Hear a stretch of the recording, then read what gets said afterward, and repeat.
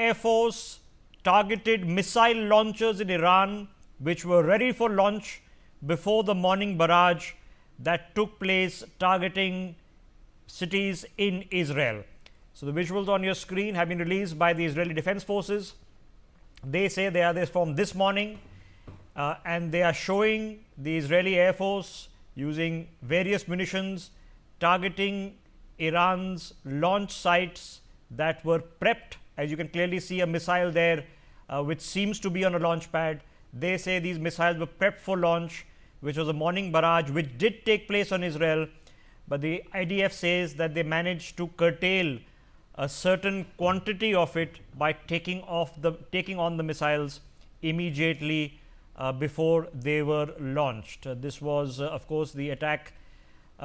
They say also killed the Iranian soldiers who were operating these missile launchers. You can clearly see a missile on a launch pad in those shots before, of course, the munition explodes and that missile is neutralized. There have been hits that have been reported in Tel Aviv in the past couple of hours, which indicate that some missiles were indeed fired. But the IDF says that some of them were destroyed before firing. Some, of course, would have been interdicted en route, but some, of course, have caused at least some damage in Tel Aviv, of which rescue operations are currently underway in the Israeli capital. As we absorb a lot of developments coming in very, very rapidly across the Middle East through the course of the last few hours, including alerts that are taking place in all neighboring countries in Saudi Arabia and Kuwait. Let's open up this conversation. General Dhruv Katoj with us. Mr. Surinder Singh Lally is with us. Sumit P joining us. Ambassador Veena Sikri joining us on the broadcast as well. Let's pick this up step by step. General Katoj, so at this point of time, from the statement that we've had from the Iranian foreign minister, we know that PM Modi has spoken with the Iranian president. We seem to be concluding that the Iranian ability to respond, where do you think it stands? Thank you, Rishabh. Rishabh, as far as the Iranians are concerned, their ability stands greatly degraded. But having said that, that does not mean that they are going to stop. After the attacks on the 3 nuclear sites which have taken place by the Americans in the morning, there is no way in which the Iranians are going to let go, at least for some time. They have to be seen from the point of view of their own public that the government is doing something, that their forces are doing something. The way I look at it is we are going to have a ding-dong battle which is going to continue for the next, in my view, 48 hours, 72 hours, maybe 96 hours. But after that, I think it will peter down and both sides will back off. There is nothing which the Iranians can do beyond a certain point. They don't have the capacity. Their nuclear capability has been taken off. As far as the Israelis are concerned, if they are not going to be hit, they are not going to respond. Why not, General Katoj? Why would the Israelis want to back off when they are so close to the jugular, and what they would eventually want is regime change? No, I don't think the aim is the regime change, but that is going to come about even otherwise, whether the Israelis want it or not. No, the question is for Iran, I beg your pardon, for Israel, beyond a certain level, it's not going to work. You see, they wanted the Iranian nukes to be out, they are out. Today, if the Iranians start rebuilding their capacities, it'll take them at least 10 to 15 years, and then they will be hit again. So I don't think that is going to be an option for them. Their nuclear capability is out, and that was the main area of concern as far as Israel is concerned. For the Israelis, a nuclear bomb with Iran meant destruction for Israel, because the Iranian Ayatollahs had consistently, and other elements of the leadership also consistently said that they will eliminate the state of Israel and they will eliminate all the Jews. So that was a very clear statement. Okay, so if we take it step by step, General Katoj, with Hamas, then Hezbollah, Lebanon, then the various kinds of targeted killings that have taken place, including in Qatar, the Hamas leadership, the walkie-talkies, the pagers, the now 2-year-long assault on Hamas in Gaza, and then, of course, in Lebanon, and now taking out the top military leadership of Iran, taking out a percentage of their ballistic missiles and launching capabilities and potentially hitting and debilitating their nuclear enrichment program. Is this enough that Israel could now feel that an existential threat to that country has been debilitated, at least in the short and medium term? That's for me, Rishabh? Yes. Yes, I think as far as Israel is concerned, the threat which they were facing, that existential threat, is over. Now it's simply a question of, the increased level of retribution. How much you want to hit? I don't think that is going to be the aim as far as Israel is concerned. As you know, and Hamas and the other Hezbollah and all these Shapis, they are the small players. They were supported by Iran. Iran is not in a position to protect itself now. So I think the major threats to Israel are over. To the rest of the world is going to be different, because my biggest fear is the closure of the straits, and that doesn't require fighting to very great details. And if the oil supplies start getting disrupted, then countries like India and China get very seriously impacted. You know, the prices will skyrocket. So I think the dangers are elsewhere now. But this fighting business, which has been going on, you can't have two countries separated by 1,500 kilometers keep shooting missiles at each other. Israel is not going to do it after some time. Iran is going to stop. I don't give it more than 96 hours. Rishabh. Okay, 2 or 3 days. Okay, crude oil prices are stable, neither higher nor lower at this point of time. More breaking developments coming in as we speak. The Director General of the International Atomic Energy Agency has now called an emergency meeting of the Board of Governors. This is being done, we are being told, quote unquote, in light of the urgent situation in Iran following the latest attacks on the country's nuclear facilities, unquote. Ambassador Veena Sikri, now the Iranians have, number one, said yes that our nuclear weapon sites have been hit. They've said, two, that there is no radiation leak at this point of time. There is no way you and I can verify the veracity of the truth of that at all. They've appealed for the IAEA to take up this matter, but in the end, the IAEA, which comprises of the nuclear weapon states and the nuclear suppliers group, in the end, that's not going to do anything. So we're just talking. That's a talking shop at this point of time. Well, I think there are 2 points to be recognized here. First of all, we have to recognize that the American decision to use these the bombers to take out Iran's nuclear facilities, it's a huge escalation in the crisis, very huge. The entry of America into this crisis is very huge. Now, America has said that, yes, we have taken out your nuclear facilities, that's it. So we don't want to regime change, and that is their statement. Now, the question now is that Iran has immediately responded. They have responded by attacking Tel Aviv, and there have been major attacks there. There have been casualties, there have been major destruction. The weapons, the Iranian hypersonic missiles have got through the Iron Dome once again and hit the city.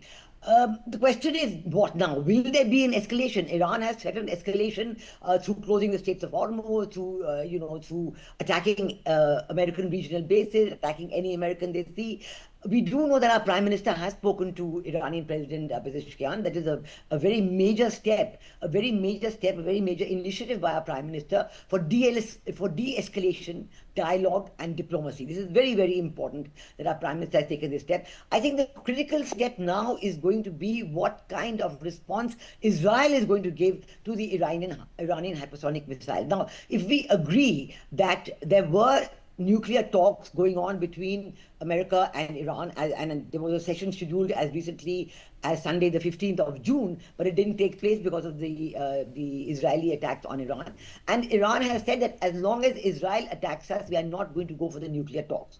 Now that America has done this attack and taken out Iran's nuclear facilities, will Israel stop its attack on Iran so that dialogue and diplomacy can start? But dialogue to what measure? If indeed, if we take the Israelis and the Americans at their word, and they are trying to back it up with satellite footage, and the satellite footage is pretty damning. The buildings are in smoking ruins. Now, fissile material can be moved around, but you can't move around centrifuges and all, though that's impossible to do. So, if indeed they have put back the missile program or the nuclear program by 10 years, what's left for the Iranians to negotiate? What's left to talk about?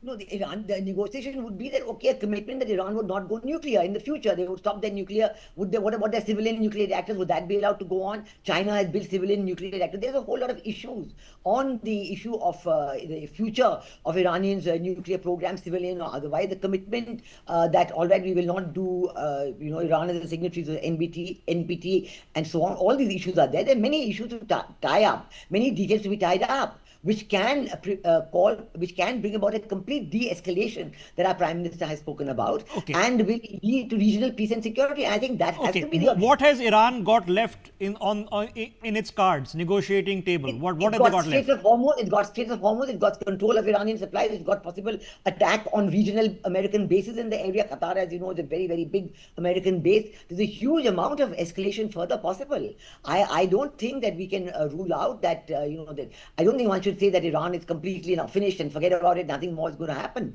I think the potential, we know today, as we know, the further development, as you know of today, that Iranian foreign minister is going to go to Moscow tomorrow morning.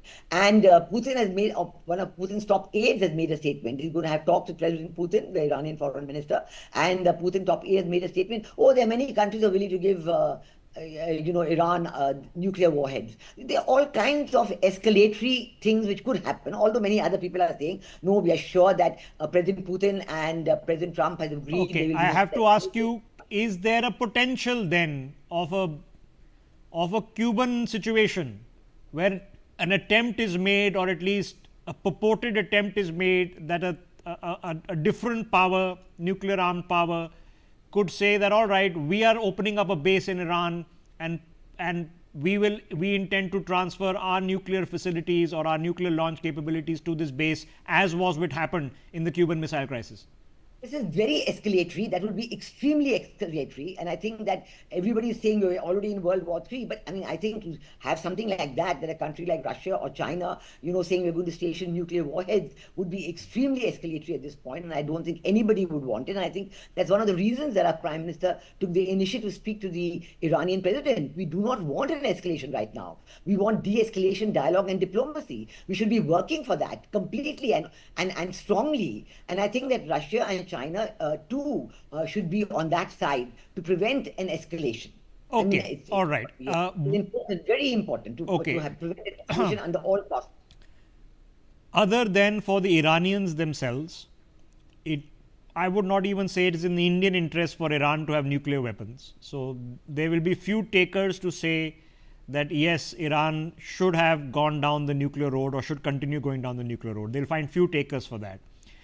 But for the Iranians, after having been so badly and publicly struck, then to be told in the same sentence that we have destroyed all of your sites, now we want peace, I don't think it will be easy to digest. They'll have to do something now, and something big will have to be done. Otherwise, it's a damn squib, and damn squibs in authoritarian dictatorships generally lead to bad tidings for the authoritarian dictators. That's just a reality of life. More breaking developments coming in. This is a response from the European Union Foreign Policy Chief, Kaya Kallas. He is now put out, and I quote, Iran must not be allowed to develop a nuclear weapon as it would be a threat to international security.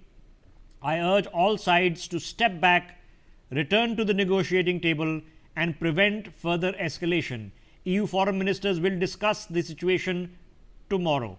So, Ambassador Sikri, the Iranians say that we never left the negotiating table. The negotiating table was blown up by the Israelis and the Americans, and here's the wreckage to show so. Yeah, that is true. But Iranians also said that we will not go back to the negotiating table unless Israel stops its attacks on Iran. Now, we do know, yes, you're right, that the Israeli attacks on Iran have been supplemented by this huge escalation with the American B-50 bombers attack, and, of course, the attack on 3 nuclear facilities at Fordow, Natanz, and Isfahan. So I think that is a huge escalation. But if America is ready to say, okay, I'm stopping right here, and in America, there's a further complication that Nancy Pelosi Pelosi has said that President Trump has done this attack on Iran without taking congressional approval. So she is raising a huge hue and cry on that count in America, that congressional approval was necessary for President Trump to have made this attack. And we do know that within America's President Trump's MAGA supporters, Make America Great Again supporters, there's a division of opinion on whether, contrary to what President Trump Donald Trump ain't going to be sending troops via Balochistan into Iran. Yeah, so I think a way out for everybody would be come to the talking table. Okay. Israel stops his attack. And speaking of what you just mentioned, let me put that out on our screens. This is a statement from the Iranian foreign minister, and I quote, "I will have serious consultations with President Putin on Monday. Iran has a strategic partnership with Russia. I am going to Moscow this afternoon to meet Putin." This is what Ambassador Sikri has just alluded to, which is this information that is coming from the Iranian foreign minister. Now, then the question is to discuss what? Either Putin says, listen, I've already got my hands full. Okay. I've been borrowing missiles from you. There's X I can do to help you. I'm actually equally upset with the status quo, but right now it's a better thing to just back off and live to fight another day. Either he could say that, or he could say that no, if we give up now, then we start losing everywhere. Because remember, Iran gets and has been getting under sanctions from the US a lot of foreign funding, which primarily has come from China via Russia. So if you see it from the Israeli side, if you say that Hamas and Hezbollah, where would they get their money from? And the answer is it was coming routed through Qatar. The Qataris have plenty of money of their own, but the Israelis firmly believe it wasn't the Qataris funding it solely. They were simply routing the money from the Iranians. Now, the Iranians are oil rich but cash poor. It's called asset rich, cash poor. So, where were the Iranians getting the money from? The Iranians were getting money to the tune of $400 billion from the Chinese in the past 4 years. Now, you have a very interesting conundrum, and let me address that conundrum with Sumit and Mr. Lali. Sumit, now it is the puzzle pieces, the chessboard pieces seem pretty clear, and I am a believer that this is exactly what happened. That while Operation Sindoor was going on, Asim Munir struck a deal with the Trump administration to play the role of a Trojan horse. Immediately after Sindoor ended, he got his money from the IMF loan. He got good tidings from Trump, who equated India and Pakistan, claimed to have gotten a ceasefire, basically made it look like Pakistan had come off very well. Exactly a week later, the same Asim Munir travels to Iran to strengthen military cooperation. He meets with the Chief of General Staff. He meets with the Iranian Air Force Chief. He exchanges gifts with them. He gets full military honors. A parade is held for Asim Munir as Field Marshal. The Iranians now suspect that Asim Munir gifted a wristwatch to Major General Baghchi, and that wristwatch, they suspect, had a tracking device which enabled, ironically, the Israelis to take out the Chief of Defense Staff of Iran exactly 14 days later, and exactly 4 days after that, Asim Munir was sitting in the White House having lunch. So, are you a believer that Asim Munir has been Agent Munir? If I can summarize it, first of all, thank you for having me on your show. I think you have summed it beautifully. I must compliment you. Exactly, he is what Pakistani generals do. Everything is up for sale. It's a Hira Mandi. You just have to put the right bow and the right person. Everything is up for sale. Look, what you rightly said, he went to Iran, then the general dies. Then you see, when Trump comes back from G7, till that time, he's cooling his heels in 4 seasons. Then immediately he's called up. No photo ops, no press, no coverage, no handshake movements. Trump has a couple of words for him, and what does he do? Close the airspace with Iran, done. Close the border with Iran, done. Stop inter-sharing with Iran, done. Make sure you don't give your bomb or any assets to Iran, done. And especially after that meeting, 5 hours after that, Ishaq Dar makes a statement. He says the atomic bomb or the Islamic bomb of Pakistan is for Pakistan. We never told you it's for the Islamic world. It is our own deterrence. And exactly 24 hours before that, Mohammad Parkazin was doing a meeting saying that the Muslim countries should get together and we should fight the Jews.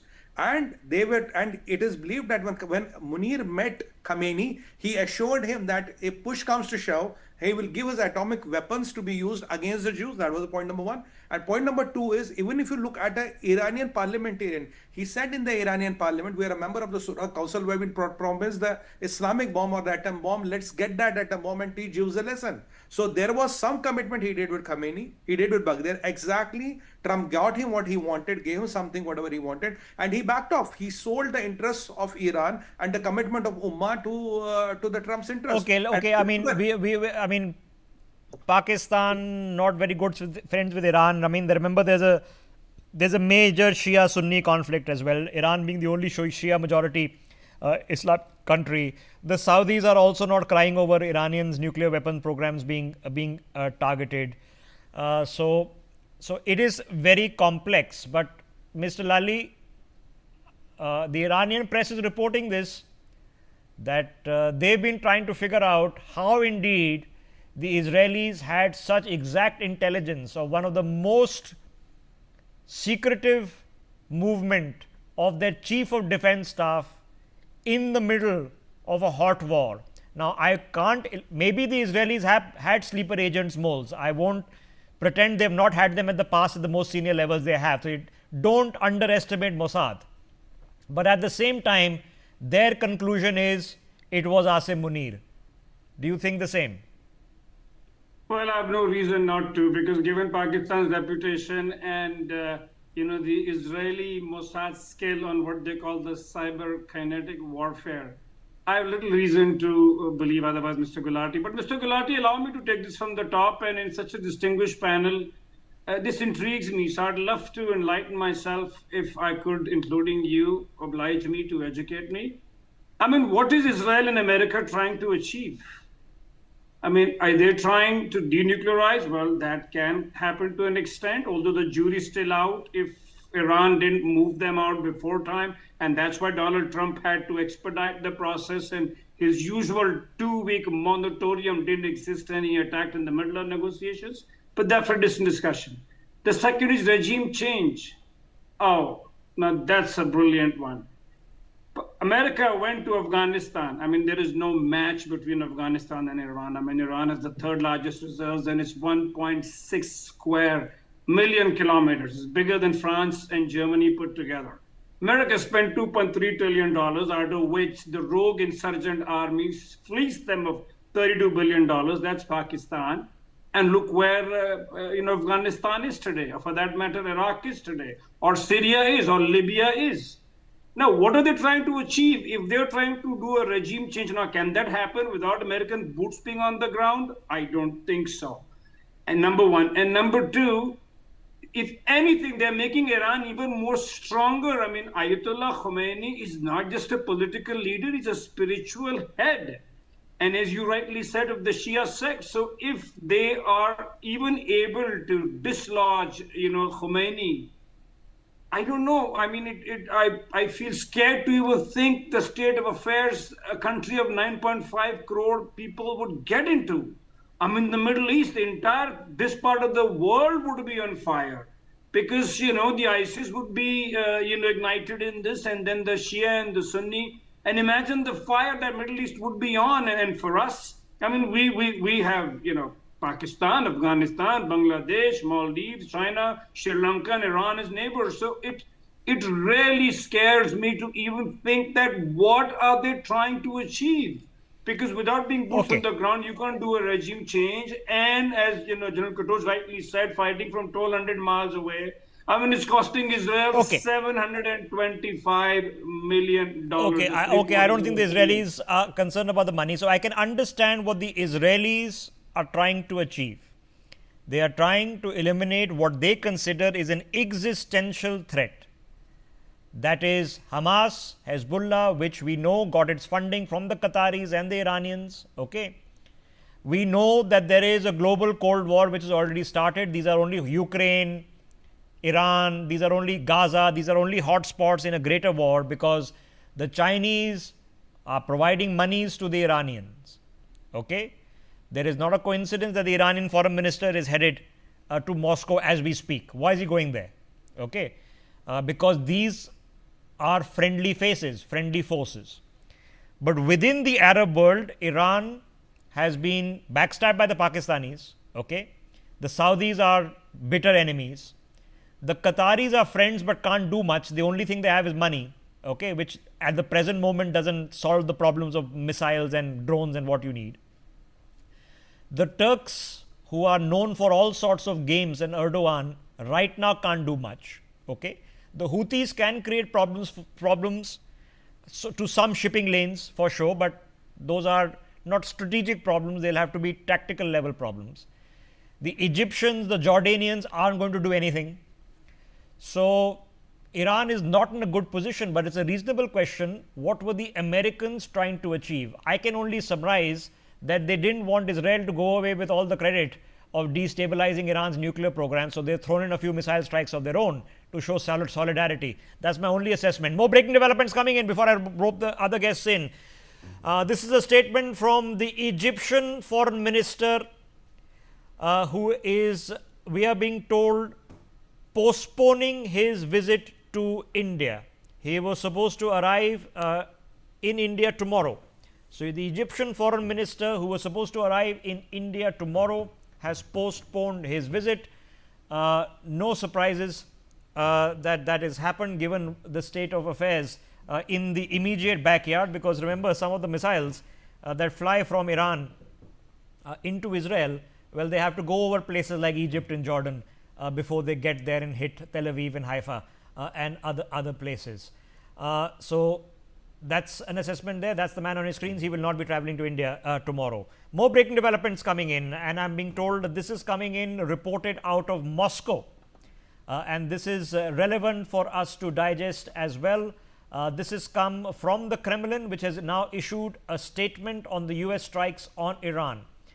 The Kremlin, which is President Putin's office, says that they have no plans to speak to Donald Trump after the US strikes on Iran, but they are not ruling out the possibility of a call at a future date. So are Putin and Trump going to talk? We don't know, is what the Kremlin is saying.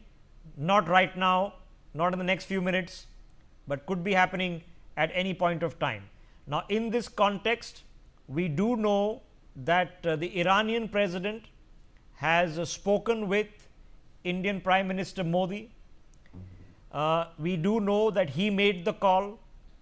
The Iranian president made the call. It was a 45-minute long conversation, and within it, PM Modi has issued a statement that we hope for de-escalation and diplomacy in this 45-minute conversation that has taken place. So now let me get Group Captain Devnath into this conversation. Let me, sir, just circle back to the operation itself. Now, the Israeli Defense Forces have released 2 sets of videography taken from what can only be interpreted as loitering drones. One that shows that the drones are operating freely in Iran, because even in the middle of the attacks, the Israelis are being able to record videography pretty easily. One of the videos released is purportedly of Isfahan, which is one of the enrichment strikes targeted. It shows that the site is in poor repair. The second footage shows ballistic missile launch pads being demolished, they say, early this morning. We know that all of them have not been demolished because strikes have indeed hit Tel Aviv. But in the operation itself, how do we assess whether Iran's nuclear weapons capacity has actually been decimated or not? There is no doubt that Iran has already issued out a statement saying that all the damages done to their nuclear installation are superfluous, superficial. It appears by these videos footage that there is no depth in the impact point. It appears that all the weapon damage has caused is on the surface, probably at the entry and exit gates. Definitely the administrative buildings have been destroyed. Definitely the power plants, electrical power plants, power grid, step up and step down. Electrical grid has been, transformers have been destroyed. Also, various inputs are coming that the hard water, heavy water plant, which is required to sustain and moderate the temperature inside a nuclear reactor, they have been destroyed. But the key questions remain two things. Are the centrifuges destroyed? There is no evidence till now because they are believed to be in depth, almost 300 feet deep. Second thing, have these strikes destroyed the enriched uranium-235 stockpiles? We call them normally yellow cake. It appears that not till now, because there is no indication of any radiation leak. There is no indication of any nuclear dust flying around in the skies over Iran. Bomb damage assessment being done by USA, CIA, and Mossad.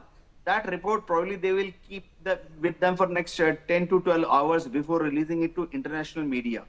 But experts' opinion is that just dropping 2 or 4 bunker busting bombs may not cause a very serious damage at a depth of 300 feet.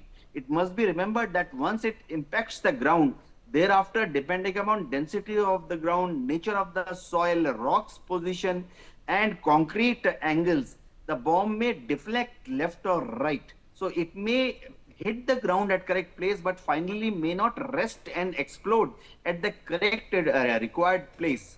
Iran is claiming that, of course, this damage they will recover within next 3 to 5 years, which is quite feasible because let's not forget that last year also when in October Israel had dropped bombs over Iranian nuclear centrifuge. China had immediately replaced those damaged centrifuge within a period of 2 months. Something similar will happen now also. Commercial shipping from China will come, bring in all the specialist equipment and repair that damage. There is no dearth of money. And also, Iran knows that in case now it halts its nuclear program, they are still claiming that their nuclear program is only for peaceful purpose. So Iran now knows that in case it halts its nuclear program, then probably it will be a factor on which will give joy to Israel. So let's call a spade a spade. Are the Iranians trying to build a nuclear bomb? The answer is yes. Were they supplied initially via the AQ Khan network? The answer is yes. So were they trying to build a bomb? Are they still trying to build a bomb? The answer is yes. They're trying to build a bomb. Okay. Does anybody want them to have a bomb? The answer is no, not really. The Chinese want the threat of an Iranian bomb, but it doesn't suit the Chinese either for another country to have a bomb. Nor does it suit the Russians. It's not really something that we'll be too thrilled about either. More countries with nuclear weapons is once you are in the nuclear weapons club, you don't want others to get it, okay, as a thumb rule. But has Iran's nuclear weapon sites, have they been hit? The answer is yes. Have they been significantly damaged? The answer is yes. Would that have put off any activity happening on those sites for the near future? The answer is yes. Has it completely shut down Iran's enrichment capacity? We don't know. And that's the tough one. General Katoj, so it can fizzle out, as you mentioned at the beginning, that's it. The Iranians don't really have friends. They don't have friends who can at least act on their behalf. They can get money, but the Chinese aren't going to come in with the cavalry. Neither are the Russians. The Russians don't even have missiles, which they were borrowing themselves from the Iranians. So there is probably an end of the immediate road here. But could there be a twist in the tail?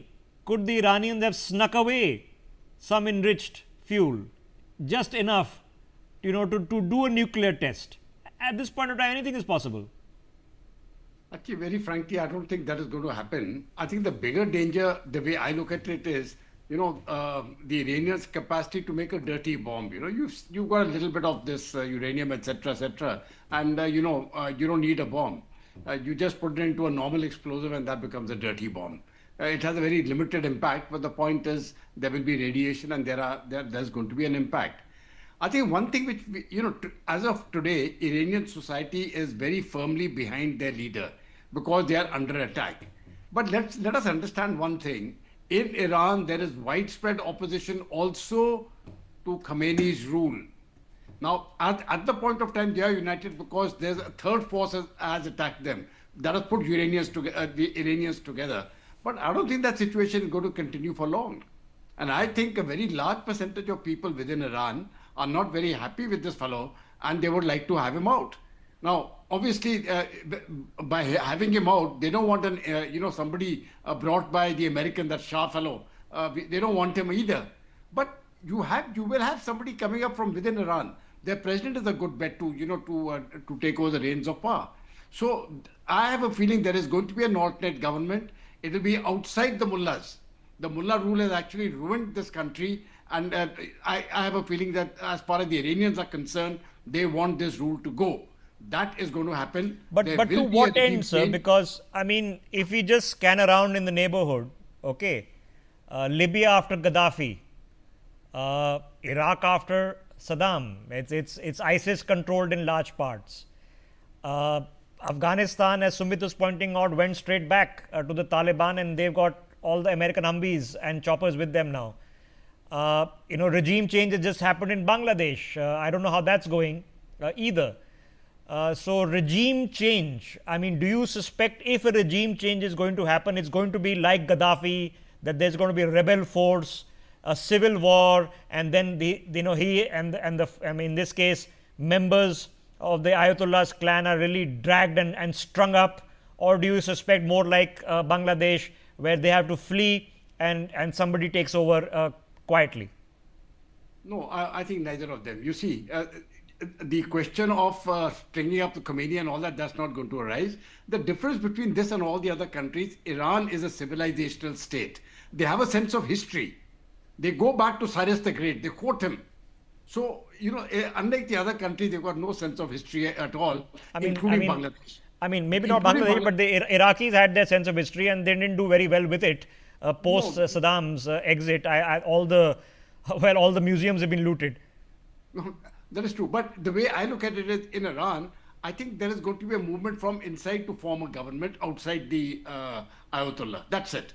So it will be something internal. It is going to be composed of elements who are already there, like the present president. And Khomeini, as it is either about 85 or 86 years old. He is physically very, very weak. Mentally, I think now all his friends have been killed. All his advisors have been killed. He's left alone. He's nothing. Okay. He's not even a figurehead. Okay, but the question is then that by default a West-leaning government? And what will the Chinese and the American and the Russians have to say about that? Just stay with me because we have more breaking developments coming in. This is satellite imagery, which is most useful right now because it tells us what's happening on the ground. Let's take it up. This is the Natanz nuclear facility in Iran. Now, the satellite imagery shows, and let's get the Natanz, let's not confuse Isfahan with Natanz, please. Let's keep one image. There you go. And let's blow up the image the best that we can. This is the latest satellite imagery that has come from Natanz. Now, this one is purportedly showing the damage that has happened in the last few hours. And it shows there is, at least on the surface, what we can see, huge tracts of these facilities are showing fire damage, which would indicate that at least to the west of this facility, which you can see in this image, parts of which have been highlighted by the Israeli Defense Forces. There's no reason to squeeze it. Let's just keep it as the aspect ratio that there is. You can clearly see that some of these structures have been badly damaged. Now, the question, and there's no way for us to know this, the Iranians know it for sure. The Americans and Israelis will have their, down to the centimeter level aerial photography figuring this out, that what you see on the surface, how far deep underground has that actually caused damage. The Iranians have accepted that there is damage. They have said that we are assessing the damage. But at the same time, they say no nuclear leak. So if the single pointed question is, has the Iranian capacity to build nuclear weapons been decimated? It clearly indicates that it has been hit badly. Decimated, can't say at this point of time. So then the question is, can this be rebuilt? The answer is yes. How long will it take to rebuild? Don't know. It could be months, it could be years. If it's years, you can argue that the Americans and Israelis have met their immediate purpose. They've set back Iran's nuclear program. That's what they wanted to do. Regime change may or may not come, but the immediate problem has been targeted. Let me get Ambassador Sikri back into this conversation. Ambassador Sikri, does it all fizzle away? What had to happen has happened. Iran actually doesn't have any friends. Well, I think that I think the most immediate interest for everybody, and very much reflected in the telephone call from President Pezeshkian to our Prime Minister, is to de-escalate the situation, because I think regime change may happen well from within. We do know that Supreme Leader Khamenei has already made a list of 3 people who could succeed him, and he was already going through the process of maybe putting the list through parliament, etc. They want to keep the control in the hands of the religious leaders, and that is why he's already making a list that if something happens to him, or if he steps down, he is old and weak, there will be another alternate takeover. To think of a more liberal, moderate regime in Iran, that will depend a lot on the role of the president. President Pezeshkian is known to be a moderate leader, and whether he'll be able to put together a coalition. This will mean elections have to be called, the moderate side has to be elected, whether it will happen. But all this will take months.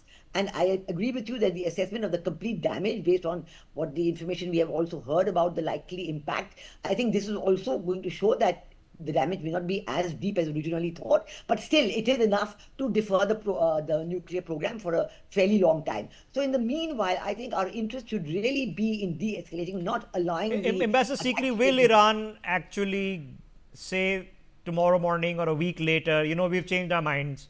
Because they've always said that it's a civilian nuclear program, and we have a sovereign right to possess civilian nuclear energy. So do you think they'll just change their minds and give it up?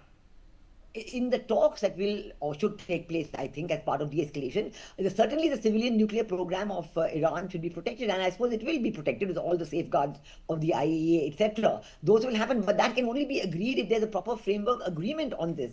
And I think that Foreign Minister of Iran's visit to Moscow tomorrow is very crucial. That is critical, because the reaction of Russia, and then through Russia even China, that is going to be very critical in determining the escalation. Okay, so then I have to ask you the follow-up question. Does it matter? Because I grew up at a time where my exposure to this was just a charade. That weapons inspectors in Iran and Iraq, they just kept going in and out, in and out, in and out. It didn't make a shred of a difference to any weapons program if there was. In the Iraqi case, we were told that their weapons program never stopped. It was all there. And then, of course, there was nothing. And the Americans couldn't find anything. They couldn't find nothing. Zero. Zippo. In the Iraqi case, as we know, the program, so-called weapons of mass destruction, they didn't exist. It was just a built-up case for going into Iraq. So that's my question. If the Americans are after regime change, do they care? If Ayatollah Khamenei himself comes out and addresses the public and he says, Tawba, Tawba, never again will we even look at uranium ever again in our lives. Does that stop the Americans? Never say anything like that. I don't think that any Iranian leader is going to say that. It's only a way out to get a de-escalation going. And I must remind you here of what the Pakistan government has now said. To build up on what has already been said about Pakistan, they've now said that we condemn the American attacks on the nuclear facilities of Iran. I'm sorry, I was covering it live, and I could only be bemused by this, given what we suspect has happened.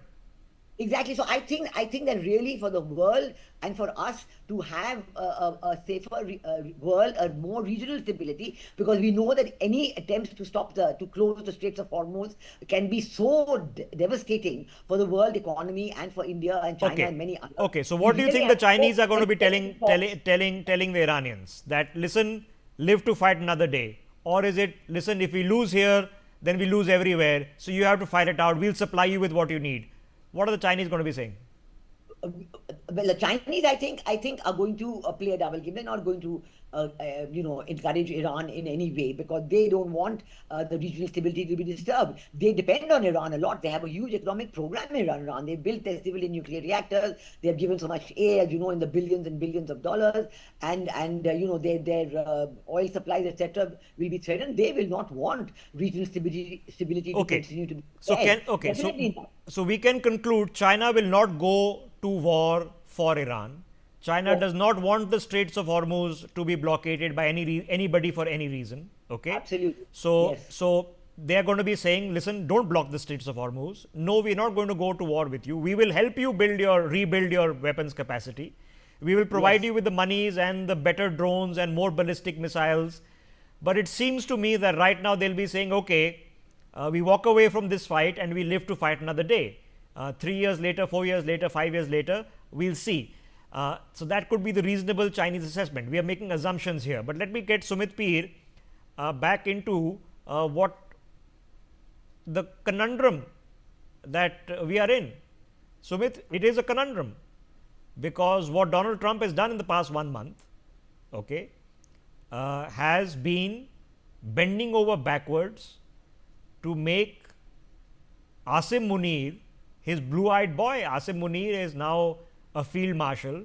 As far as the world is concerned, he won a dramatic conflict with the help of Donald Trump, who he thinks should win a Nobel Prize for averting nuclear war. There was never going to be nuclear war between India and Pakistan, but nonetheless, he's having lunch at the White House. He is making crypto deals and other business deals with the Trump family. He's I mean, it almost strikes back to Nixon and Yahya, who Yahya had, had the ear of Nixon. Asim Munir now has the ear of Trump. You've got to give him, in his malified duplicity, you got to give. Even the devil is due. He's played his cards very interestingly. I think, Rishabhji, if you look at Asim Munir, what is his option he has? Look, there was American sanctioned CDC, the Central Design Complex of the Pakistan, and then Pakistanis begged, it was in the time of Biden, do not sanction our army and the generals. Look, all these mullah generals have all the money in the Europe, America, and the West. If Trump signs a legislation and sanctions Pakistan army and generals, all their loot and plundered money, which is in billions of dollars, can be seized like this. So there's a blackmail also on the table. Look, Trump must have told him, look, I want you to do this, this, and this. I'll give you a little bit of face. I'll talk a little bit good about you, but I want you to deliver me on this, this, and this. And exactly Asim Munir has delivered in what Trump wanted him to deliver. He wanted him not to meddle in Iran, not to meddle with Iran, not to help Iran. Whatever Asim Munir promised to Khamenei or Baghdad and everybody, he has backed Trump from everything. And yesterday there was a Muslim conference in Turkey. The Pakistanis were not present, and Pakistanis clearly saying Islamic bomb is not for the whole world, it's for our own deterrence. The Islamic bomb, which they use 50 years to get khairat and zakat, suddenly becomes their own intellectual property, not for the Islamic world. If you see, Pakistan has compromised a lot, and Munir doesn't have a lot of options. He has to listen to Trump and exactly do what he asks him to do, because if he wants to be in the game, else Trump will have options. No, but the point is, he is in the game, and and that is irritating. General Katoj, we'll have to accept it, okay, that Asim Munir was having lunch at the White House a month after orchestrating a pretty ugly terror attack against Indian civilians. He did that, and he was shaking hands with Donald Trump, striking business deals with him, specially invited to the White House as a promoted now field marshal of the Pakistani army. Potentially an agent that not only delivered an Iranian general to the Americans, but to the Israelis, who eventually took him out. So Asim Munir, well, he seems to have got it all figured out, and somehow he's balancing the Chinese on the other side just fine. He's also. No, very frankly, I've got a totally different opinion, Rishabh, very frankly. Munir was not invited. He was summoned. The Americans told him to come, and he came. The Americans will tell him whatever to do, and he will deliver. He is their errand boy, nothing more, nothing less, and he is going to get into very serious trouble in Pakistan when all of this starts coming out in the social media. He has got, his personal contribution has been next. So I think he's going to be, the Americans have played him, he hasn't played the Americans. There's a lot of talk to say that he has played the American, that he told Donald Trump that you're going to get the Nobel Prize, we'll nominate you. Now, Donald Trump is not going to get the Nobel Prize, especially after what has happened with Iran. So that Nobel Prize business is out. But the central point is he is not a person who has credibility in his own country, and certainly not in the United States. He was summoned, he has delivered, his job has been done, he'll be discarded. That's the end of Munir. He's got nothing left for him. That's the way I look at it. Okay, Rishabh. okay, fair enough. But it did lead to the public equation of India and Pakistan, which simply should not be the case at all. Bizarre. So we leave it to Donald Trump to digest. We are still here, guys, and yeah, we are still ticking along. Okay, and you can do the same games with the Pakistanis as you have for 30-40 years. But we are still here, still ticking along, fourth largest economy now, getting there. Okay. I need to interrupt this for more breaking developments coming in, and this is again crucial because we've seen the two sites, Natanz and the uranium enrichment site. This is the first image which has come out from the main site, which is in the mountains of Iran, Fordo. Now have a look at this image. Let's again blow it up on our screens. This is now filtering out from satellite imagery, which is now publicly available. Now what you can clearly see is that there are crevices in the mountains which have been marked out in yellow, which are indicating to you the strike points that have taken place. At least 4 of them are pointed in this. So Fordo basically is a facility that is dug underneath a mountain. Okay, its main defense is not its concrete bunkers. Its main defense is that it is a mountain on top of the facility. Okay, so you can clearly see the points of penetration of the whatever munitions that have struck this. Now again, this confirms that the strikes have happened. The Iranians accept the strikes have happened. We have no way of telling what damage they have caused. The primary difference in this set of images, or this image rather, is that the surface damage is not a lot. I can see some parts of the mountain which have cratered. Now, whether they have cratered due to a surface explosion or because something underground is exploded and then they have sunk in, I can't tell. But you can see cratering, and that is large cratering that has happened. You can see the entrance at the bottom of your screens that go into the tunnels into the mountains. You can see the entrances have been hit, but you can also see that the tops of the mountains have been hit as well, with assessments that have been made of which facility is at what depth, which of course you and I don't know. So this is a confirmation that the strikes have happened. Now let me get, if I can, Group Captain Devnath back into this conversation. Group Captain Devnath, now, with this imagery, we can't exactly tell what's happened underground. Only the Iranians know for sure right now, and the Americans and Israelis probably have some idea, and the rest of us have no idea. But this is a lot different, I can narrate to you, than the images we saw from the other two sites, which basically showed the buildings that were destroyed. This is showing cratering in the mountain, both at the entrance tunnels as well as the tops of the mountains. So this is the main facility. So this is what matters. Now, what has happened here is going to be crucial for us to determine what has actually taken place in the damage to Iran's nuclear weapons program. Oh yes, definitely. These photos indicate that surface damage is wherever there is a soft soil, they appear to be about 20 to 30 feet deep. Definitely, the bomb has penetrated more than that. This crater is a result of a bomb which has gone 200 feet deep and has exploded, and thereafter all the loose soil has sunk in downwards due to gravity. Now, whether the concrete structure which holds the building, the tunnels, and the main laboratories and workshops, whether those concrete walls have collapsed can't be made out right now. Normally, GBU 57 class of weapon can easily penetrate concrete wall if the concrete wall is on surface. Okay. That means. Okay, just hold your thought, because I want to zoom into this. So I'm going to zoom in to the top right of your screens. Okay, now on your screens here.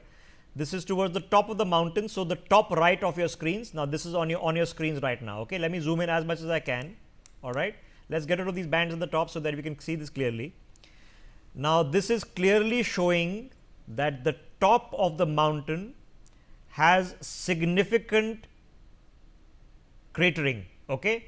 Now, it is being termed as subsidence.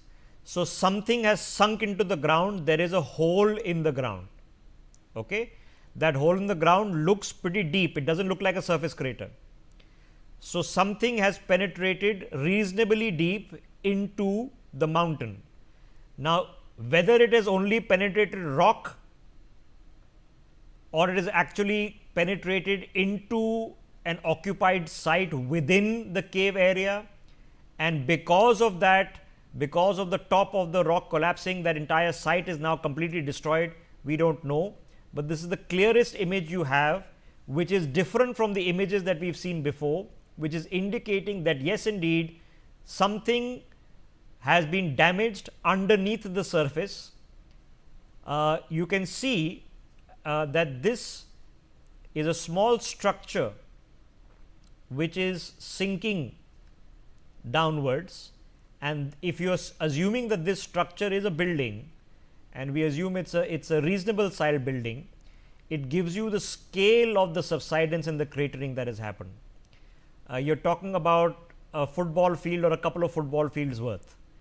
Now, whether these three marks which you are distinctly available are just a feature of geological feature post the impact, or indeed three separate strikes have happened one after the other, which can be a possibility.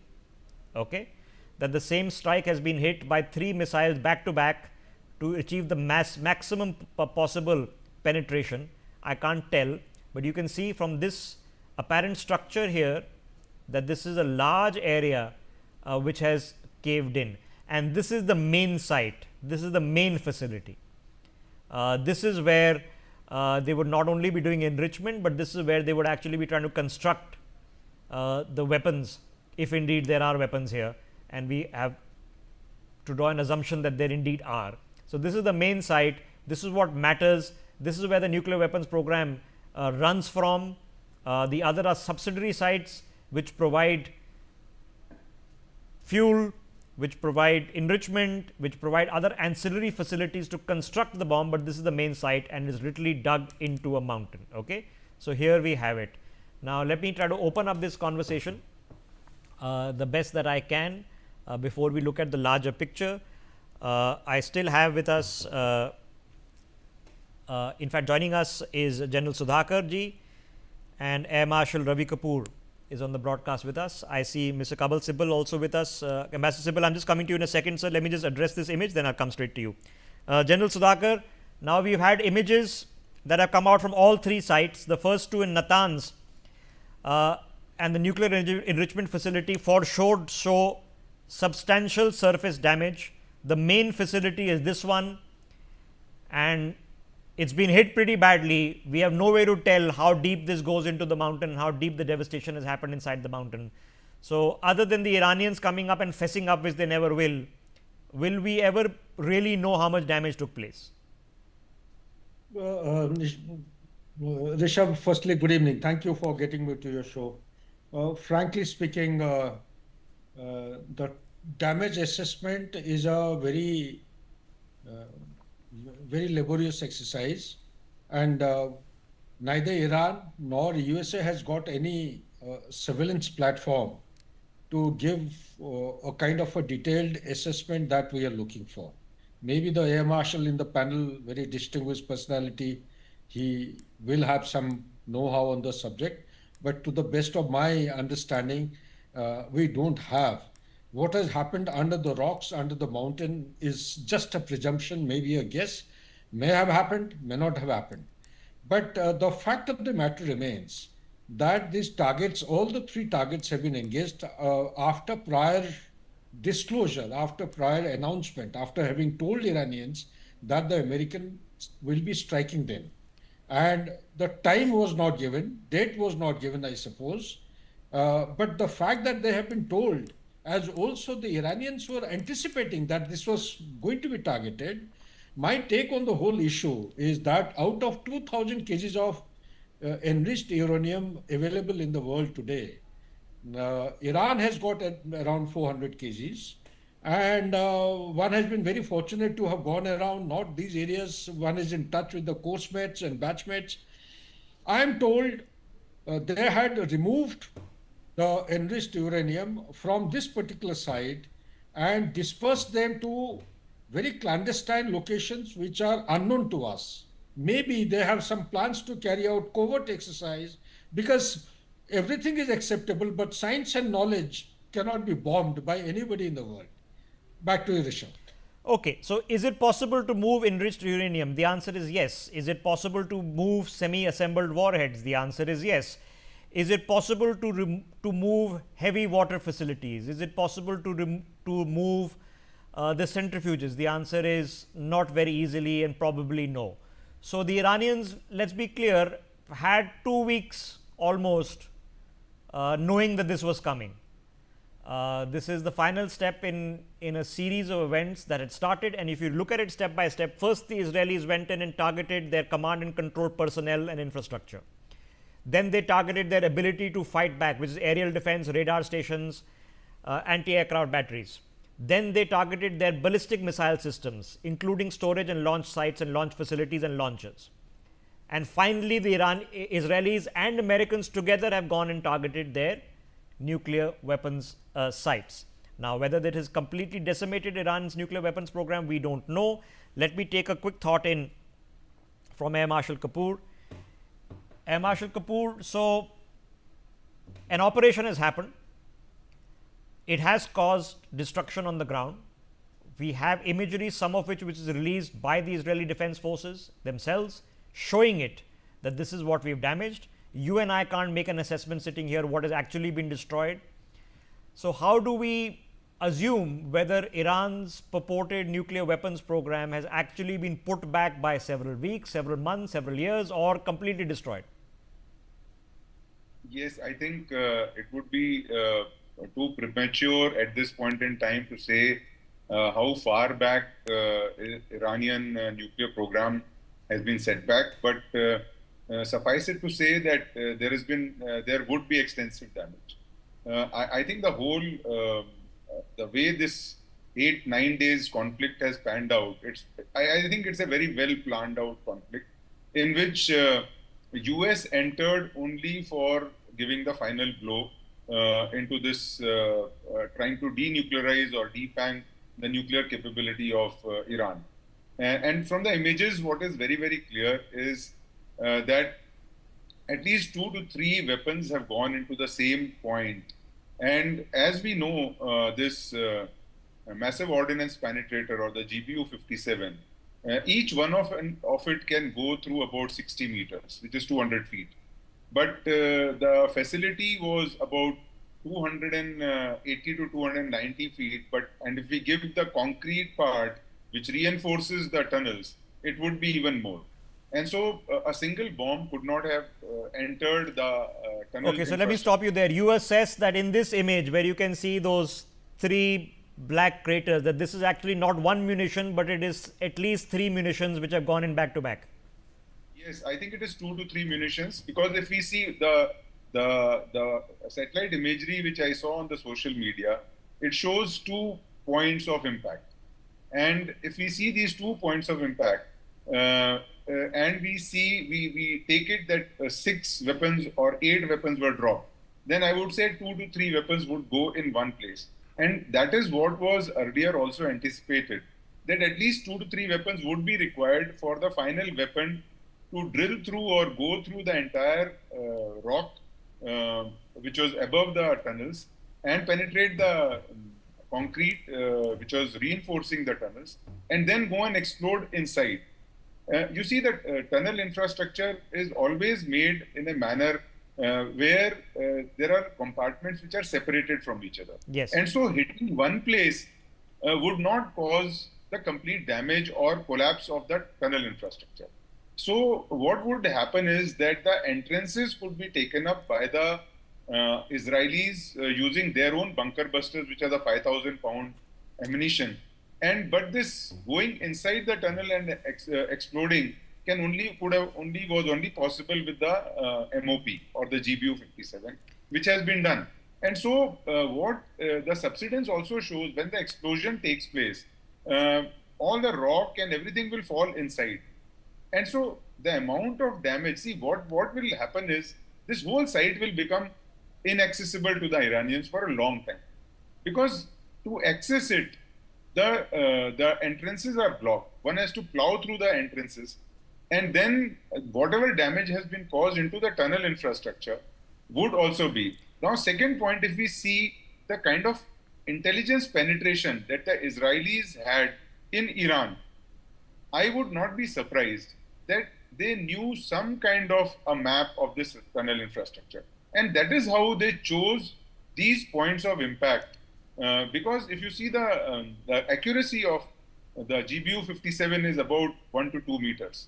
For it to achieve that and to put it at the right place where the minimal, minimal effect of rocks would be on the weapon and maximum explosive effect is achieved. And also the tunnel infrastructure or the well, the Israelis have been mapping this for 40 years, 50 years perhaps, very carefully. So you can do spectral imaging from satellites to understand the geology.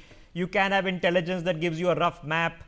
At the very least, says Air Marshal Kapoor, that access to this site, if there are people inside or munitions or infrastructure inside, just removing the debris itself is going to be weeks or months of work to regain access to this site. So there is this is the main site. This is Fordro. Okay. Now more breaking developments coming in. This is more imagery that has been released by the Israeli Defense Forces. Let's blow this up on our screens.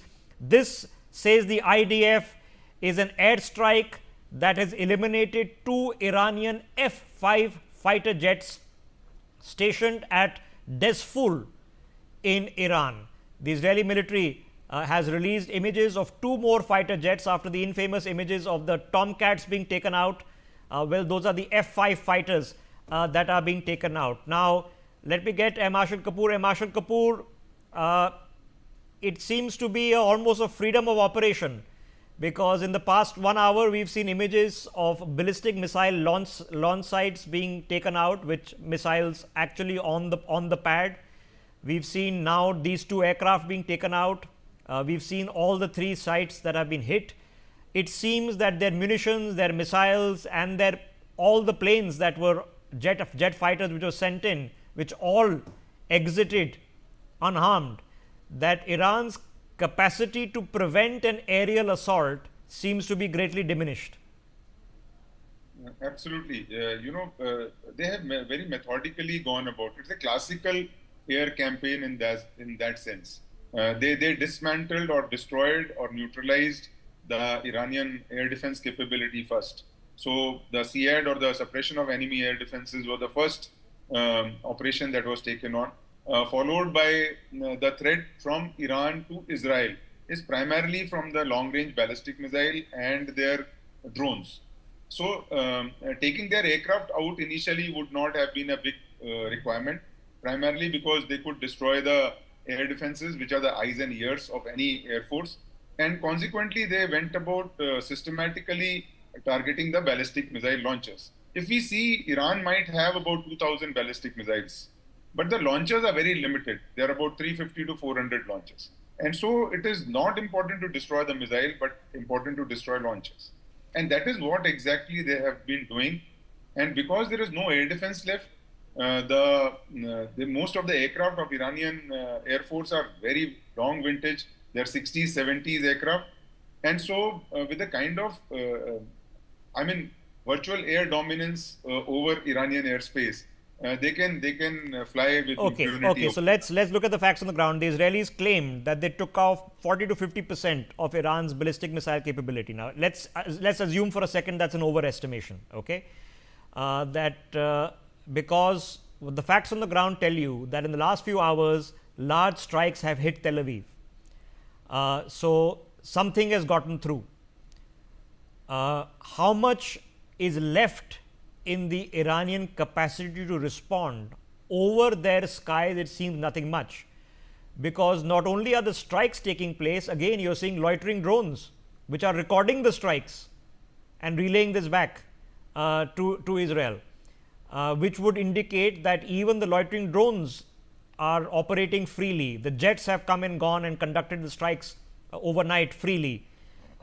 So Iran's domination of its airspace probably is not cent% at this point of time, and its air force has certainly been badly hit, which was already not in a good shape, notwithstanding what the Chinese can proffer up. That will only be in the future. So now let's examine the larger context of what is going on.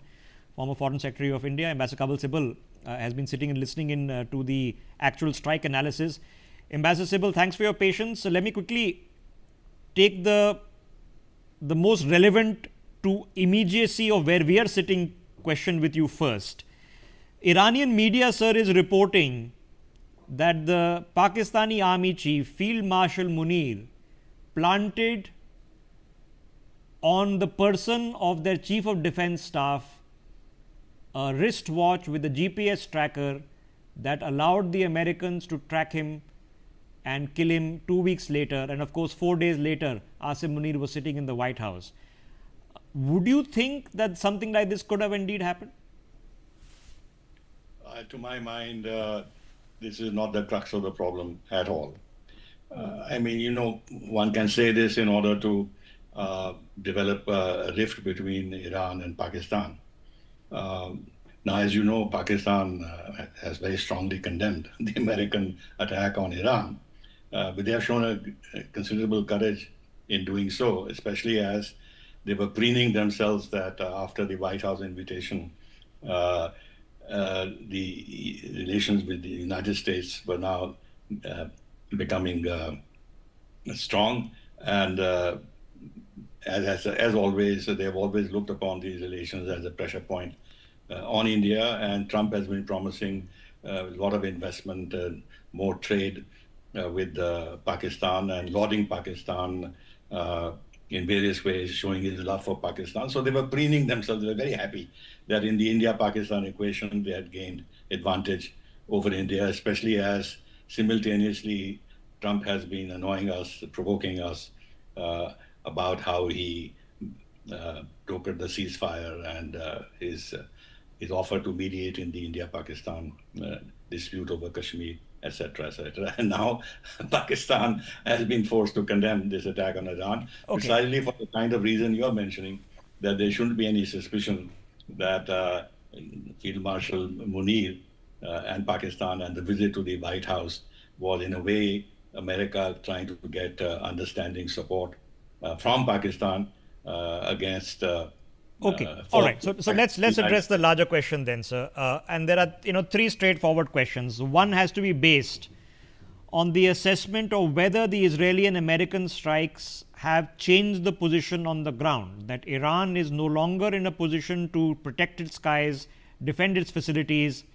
Its position of responding back to Israel, which is 1,000+ kilometers away, is diminishing, and its nuclear sites have at least been hit, if not destroyed. What does that leave Iran with to negotiate? I think we are missing the larger point. What the Americans have done is totally contrary to international law, totally violates the UN Charter. They had no mandate to do this. This is totally against Trump's pretensions that he was a peacemaker. And in fact, he was canvassing for the Nobel Peace Prize. And here he goes and starts another war in the Middle East, and a much more dangerous war compared to Iraq and Libya and Syria. This is totally another kettle of fish taking on Iran with the kind of 90+ million population it has, and the various capacities that it has. So I think we should focus on what are the kind of issues that will arise from American attack for us, because if the Iranians block the Straits of Hormuz, as they might well do, it'll cause a spurt in oil prices. It will hurt our security in various ways. Israel's security is fine, but the actions Israel takes has very damaging effect on the security of the region and our own security. Therefore, we have to be worried about our equities in the Gulf area. And I know as a fact that Saudi Arabia has always been terribly worried that if Iran starts attacking the refineries, then their oil exports uh, will go down drastically, and their sources of revenue will begin to evaporate with lots of problems for Saudi Arabia. That concern is still there, and it has a ripple effect on oil prices and our own interests in the longer term. Now, what worries me is that we are entering into another phase of U.S. unilateralism that we saw after the collapse of the Soviet Union, where they thought that they had a free hand and they could do regime changes and this and that. And they've done that in many countries. But in the case of Iran, you have spelled out, and quite rightly, we should be interested in terms of analyzing what effect has had the American strikes have had on the ground and the Israeli strikes. But nothing will change unless there is a regime change in Iran. Now, you talk about killing a few nuclear scientists and this and that. I understand there are 20,000 technicians that are working on Iran's nuclear program. That knowledge is there. And as was rightly said by the general, and I've heard it from other sources also, it is very, very possible, and in fact, extremely likely, that they moved out the enriched uranium long ago from these sites and hid it wherever they had to. So how do you get rid of the enriched uranium? And if tomorrow Iran walks out of the NPT, then what happens? Then what happens? You will start more military action against Iran. You have to have feet on the ground if you want a regime change there. These are the kind of issues we should be more concerned about rather than. Okay, so is there a dissension in a society that's not completely open? It is an autocracy, but is there a dissension which would seem to suggest that an overnight collapse or over the next few weeks a collapse could take place and Khamenei is gone and a more balanced, more neutral, more west-leaning person takes over? Entirely likely, though I'm wondering whether regimes collapse like this because of foreign intervention and the damage that has been caused to Iran.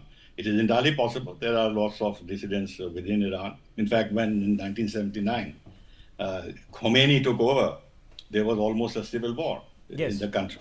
The leftists were very strong on the ground. That is the reason why the Israelis have been able to get so much intelligence information, because there are dissidents on the ground and the regime is not entirely popular.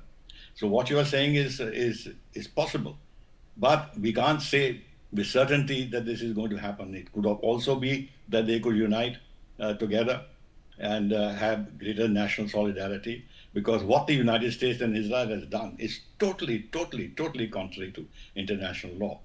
And frankly, it is very unclear as to how the whole thing will pan out, but what I can say, it is not good for India's interest. Okay, I have 2-3 other questions, and they're obviously speculative ones, but given the Iranians have been working on this for 30 years, and we don't know at what stage they were, is there a possibility that given what's happened, that they actually have enough fissile material that they now feel that with whatever they've got, they should go with it, that in fact they should try to conduct a test, maybe a nuclear test with what they've got, or a dirty bomb test just to prove a point that they are alive and kicking? Will that lose the garb of a civilian program, but will it be worth it? Is that a possibility? You see, we are missing the point. The Iranian nuclear program is under very close monitoring by the IAEA. All their facilities are under close monitoring by the IAEA. There are cameras installed there. Iran has never prevented them from continuing monitoring, even despite the provocations from the United States and others. So they know exactly where the program is, and there has been absolutely no finding on the part of IAEA that Iran is anywhere close to testing anything or acquiring a nuclear weapon. They keep saying that they are so many months away, so many days away, so many years away, but this has been going on for the last 15, 20 years. Iran could easily have walked out of the NPT like the North Koreans did. They haven't done that. You must give credit to them. They have maintained their position that they will not acquire a nuclear weapon. In fact, to go back a little bit, the JCPOA was an excellent agreement. And I at that time commented on it, how Iran has actually backed off and yielded so much in terms of the legitimate rights to get that agreement, but Trump walked out of it. Okay. Now, in the case of Iran's neighbor, sir, Iraq, in the end, there were no weapons of mass destruction, but that didn't matter because the Americans were out for regime change. It didn't make a difference what was there on the ground or did not exist on the ground. Do you think that's the call here? It doesn't really make a difference whether they have a nuclear weapons program or they're a week away or a month away or a year away, that the push is for regime change regardless. Absolutely, which has been triggered, it has been the wish of Netanyahu for a long, long time. And he has finally succeeded. And what irks me, really, is that there is so much covering up that the United States and others do with regard to Pakistan's nuclear program. And they keep expanding their nuclear arsenal. They keep cooperating with China. They keep developing missiles. It's a direct threat to us. But nobody wants to talk about it. Okay. And they are given a pass. And we want to concentrate on Iran. Iran's nuclear weapon is not a problem for us. Yes, indirectly it is if Saudi Arabia and others start also wanting to develop nuclear weapons, so the whole thing spreads. That is an issue, I agree. But for us, the grave danger is Pakistan, not Iran. And therefore, we should get into this. I have one last question before I let you go, sir. Now, it's not unprecedented, even though it might be unlikely, but the Iranian foreign minister is now en route to Moscow. Okay. There is a question on what the Chinese and the Russians will now have to say or conclude on this matter. Now, we've seen in the past, yes, it was a long time ago where the Russians or then the Soviet Union said that, listen, we are going to take another country and actually position our nuclear tipped ballistic missiles as they tried in Cuba. Or they could say that, listen, we are busy ourselves. We ourselves don't have enough missiles. We are borrowing from you in Ukraine. So live to fight another day, make a deal. Where do you think it goes in terms of Moscow and Beijing, sir? You see, Putin has already said, and I was a bit surprised that he said this publicly, that he had offered support to Iran, air cover and air defense systems. But he says Iran said no. Iran wanted to have independence in this regard, and they did not want Russian help. Now the problem now is that Russia would not be interested in getting involved into the conflict directly. If some support is wanted by Iran, Russia will offer it. Like the United States has been arming Ukraine, so Russia can also support Iran, and they can do so. But Iran has to be much more forthcoming. The issue will go to the United Nations Security Council, and then let's see what happens. India is in a difficult position. I'm slightly going away from your question because we have to take a position. Are we going to condemn the US action or not going to condemn the US action? Our diplomacy will be put to the test. But coming back to what you said, neither Russia nor China will directly get involved, but they'll give military support to Iran to the extent that Iran asks for it. But any big item like S-400 and all that, I don't think that's in the offing immediately. In any case, Russia is not in a position to supply those. Even to India, they have their full commitment to supply us the numbers that we had contracted for. Because of their own conflict and all that, they don't have the capacity to do that. So I don't think that kind of a thing will happen. But to answer your question, I think there'll be a lot of diplomatic things, but a military effort by China and Pakistan, I doubt it. Okay, thank you, Ambassador Kabul Sibal, former Foreign Secretary of India, joining us on the telecast. I have Dr. Sergey Devarinov sitting with us as well. Akif Zaidi is a research scholar at the Al Mustafa International University. He'll give us a perspective from the Iranian side. I also have Professor Rohan Gunaratne with us and Ambassador Pradeep Kapoor. Let me just come to you one by one, if you'll just allow me patience so that everybody can speak patiently. Professor Gunaratne, your assessment now. Now, we know what's happened. We know the strikes have taken place. We know that damage has happened on the ground, the extent of which we don't know. Is this then the beginning of the end? That another 48 hours of to and fro and then everybody moves on? Or do you suspect that this is just the beginning of the escalatory ladder? Okay, we've lost that with that. So let me put that question to Ambassador Kapoor then. Ambassador Kapoor, what's your assessment then? Does this end in the next 48 hours or does this keep escalating? Well, let me first unmute. Okay, I'm unmuted. I think you can hear me? We can, so Am go I ahead. clear? Okay. So I think the situation currently is very fluid. I don't think there is going to be any commitment on the part of the US to commit any troops on the ground, and neither on the part of Israel. So the situation will keep on continuing. I don't know whether you can call it escalation or not, but it will not come to an end abruptly. So we'll have to see how it plays out, and we also have to see what is India's, sort of positioning and statements on this matter, because I do have a different opinion from what Ambassador Kamal Sibal said, that, if we see the track record of Iran internationally at the United Nations or at the Organization of Islamic Countries, while we have had good relations with Iran, but I think some reassessment has happened and is going on and needs to happen, because the support that India has received from Iran on any issue related with Pakistan has either been totally negative or absolutely missing. So, on a situation like this, where we have received very strong support from Israel, for example, vis-a-vis the epicenter of terrorism, which is Pakistan, has been very forthcoming, very strong in terms of not only statements, but in terms of action on the ground. Whereas there has been nothing forthcoming from Iran. On the contrary, they empathize more with the Pakistani terrorist state than with India, except for Chabahar port and certain strategic interests and oil. We may have to take a reassessment at this point of time as to what, like we had done a very detailed analysis when I was the Deputy Secretary Americas, as to all the pros and cons of different administrations. So similarly, now is time for a reassessment as to what are the values and what is the benefits which India gets and what are the negatives, and whether we need to change our track a little more categorically on this issue. I know Russia is involved, China is involved to support Iran, but India will have to take its own independent... I agree with you, sir, but having Asim Munir sitting and having lunch in the White House probably doesn't help.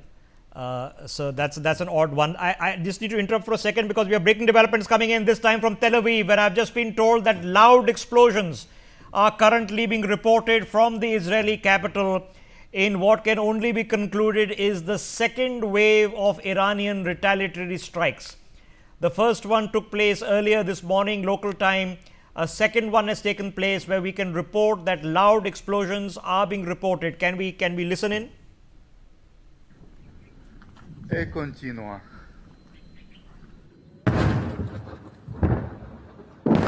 Oi, oi, oi.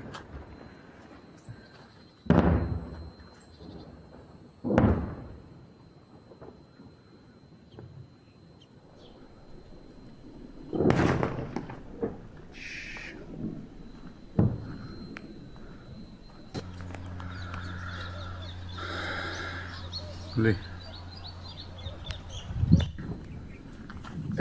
Okay, all right. I have counted in that very brief clip of 20 seconds at least 6 explosions. I cannot tell whether those are munitions being engaged in the sky or indeed landing. The plume of smoke on the ground at the end of the visual does indicate that at least something has hit the ground.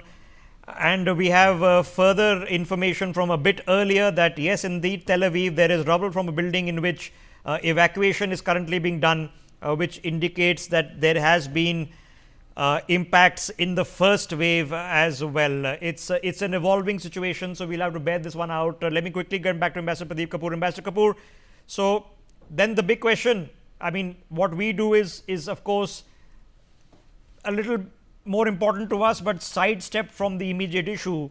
The immediate then issue is, what can Iran do at this point of time? What friends does it have? What leverage does it have? What support will they get from the Chinese and the Russians at this point of time, other than moral support? And what is their card on the negotiating table, which both sides seem to say that we are still on? Well, I think the first expectation of the world should be that Iran has to make a categorical statement to the community of nations of the world, that all their statements in the past, which they've been saying that we will bomb Israel out of existence and we will make sure that the Jews do not seem to have any right to life as per Hamas, for example. In the charter, it is written that we'll wipe out Israel and we'll wipe out all Jews. So if that is the sort of statements coming out of Iran and its proxies, I think the first thing which the world has to highlight and understand is if these are statements of declaration which have been made for so many decades now, it is about time for them to categorically accept the right of Israel to exist as a state and for the Jews to exist as people, because it is an existential problem for Israel and the Jews.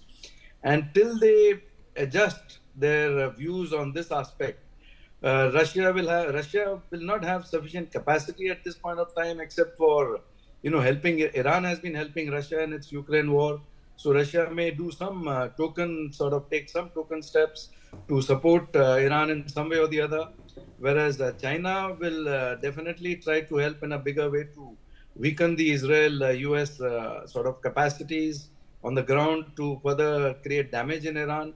So you will see these sort of attacks on Israel continuing and on Iran also continuing. So escalation may not happen, but the world body will have to make these statements very clearly that this sort of continuing animosity and attacks on each other have to stop, and the starting point has to be that Israel's right to exist as a state and the Jews' right to exist as a people.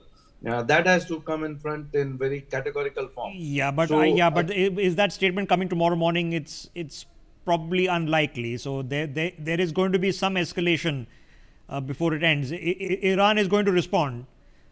What is their capacity to respond? What is their intent to respond? How far they want to escalate it right now, or whether they prefer that, all right, we give ourselves a few more years and then we think of something else. We don't know. So just hold your thought. Let me get Aqib Zaidi into this conversation. Aqib Zaidi is a research scholar at the Al Mustafa International University. Is one of the largest seminaries operating in QOM in Iran.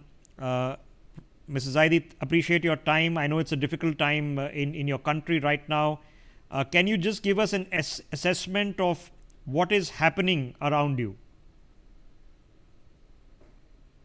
Well, from a physical standpoint, life in Iran over the last 9 days, ever since the Israeli aggression on the 13th of June, hasn't been affected much, except for the city of Tehran, which witnessed a very large number of attacks and air defense action.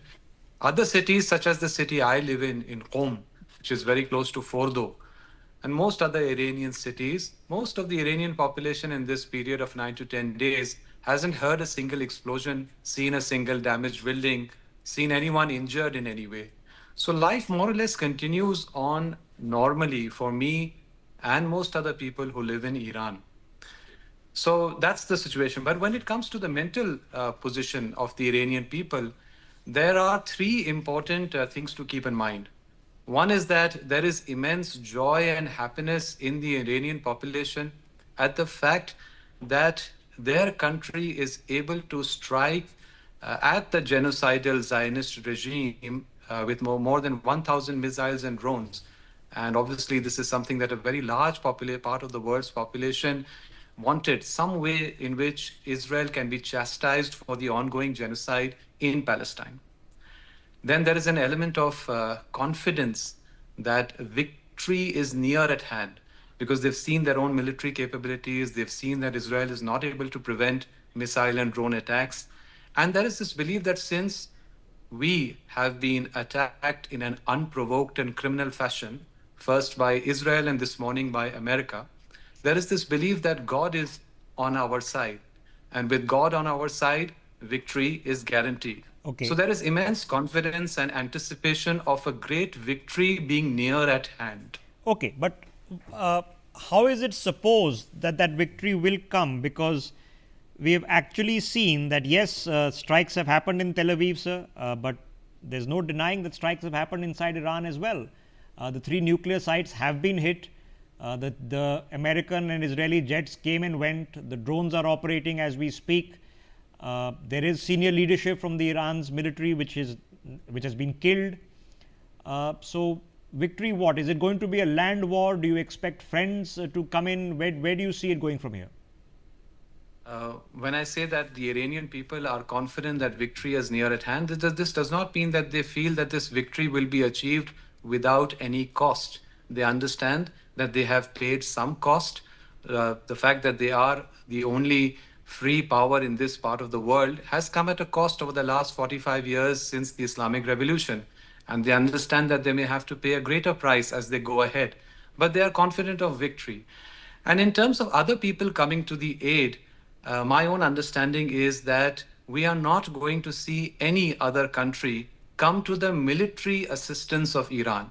Of course, in terms of diplomatic support, the overwhelming majority of the world's population and governments have condemned the criminal action of America this morning or Israel on the 13th of June. It is absolutely horrifying that an unrepentant user of nuclear weapons against civilian populations back in August of 1945 in Japan, and the holder of the world's largest nuclear arsenal, joins another nuclear power, Israel, to attack a country which is a member of the NPT and which the IAEA and the USA's own National Director of Intelligence have repeatedly certified and declared as having no nuclear weapon ambitions. It is horrifying, no doubt. This criminal aggression is terrifying. But there is this belief and there is this confidence that since this is not a surprise and Iran has been preparing for an American attack for the last 30 years at least, Iran does not need military assistance from any other power at this point in time to be able to fight this war. And therefore, there is this confidence that we do not need anyone to come to our assistance. And the Iranian people believe that despite that, we are likely to achieve victory pretty soon.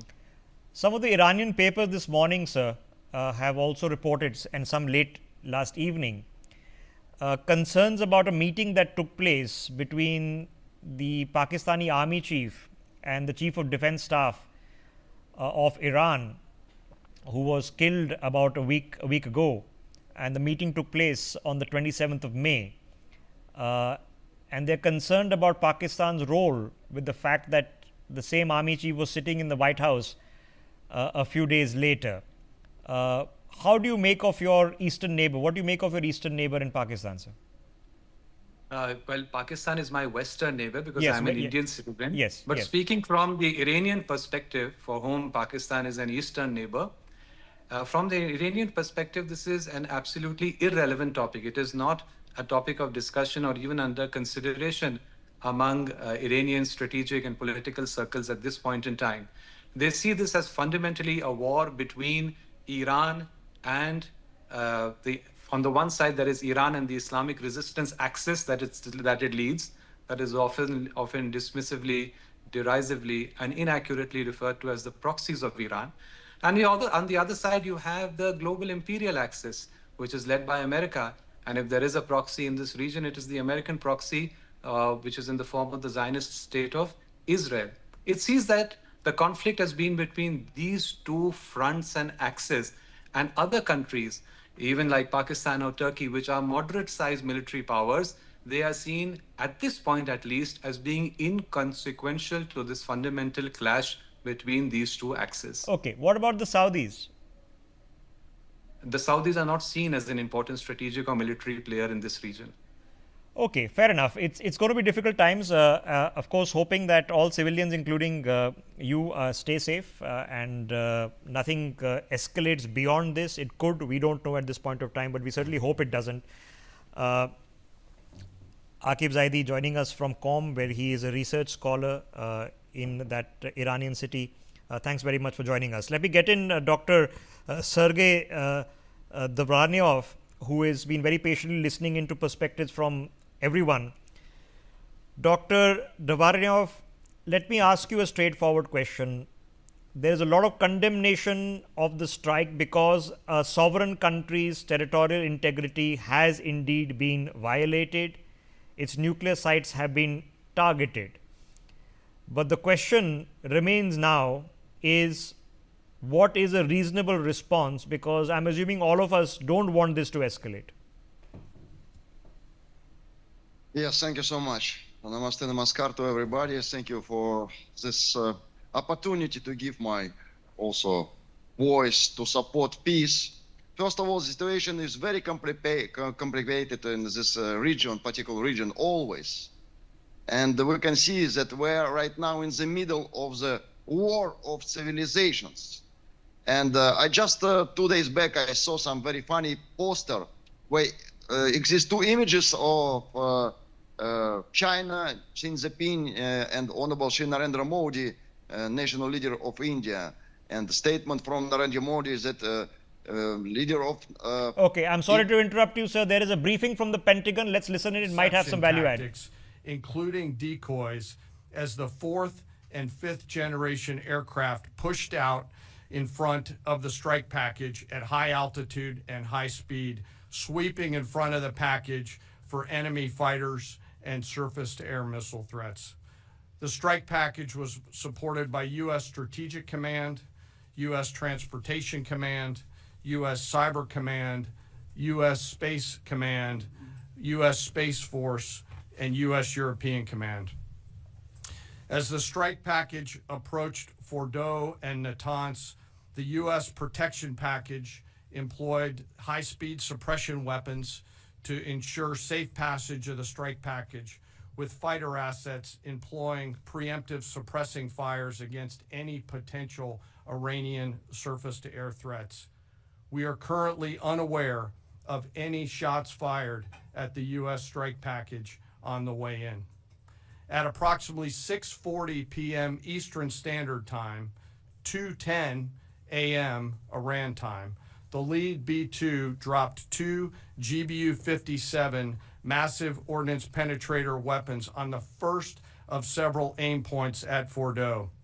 As the president stated last night, the remaining bombers then hit their targets as well, with a total of 14 MOPs dropped against 2 nuclear target areas. All 3 Iranian nuclear infrastructure targets were struck between 6:40 p.m. and 7:05 p.m. Eastern Time. Again, that's about 2:10 in the morning local time in Iran, with the Tomahawk missiles being the last to strike at Esfahan to ensure we retain the element of surprise throughout the operation. Following weapons release, the Midnight Hammer strike package exited Iranian airspace and the package began its return home. We are unaware of any shots fired at the package on the way out. Iran's fighters did not fly, and it appears that Iran's surface-to-air missile systems did not see us. Throughout the mission, we retained the element of surprise. In total, U.S. forces employed approximately 75 precision-guided weapons during this operation. This included, as the president stated last night, 14 30,000-pound GBU-57 massive ordnance penetrators, marking the first ever operational use of this weapon. I know that battle damage is of great interest. Final battle damage will take some time, but initial battle damage assessments indicate that all 3 sites sustained extremely severe damage and destruction. More than 125 U.S. aircraft participated in this mission, including B-2 stealth bombers, multiple flights of 4th and 5th generation fighters, dozens and dozens of air refueling tankers, a guided missile submarine, and a full array of intelligence, surveillance, and reconnaissance aircraft, as well as hundreds of maintenance and operational professionals. As the Secretary said, this was the largest B-2 operational strike in U.S. history and the second longest B-2 mission ever flown, exceeded only by those in the days following 9/11. Well prior to the strike, General Kurilla elevated force protection measures across the region, especially in Iraq, Syria, and the Gulf. Our forces remain on high alert and are fully postured to respond to any Iranian retaliation or proxy attacks, which would be an incredibly poor choice. We will defend ourselves. The safety of our service members and civilians remains our highest priority. This mission demonstrates the unmatched reach, coordination, and capability of the United States military. In just a matter of weeks, this went from strategic planning to global execution. This operation underscores the unmatched capabilities and global reach of the United States military. As the president clearly said last night, no other military in the world could have done this. I join the president and the secretary in being incredibly proud of the air crews, naval forces, cyber operators, planners, and support teams and commanders who made this mission possible. It is their skill, discipline, and teamwork that makes this operation possible. I am particularly proud of our discipline related to operational security, something that was of great concern to the president, the secretary, General Kurilla, and me, and we will continue to focus on this. As we stand here this morning, many assets are still airborne, and we have hundreds deployed. I ask that we keep our warfighters on their way home and our deployed service member in our thoughts. Our joint force remains ready to defend the United States, our troops, and our interests in the region. Thank you very much. We will take a few questions, Phil. Me? Yeah. So, is regime change off the table, Mr. Secretary? And to the chairman, you said the battle damage assessment is still ongoing, but do you believe that some nuclear capability in Iran remains? This mission was not and has not been about regime change. The president authorized a precision operation to neutralize the threats to our national interests posed by the Iranian nuclear program and the collective self-defense of our troops and our ally Israel. Thanks for your question. I think BDA is still pending, and it would be way too early for me to comment on what may or may not still be there. But thanks for the question. Green. No, behind you. Excuse me, Mr. Secretary, can you tell me, was there a particular moment when the president decided to pull the trigger on this operation where he said, now, rather than being, something in the holster, now we're going to pull the trigger on it? I would just say, having the opportunity to witness his leadership, he was fully committed to the peace process, wanted a negotiated outcome, gave Iran every single opportunity, and unfortunately was met by stonewalling, which is why he gave them plenty of time to continue to come to the table and give up enrichment, give up the nuclear program. But there was I won't say the particular moment, there was certainly a moment in time where he realized that it had to be a certain action taken in order to minimize the threat to us and our troops. Yeah. General, you say that General Kurilla increased force protection in Iraq, Syria, and Gulf, and those areas. Were they given any advance warning the attacks were coming? And also, Mr. Secretary, when were congressional leaders notified? How long before the attacks took place? Sir, to your first question, the risk has clearly been rising over the last few weeks in the region. Based on that, and not a particular awareness of this operation, we've made smart decisions to minimize the risk to U.S. forces in the region. So they were given no advance warning? No, sir. And congressional? They were notified after the planes were safely out. Well, we complied with the notification requirements of the War Powers Act. After the attacks, they were notified? They were immediately thereafter. Yes. Thank you, Secretary. Two quick questions. Do you believe you completely destroyed Iranian nuclear program? And how about Iranian ballistic missiles? Your ally Israel always saying that is biggest threat. And second question is very important.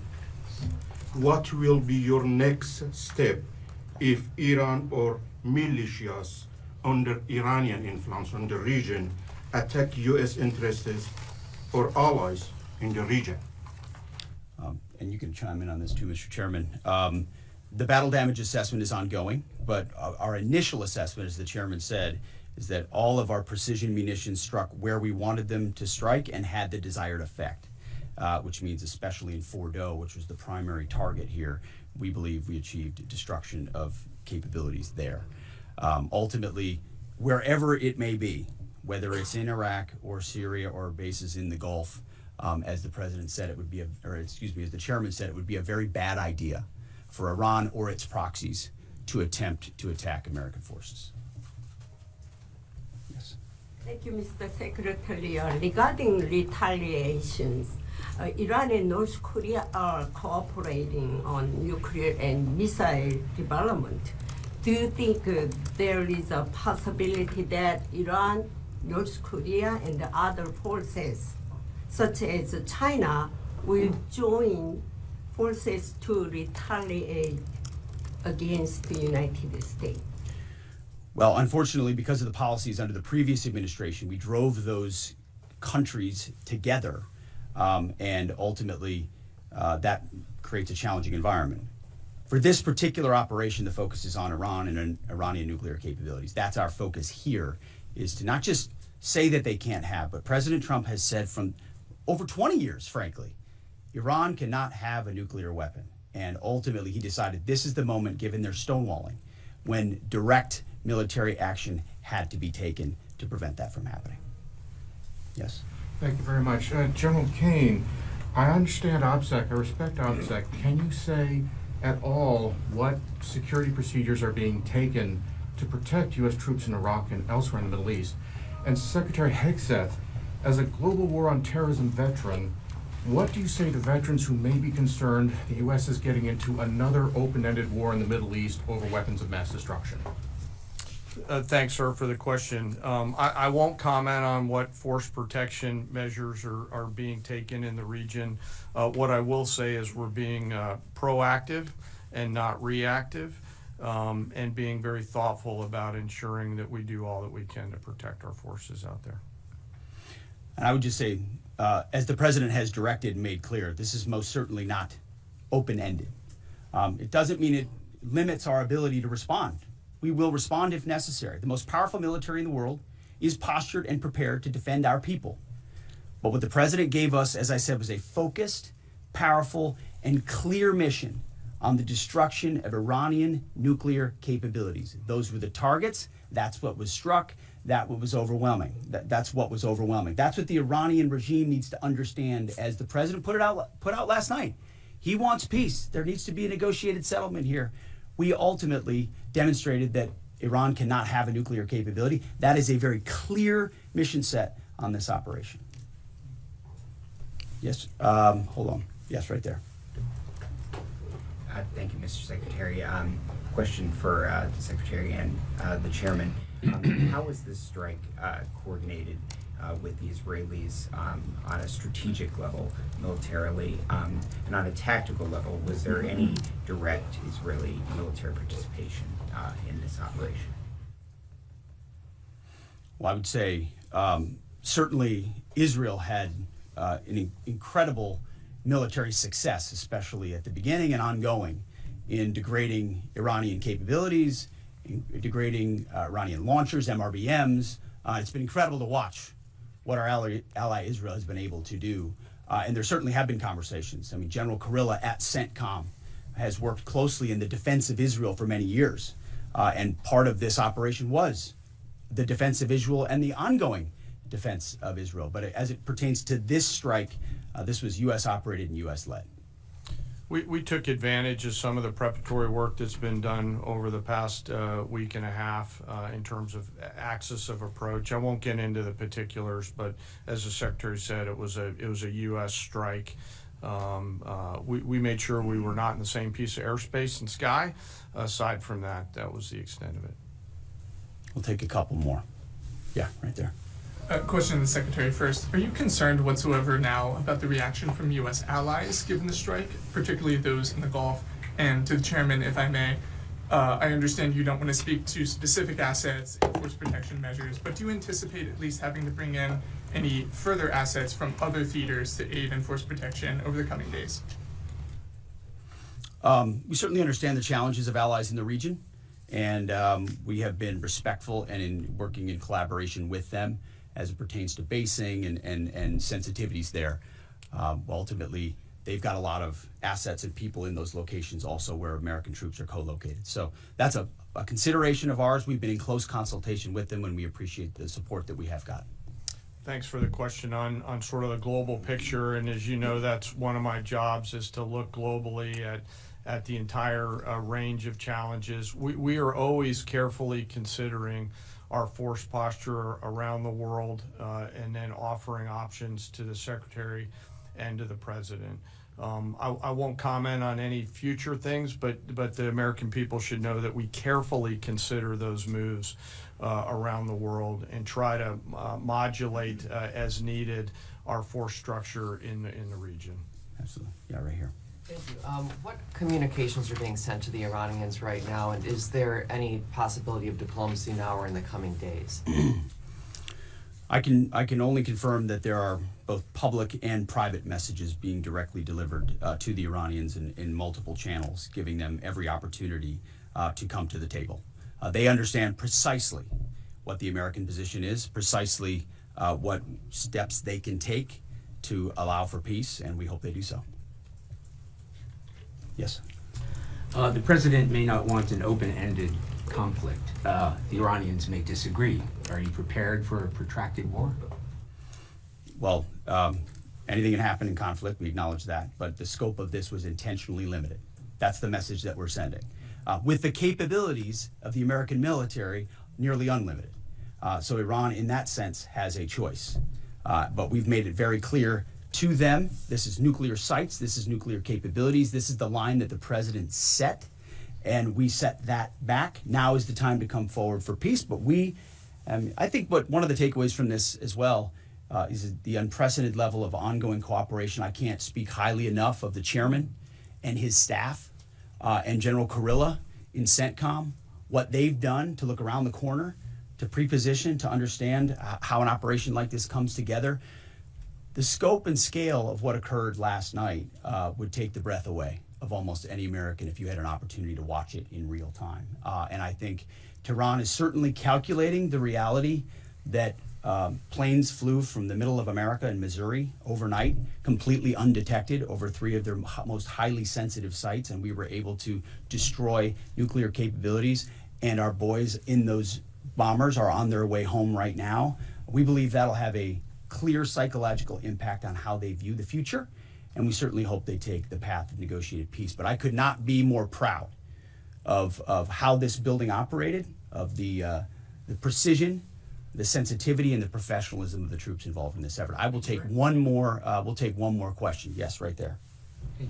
Thank you, Mr. Secretary. Concerning the justification for these strikes, in March, the Office of the Director of National Intelligence released their threat assessment, concluding, quote, Iran is not building a nuclear weapon, and Khomeini has not authorized the nuclear programs he suspended in 2003, unquote. So what new intelligence does the U.S. have since then that the Iranians have changed their position on nuclear weapons? And does this new intelligence come from U.S. sources and methods, or are we getting this information from other countries? Well, I would just simply say that the president's made it very clear. He's looked at all of this, all of the intelligence, all of the information, and come to the conclusion that the Iranian nuclear program is a threat, and was willing to take this precision operation to neutralize that threat in order to advance American national interests, reduce the Iranian nuclear program, and obviously collective self-defense of ourselves and our allies. So he looked at all of it, understood the nature of the threat, and took bold action I think the American people would expect in a commander-in-chief. That's all we've got. Thank you very much. Appreciate it, Mr. Chairman. Chairman of CENTCOM and the U.S. Defense Secretary come out and hold a press briefing. We have some details of what has now happened. The operation took off from the Whiteman Air Force Base in Missouri at 1 minute past midnight Eastern Time.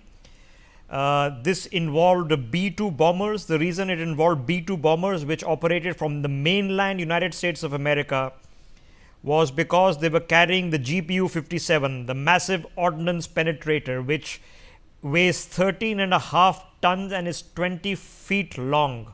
And only the B-2 bomber has the capacity of carrying this munition. The B-2 bombers flew from Missouri. They were refueled over the eastern seaboard of the United States of America, refueled again over the North Atlantic Ocean, then refueled again over the Mediterranean Sea before they crossed Israel, then flew over Jordan before crossing Iraq and entering Iran. The estimated time of entry into Iranian airspace was at 1800 hours Eastern time. Iran is about 7.5 hours ahead. So that would be about 1:30 a.m. Iranian time was when the strike fleet entered Iranian airspace. They were joined at the Iraq-Iran border by the bomber support package, they are calling it, and these were aircraft that were launched from either the Arabian Gulf or the Arabian Sea, from aircraft carrier groups, of which we are assuming at this point of time at least 2 are operating in this region. So, from the 2 aircraft carrier groups, there were fighter aircraft that were deployed. There could have been fighter aircraft deployed from other US air bases en route as well. A total of 125 aircraft took part in this operation. 75 munitions were dropped, including 14 of the massive ordnance, the GBU-57s. So, 14 GBUs. We know that Tomahawk missiles were used as well, and those Tomahawk missiles were used at the very end, fired from ships that took out the targets at the southernmost point, which was the facility operating the nuclear enrichment plant. The American Pentagon is telling us that there were no Iranian fighter jets that responded or took off into the sky as a response. So, they are saying not a single Iranian jet met them in opposition. They are also saying not a single Iranian surface to air missile was fired in opposition. They have pretty clearly said that their cooperation with Israel was that they exploited the axis of entry, which means that the radar stations, the SAM batteries, the anti-aircraft batteries, etc., that have already been taken out by the Israelis, giving them an axis of entry through Iraq into Iran, was exploited. But beyond that, these were only American fighter aircraft that were involved. So, I repeat, 125 fighter aircraft flew into Iran.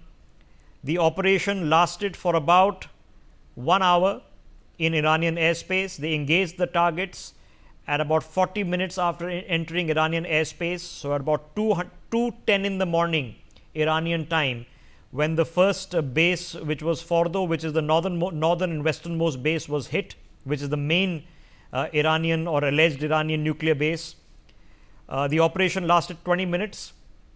It took a further 30 minutes for the aircraft to exfiltrate, at which point of time the bombers exited Iranian airspace and are currently en route back to the Whiteman Air Force Base, which I again repeat is in Missouri in the United States of America. So, 125 aircraft refueled at least 3 times. I am assuming at least 2 aircraft carrier groups, several support aircraft including fighter jets, which has been clearly told were running ahead of the bomber group. They were meant to intercept any Iranian jets or munitions, including surface to air missiles, which were fired to interdict the B-2s. The Pentagon says that no such firing was detected. There was no interdiction whatsoever. So, only support, close support was provided, but there were no dog fights. There was no shooting in the sky. The B-2s came in and they went out without interdiction, is what is being claimed by the US Pentagon. There is no reason to disbelieve them, because we have no reports of any American aircraft being engaged, damaged or destroyed at any point of time from the Iranians also. So, let us open up this conversation with the information that we have. On the image on your screens is what has been released by the Pentagon. Ambassador Kapoor is with us on the broadcast. Eli Nakht is joining us. He is the deputy mayor of the Israeli township of Ashdod. Haim Itgar is with us. He is a journalist with Channel 12 in Israel. And we have an ex-IDF officer joining us as well, Benny. Thanks to you all. Let me just touch base with Ambassador Kapoor before I come to all of you. Ambassador Kapoor, you perhaps had a chance to hear a part of the briefing. The Americans are saying only we could have done an operation of such a grand scale, where from North America all the way to Iran, our B-2 bombers went in and came out, hit our targets. Significant damage, they say, has been incurred by the Iranians. Your thoughts?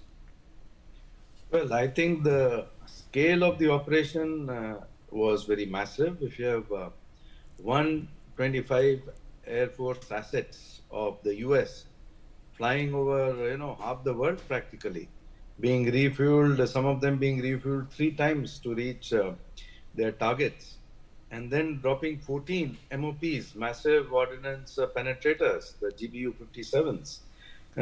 It is something quite mind-boggling, and not to meet with any resistance or any counter-attack or any sort of missiles being fired on these aircraft. A lot of credit has to go to Israel for all the preliminary work that they have done. So I think it has been an operation which will be talked about for a very long time. And the conduct of the operation from the viewpoint of the Americans and Israelis is extremely successful. A lot of the capabilities and capacities of Iran would have been impacted. And of course, to reduce them to zero is not something which can be done very easily. But it is a very big setback in the sense for Iran to come back to where it was till yesterday. Will take a lot of time. Okay, and a lot so of so let's now on brass tacks that yes, indeed, because the Iranians are not claiming to have attempted to target or damaged or destroyed any American aircraft. They're not even claiming that. We are several hours into this now. The Americans say that not a single Iranian fighter jet took to the sky and not a single surface to air missile was fired, and they can't record any other munition that was fired in their direction either. So, which would indicate that the Iranians either did not see them coming, or if they saw them coming, because it's not a surprise, this has been going on for several weeks now. So, they didn't see them coming, which means they were blinded, and even if they saw them coming, they were unable to respond both with missiles and with aircraft, which means, and it would be not unreasonable to conclude that Iran does not have air dominance over its own airspace as we speak, which is not good news if you're sitting and observing this in Iran. Now, Hegseth has gone to point out that this was a specific operation done by the United States in coordination with the Israelis, but this was a US-led operation involving US aircraft, which was limited, he uses the word, limited to Iran's nuclear facilities and nothing beyond. And they have no intention, they say, that this operation was not intended at regime change. This was an operation targeting Iran's nuclear facilities only. Now, what do you make of these two statements, sir?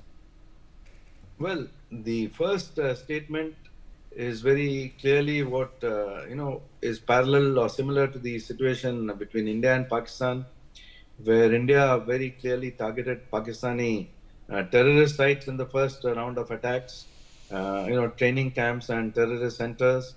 And when Pakistan responded very, very disproportionately and incorrectly, not only on military sites but on civilian areas also.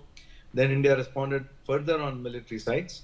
So similarly, Americans have made it very clear that were there to be any Iranian response on American bases or American soldiers or any American assets anywhere, then the response by the US will be something overwhelming. And I think currently the Iranians are in no position to take such a risk. I don't think even the Houthis, which are about the only surviving proxies of Iran, which have some capacities at this point of time, because the Hezbollah has been degraded to a very great extent. The Hamas has been degraded to a very great extent. We have already seen what has happened in Syria. We have already seen what has happened in Iraq in terms of the, whatever proxies which Iran still has on the ground in Iraq. So to that extent, I do not think that there will be any serious effort by Iran. So for Iran, the probable course of action will be to seek the support of the international community for peace and to give up its nuclear ambitions and to make a categorical declaration that Israel has a right to exist and Jews have a right to exist and carry on with their lives. Okay, So easier this said sort than of, done, given the theocratic nature of the regime in Iran. So, yes, that would be ideal. Chances of that happening not high, but the military reality currently is that Iran does not have control over its own sovereign airspace, and there is no taking away from that. That does not mean they have no ability to respond to anything. That is not the assumption to be drawn here. It is not a walkover state. I do not think the Americans or the Israelis are countenancing any boots on the ground, whichever way they go. Iran is a large country, both geographically, as a population of almost 100 million. It has an effective fighting force. So, I do not want to take that leap of faith. But in terms of large tracts, and you can imagine that they knew that these are the main nuclear sites, our nuclear sites, that they are going to come for these nuclear sites sooner or later, and even then, no surprise, were unable to respond at all, would indicate that they do not have air dominance over Iranian airspace at this point of time. Okay, breaking developments coming in. This is a statement from the Turkish Foreign Ministry, which has come out and said that, I quote, US strikes on Iranian nuclear facilities have raised the risk of the regional conflict spreading globally. Ankara is deeply concerned about possible repercussions following the attacks. In a statement, spread of military conflict, they say, into a wider global war must not be allowed. We call on all parties to act with responsibility and end attacks immediately. Only negotiations can solve the dispute between Tehran and Washington. So, not going so far as to condemn the American airstrikes, because Turkey is supposed to be a NATO ally. So, they won't go that far, but at the same time not exhilarating at them either. Turkey walking some fine line in between, not an easy situation to do, far more vocal when it came to supporting Pakistan in terror strikes against India.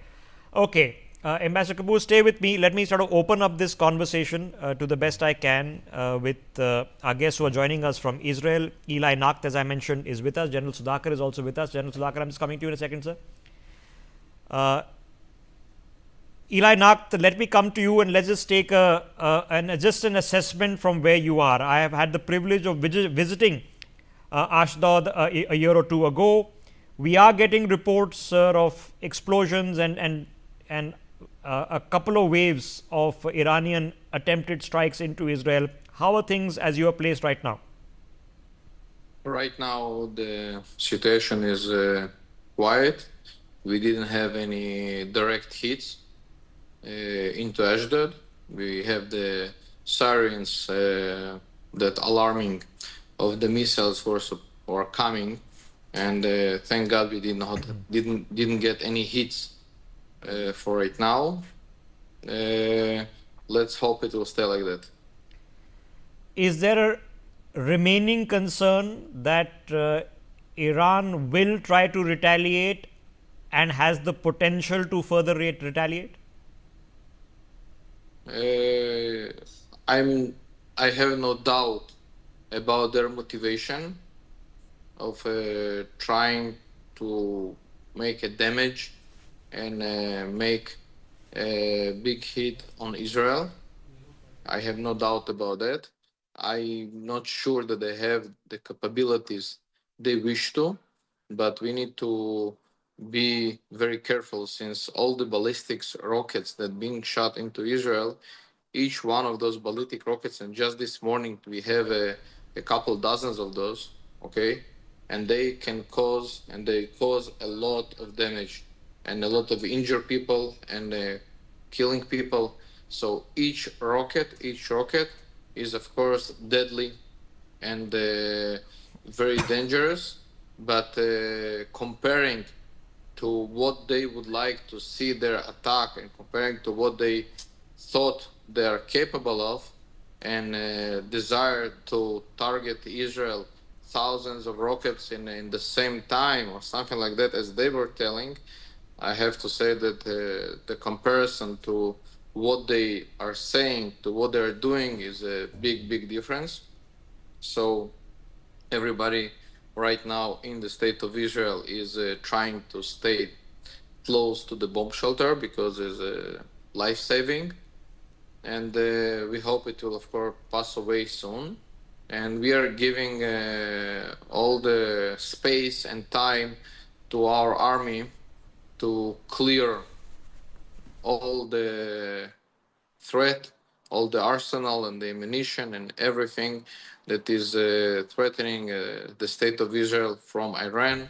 And of course, I'm very glad that the United States joined this effort, and they did a very important job this night.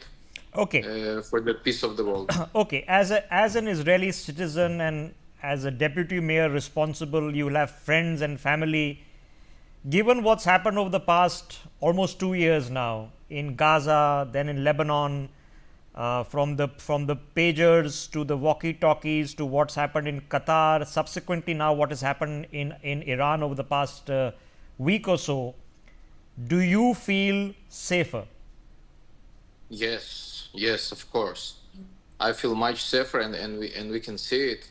We can see it in reality because Iran, during all those years, many of years, they were giving weapons to Hezbollah and to the Hamas and to other proxy terror organizations with one wish, with one desire, that in the real time when Iran will go to war with Israel, everybody will join and attack Israel. And we can see today that Hezbollah and Hamas is neutralized, that they are incapable of going to war with Israel, and it left us the ability to take care of Iran without being worried about our civil society from the north border, from the south border, and from many other places that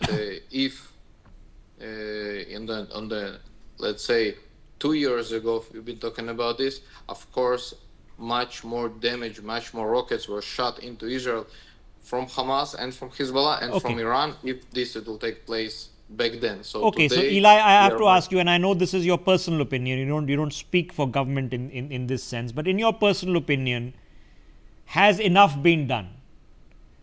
Can it stop now, or the reality is that unless there's regime change in Iran, it'll all come back?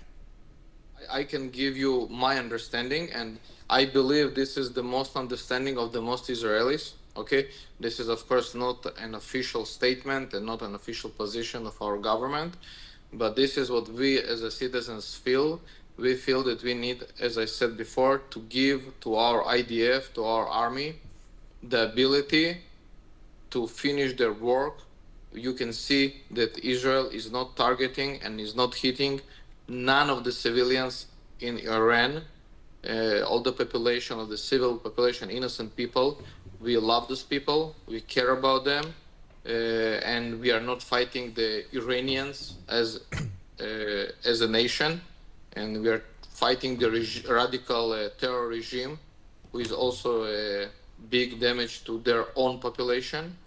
And I think there is still things to be done on the army level in taking care of the ballistic program, take care of maybe the uranium that they've been delivered to a different place, take care for all the factories that create those deadly drones, and so on and so on. So we are ready to wait, we are ready to suffer much more until our army will finish with all the threat. Okay, so when you say finish, what is the finish? What is the end point? There is a army endpoint and there is the political endpoint, okay? So on the army endpoint, I told you, when our army said that we demolished and damaged all the capabilities of Iran to create weapon against Israel. This is number one. When they said that their bank of targets is finished and their intelligence, as they have it right now,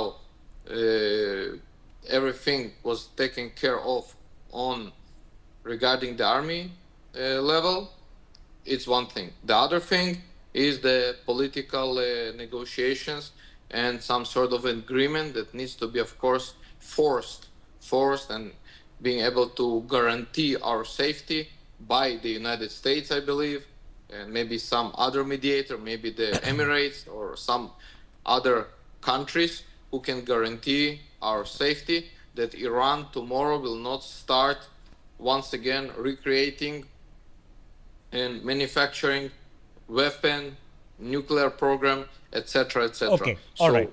I have one last question for you. Israel has, of course, gone to war with its immediate neighbors. Are you more hopeful of future associations with the Egyptians, with Jordan, with Saudi Arabia? You mentioned the Emiratis in the UAE. Are you more hopeful that Iran, as far as you see it, is more isolated in the Arab world? I have a very, very big hope, okay? And I am very optimistic regarding the Middle East, the new Middle East that is going to be. I know, and you know, that the Emirates and the Gulf countries and Saudi, everybody is glad more than even Israel that Iran has been right now disconnected from their nuclear capabilities. We saw during this war right now that Jordan, the country, was helping Israel and taking care of all the drones that were coming on their airspace.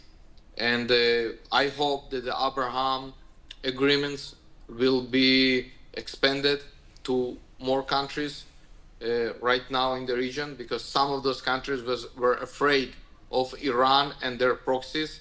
Now they understand that they have much more freedom and of taking action even against the will of Iran, and doing what they really need and want, and joining the coalition of Israel, Emirates, United States, and all those tolerant, normal countries who wish prosperity to their nations and not building bombs. Okay, one last quick question. I believe we will have much more friendly. In the city of Ashdod itself, which has seen over many years the brunt of the rocket strikes from the Gaza Strip, have they all gone now? Have they all stopped? Yes. Okay, Eli Nacht, Deputy Mayor of Ashdod, joining us to give his perspective, his personal viewpoints on this.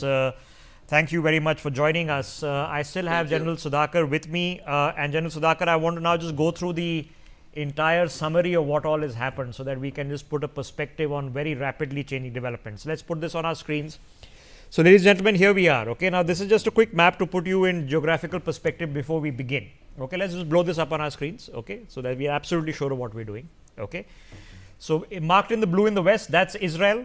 Okay, Iraq, Iran, Pakistan. Okay, let's quickly take this on. In fact, let me just come to you in just a quick second. I have more breaking developments coming in, and before that, I'm expecting to also get the Israeli ambassador to India joining us on the broadcast. I need to take a very, very short break. I'm told 1 minute, and we are back to pick this up.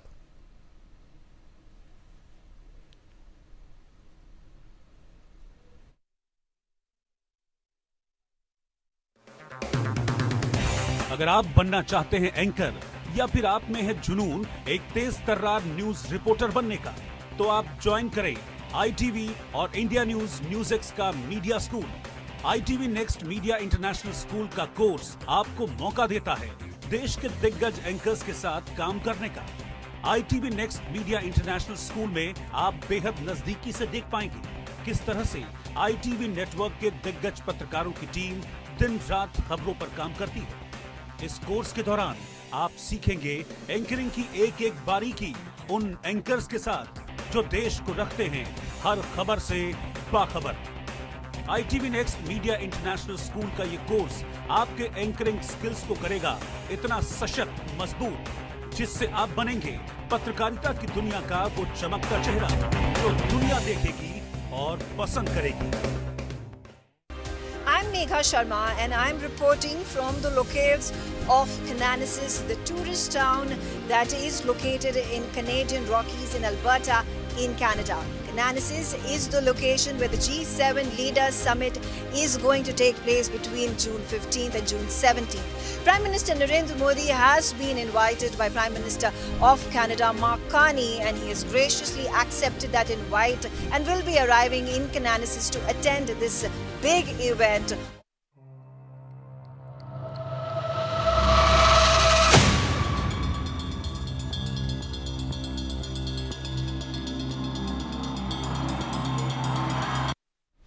Welcome back. You're watching Newsx. I'm Rishabh Gurari. Ladies and gentlemen, in the dramatic developments, now let's take a perspective of a full picture, step by step, map by map, visual by visual of what has taken place in the US and Israeli airstrikes into Iran. Now, here is a map marking out, and you can see on your screens, ladies and gentlemen, this is Iraq, okay, west of Iraq, Jordan, this you hear hit Israel.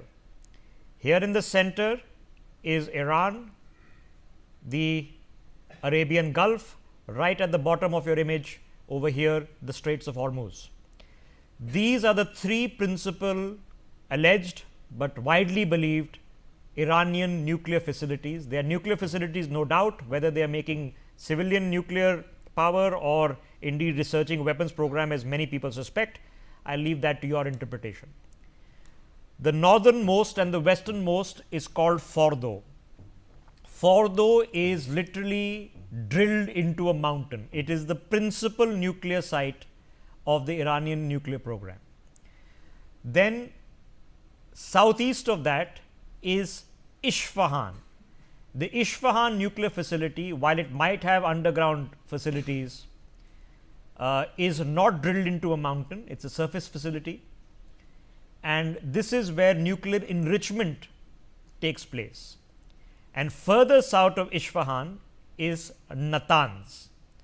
Now, Isfahan and Natanz provide the ancillary services to the nuclear program, but the main site has long been Fordo. So, let us remember this: Fordo, Isfahan and Natanz. Now, what gets targeted is, this is a satellite photograph of Fordo before the strikes took place. You can clearly see that this is a mountainous terrain. There is an extensive road network, and in this part of the road network, the roads disappear into the mountain. Those are the entry points into the huge cavernous complex that is believed to exist underneath these North Iranian mountains. Now, this photograph was taken right before the strikes took place and is just a day old. This, ladies and gentlemen, is the Natanz enrichment complex. This is where the uranium is enriched with the centrifuges. This is the southernmost nuclear site. This again is a photograph which has been taken before the strikes took place. You can clearly see there is a road network, there are buildings. You can clearly see there is some infrastructure which is probably underneath these mounds over here. We do not know what it is, but we suspect that there is an infrastructure structure here. There is a roadway, a highway, there are power lines that are running, and administration complexes over here. This is Natanz. This is Isfahan. This is nuclear research and technology. So, you can clearly see again, this is what the site looked like before the strikes took place. Road grid, you can clearly see water facilities over here. There is a water plant. You can leave it to your imagination what that water plant is, but this is where they do research on nuclear technology. Now, then this happens. This, ladies and gentlemen, is the same site. So, you saw the Isfahan site here. Okay. Now, see it again here. You can clearly see that in the eastern parts of the site, this is a electrical substation over here which has been hit, the main power lines which come up from the electrical substation, the backup generators next to the electrical substation have been hit, the fuel tank for these generators. Here is another facility which has been hit, another one which has been hit. So, you can clearly see all these charred remains. So, the functional ability for at least the power systems of this research site have been pretty badly debilitated. Now, this is huge. So, put in perspective, this is a building, this blue dot here is a building. So, you can imagine how large this is. So, several munitions have been dropped on these sites, and you can clearly see there is extensive damage. Now, whether this damage has penetrated the surface, whether it has only hit surface buildings, we can't tell over here. Okay. Then we come to the imagery of the Fordo nuclear facility. Now, as we zoom in, there has been a strike area that has happened to the extreme west of this facility, which is the entry point into the complex. Okay. Then you can see the complex in toto. You can see large mountain, and the entry points into the mountain are from these sites here. So, tunnel entrance is here, tunnel entrance is here, and there's on the height of the mountain, on the literally northern ridge of the mountain where the strikes have happened. So, entry point here, the tunnel entrances, and this point here which is blown up, which is showing a strike. This is where the bunker busters have hit. So, we know the Americans have confirmed that 14 bunker busters on board B-2 bombers, which were deployed from Missouri in the United States and traveled all the way to Iran, were dropped on these sites. Now, let me zoom in on one of those sites. So, this is the northern ridge of the mountain. It is the assessment of experts that this indicates land subsidence, that at least 3 bunker busters from the 3 black spots have gone one after the other into this site. Now, put into perspective, this is a building. Okay. So, if that is a building, even if it's a 1-story structure and it's not a large building, this is the site of at least 2 football fields which has subsided into the mountain. Now, the bunker busters which weigh 13.5 tons, which are 20 foot long each. Now, you can imagine if 3 of them have hit one after the other on this site, they have a capacity of penetrating 200 feet, 300 feet. Now, in total, it's not simple mathematics, and it's not total 1,000 feet, but you don't know what's happened inside, but you can clearly see that land subsidence has happened. So, if we go back to the overall image of Fordo, which is this one, okay, you can see that one of the principal sites in the northern ridge to penetrate the mountain has taken place. Another strike on the southern ridge has taken place here. The entry into the complex has been struck, and the main tunnel entrances have been sealed off. Now, we have no way of assessing what damage has happened inside this massive complex, but the access to the complex at least has been largely debilitated. This will all be full of debris. Some cave-ins would have happened from here and happened from here. So, we don't know how much damage has happened, but from face value you can see that this site at least operationally is hampered for the next few weeks or months in just clearing the rubble. Now, this is Natanz, and I have been going through what has happened on the 22nd of June, and I have been going through what has happened to the electrical substations, the backup generators, other surface sites which have been targeted here. Natanz has been hit by Tomahawk missiles. So, no bunker busters here, these are sea launched Tomahawk missiles which have hit Natanz, which is the southernmost of the nuclear sites. Now, this is what Fordo now looks like in satellite imagery. This is what's been released in the black and white infrared imagery. This is the color imagery, and again you can clearly see the damage that has taken place here. You can see this is freshly churned dirt. This is of course taken from satellite, so it's at a height. So you can see the freshly churned dirt here. You can see it here. You can see it here. Beyond that, it gives you a very good understanding of how this site, other than this one visible structure and the road networks and the tunnel entrances are in this point, okay, that nothing is visible. So this is a completely underground site. So other than this structure, one single solitary structure, nothing is visible, completely underground site.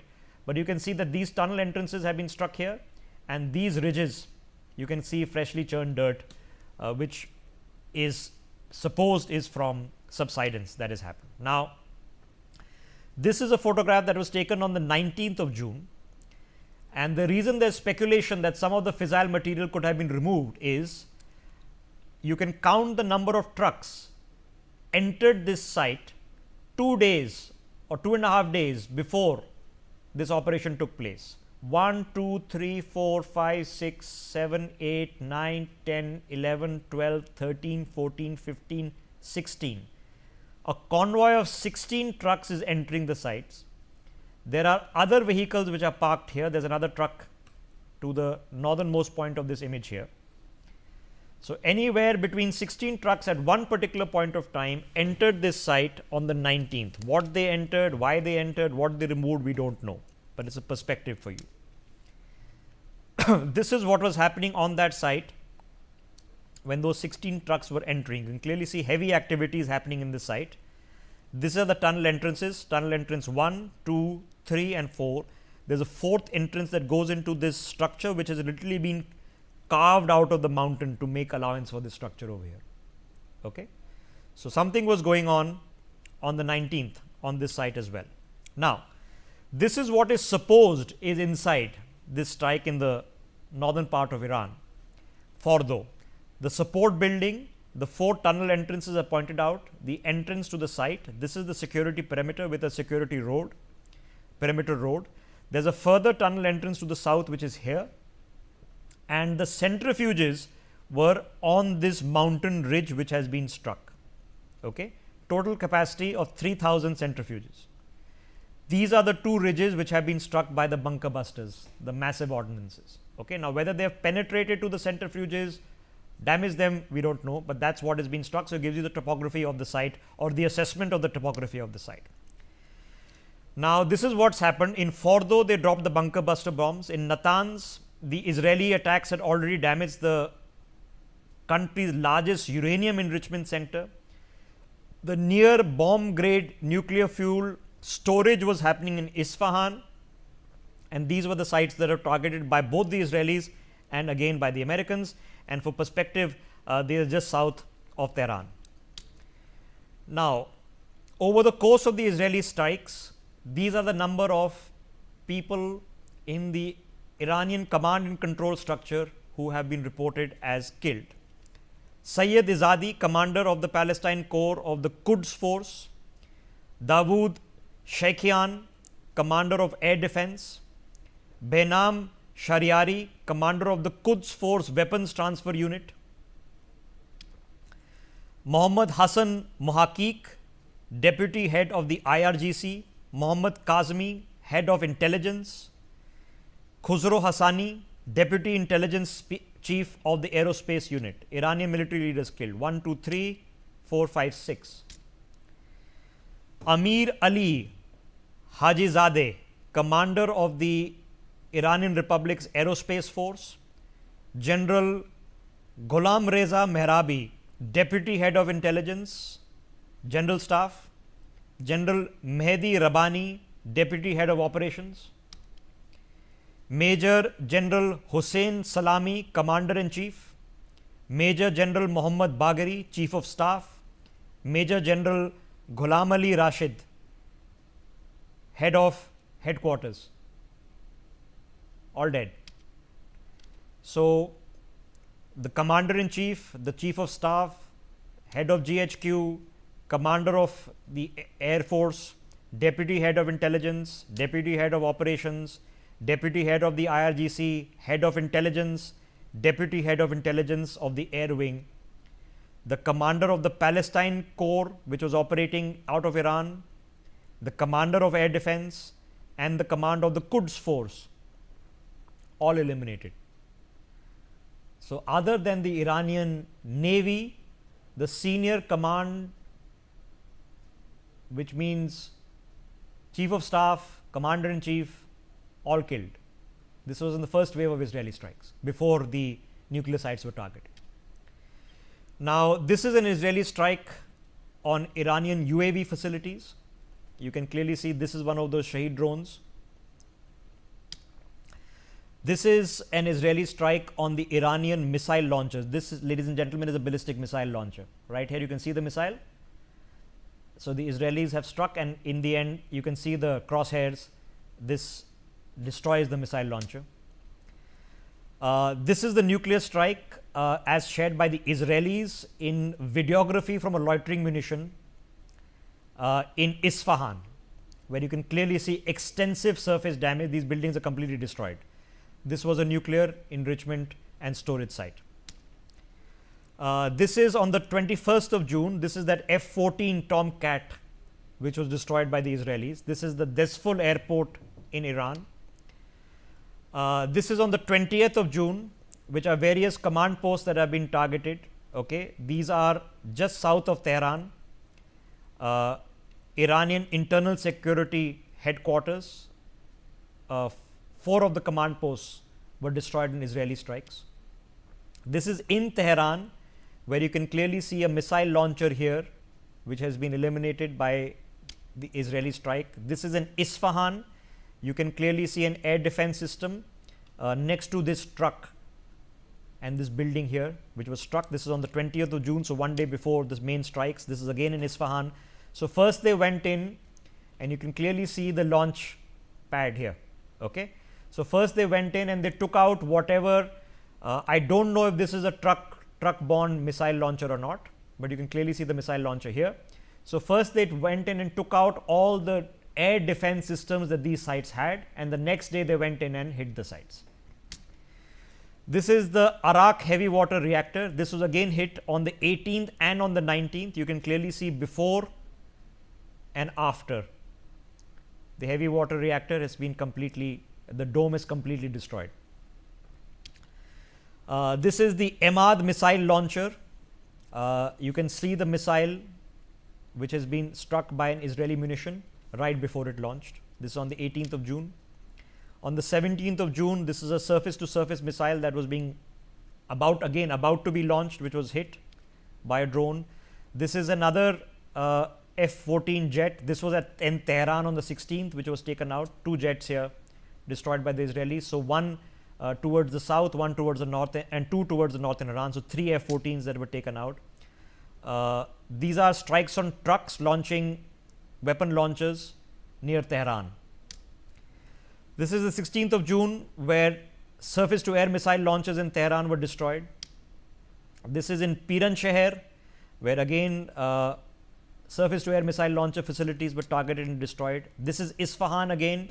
This was before the current strikes, taking out various strikes by the Israelis. This is Natanz, again eliminating response, and this is in Kermanshah, again missile launcher facility, we are being told, destroyed here. Now, strikes have taken place in Tabriz, in Kermanshah, in Isfahan, and in Shiraz, near Tehran, which is of course where Fordo is, towards the south of Tehran, in Natanz and Isfahan. Of course, the nuclear facilities have been targeted. Now, this is what the Americans have released. Operation Midnight Hammer, they call it. At 1 minute past midnight Eastern Standard Time, B-2 bombers took off from the Whiteman Air Force Base, which is in Missouri on the mainline United States. They were refueled first on the eastern seaboard of the United States, then again refueled on the North Atlantic, then again refueled above the Mediterranean before crossing through Israel, across Jordan into Iraq, and then crossing the western border of Iran. They were joined by American fighter aircraft. Some of those were launched by 2 aircraft carrier strike groups operating in the Arabian Gulf and the Northern Arabian Sea. They hit the 3 strikes. 125 aircraft were operationalized. 75 munitions were used, including 14 of the GTB-57 bunker busters, which themselves weigh 13.5 tons each. And the reason they had to use B-2s was because only the B-2 bomber is capable of carrying these heavy munitions, which is why they had to fly all the way from the mainland US. The southernmost base in Isfahan was also hit by Tomahawk missiles, cruise missiles. So, this, ladies and gentlemen, is the sum total of what has happened. Iran's capability to fight back if the Americans are telling the truth, and so far there is no contradiction from the Iranians that not a single Iranian fighter jet took off to engage the Americans, and they knew this attack was coming, that not a single surface to air missile was directed towards the B-2 bombers or the fighter jets, that the Americans were operating over Iranian airspace for more than 1.5 hours, 90 minutes. They took in 30 minutes ingress, 30 minutes to carry out the attacks, 30 minutes egress, 90 minutes operating in Iranian airspace with no response would mean that Iran no longer has domination over its own sovereign airspace. Make of that what you may. So, this gives you a summation of all that has happened in the past 1 week. Now, of course, the Iranians have hit back also. In addition to this, F-5 fighter jets have also been targeted today. At least 2 of them have been eliminated. So, the old aircraft of the Iranians. So, in terms of the army chief, commander of the armed forces, the chief of staff of the armed forces, the chief of the air force, the head of intelligence, the deputy head of intelligence, the deputy head of operations, all were killed, and a lot many aircraft taken out on the ground. The nuclear facilities hit. So, now let me get General Sudhakar in. General Sudhakar, I have tried to give an overview of the scale of what has happened in the past 1 week. Now, how do we estimate Iran's position to respond, both in terms of ballistic launch capabilities that are left? Clearly, if they were unable to launch a single fighter jet and a single surface to air missile to engage the Americans operating in their airspace for 1.5 hours with 125 aircraft, not 1 or 2 aircraft, that means they've lost air dominance. It's not looking good in terms of military preparedness for the Iranians as we speak. Absolutely, Rishabh. In military parlance, we call it as the combat ratio residual force. And whatever you have shared with us, I think it's a very dismal picture. But give the devil its due. Being a military man, you are also from army background. And I would say, let's not underestimate the capability of Iran. I know for sure, even the best of agencies who carry out inventory check or some kind of a estimate of defense capability like Jen's weapons or SIPRI, they also have not been able to fathom and go in detail and give out clarity on the inventory of the hardware Iran has. Accurate inventory, I would say. So these are all speculative domain that we are trying to, carry out a comparative matrix. Because why am I saying this is that I know for sure the hypersonic missile inventory of Iran is huge. It is one of the largest in the world. And I hope I don't sound exaggerated or alarmist in this particular issue. The Fateh 1 they have been using so far, I don't think Iran has ever applied Fateh 2. Fateh 2 is more devastating than that of Fateh 1. It has got a very accurate circular error of probability. If Fateh 1 has got, say, 30 meters or 40 meters, Fateh 2 has got 1 to 3 meters of accuracy. And a very devastating capability. It can avoid any best of radar surveillance systems in the world and moves at a speed between 10 to 16 Mach. I mean, that's a phenomenal 20,000 kilometers per hour. That's the kind of a speed. So that has not come to light. They also have a very special variety of drone, which has not actually figured in your briefing or whatever little. I was out of country. I've just come back couple of days back. So your recapitulation is a very good ready reckoner for me to, catch up with. Thank you very much for that. So there are many things which Iran has. Perhaps they have not shown their face till now. And maybe perhaps they're conserving their resources, limited resources, for the worst day, because they know for sure for the survival of a nation which is to be a global power at some point in time, historic times, they will not give up so easily. You just look back, you are a student of history yourself, the Iran-Iraq war, it lasted for almost about from 1980 to 88.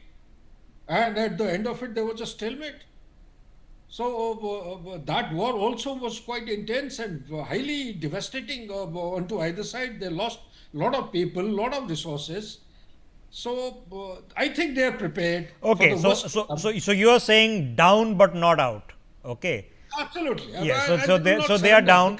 They are down, but they are not out. Nobody is countenancing an American armed invasion, ground invasion into Iran. The Americans themselves have said that this was a limited strike on Iran's nuclear capabilities. I don't think Donald Trump is going to put boots on the ground. The Israelis, of course, are not going to put boots on the ground so far away from their home turf as well. They've got enough security problems to deal with, even though situations in Gaza and in Lebanon, from the Israeli point of view, will be under control. We can, of course, argue whether they are perfectly under control or not. But this has given you an overview that a very systematic 10-day long operation has had. First, they've gone after the heads, the people, the commanders in chief, the CNCs, okay, and they've managed to eliminate quite a few of them very rapidly, which means they had the intelligence, they were able to track them. Number two, they've gone after the Iranian Air Force, and they have, I won't say eliminated, but definitely eliminated its response capacity from what we've seen in the past 24 hours. They've gone after the aerial defense systems, radar, etc., and have been largely successful in at least creating large enough holes in Iran's radar net that 125 American aircraft came and went, and nobody seemed to notice. When they were expecting them to come, they knew exactly what sites they were going to try to target. So no surprise, but there was no response for 90 minutes. 90 minutes is too long. 7 to 8 minutes response time should be fine. General Sudhakar wants to make a quick point, then I want to go into Ambassador Mukherjee as well. General Sudhakar, go ahead. Being a military man, what is standing out is that the entire security setup has been compromised. Entire security setup. Going in for targeted killing of the military hierarchy. The figures that you showed, the pictures that you showed and highlighted, that means Mossad is very deeply penetrated into the system, from top hierarchy to the bottom hierarchy, and also looked around for IRGC. Incidentally, is the coordinating agency. It gives the close. Yeah, for people, that's the Iranian Republican Guard. For people watching the broadcast. Yeah. And they also have a strategic Revolutionary Guard. Sorry, a Republican Guard was in Iraq. Revolutionary Guard. Sorry, carry on. Yeah. And they have a strategic force. Out of the strategic force that you have shown in the pictures, I think a couple of missiles have been shown. The missiles, they form a significant component of the strategic force, which is looked after as part of the IRGC. So IRGC is a coordinating agency. It is a command, control, coordination, also provides internal... Okay, I'm sorry to interrupt you. Breaking news coming in. We have more visuals. This is a powerful explosion that has been reported and videographed in Sadoi. This is a training garrison of Iran's Islamic Revolutionary Guard Corps, the IRGC we were just discussing. It is next to and adjacent to a missile site. This is in the city of Yazd. This is expected to have been an Israeli strike, and this has happened after the strikes on the nuclear facilities in the last few hours. So this is in Iranian Revolutionary Guard site training facility in the Iranian city of Yazd. You can see it's a massive explosion that has been videographed here right on the edge of a mountain.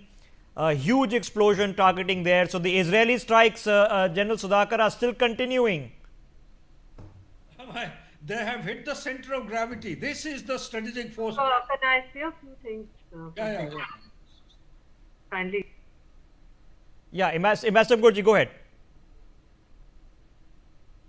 Well, I wanted to make some points which are of relevance in this discussion. First is that Iran is not a nation that will surrender. We are both students of history, we know that. Surrender is out of the question. But it would appear to me from what you have said that since they have no more air defenses left, but they have been able apparently to take out through those 16 truck convoy a lot of their fissile material. They are down but not out, as you rightly said. But if the next step is to assassinate the supreme leader, then they will be without any leadership at all, in which case they would have to come to a political compromise, not surrender. This is not a nation that surrenders. There's a big difference between Iran and Iraq. There's a big difference between Persians and Arabs, and Persians actually have never historically been anti-Semitic. So this, and the two capitals, Tehran and Tel Aviv, are 1,500 kilometers away. There's no question of putting ground troops. The Americans will never do that. Trump will be in deep trouble with MAGA if he puts even a single soldier on the ground. This is going to be a hit target assassination, and from the way they are taking out Iranian leadership, it would appear to me that if it continues like this for another 3-4 days, either the supreme leader makes a deal or he is eliminated. So it's a situation which is not win-win at all for Iran, but it is not a situation which would lead to an immediate surrender either. Okay, what do you make of the statement that has come from the Pentagon? Because the Defense Secretary, Hegseth, has particularly said that, listen, A, we only targeted the nuclear facilities and nothing else. And B, this was not an operation of regime change. Now, whether he meant only that particular strike was not meant for regime change, I don't know. But what do you make of that statement? The Israeli Defense Minister 3 days ago said that whenever they want to, they can take out the supreme leader. Now, if that is not regime change, what is it? But there is one more issue which is very, very disturbing, which is that according to the visuals, all the temperature controls have been taken out. So in a nuclear facility, temperature controls are extremely important. If the temperature controls have been taken out, it would mean that there would be contamination, and that contamination can come out, which is what the IAEA has expressed deep concern today and yesterday evening about the contamination and the results of that contamination spreading. So I am surprised that responsible nuclear power, that is the United States, is not taking this into account in the manner in which it is using these. You said they have used 3 deep bunker bombs and they have caused huge damage. So the question here arises is the global fraternity is completely in the dark about the level of contamination and what is happening there, and the targeted killings of the military and political leadership of the Islamic Republic of Iran means now there is only one person left, that's the supreme leader. They have kept him alive so that he can not surrender maybe, but come to a deal. The question is, will he come to a deal? Because this morning... I have breaking news to absorb, then I want to come back to you for a question because this is immediately relevant. The Iran's parliament has now had an in-principle approval passed for Iran to close the Straits of Hormuz. This has been reported by Iranian press TV.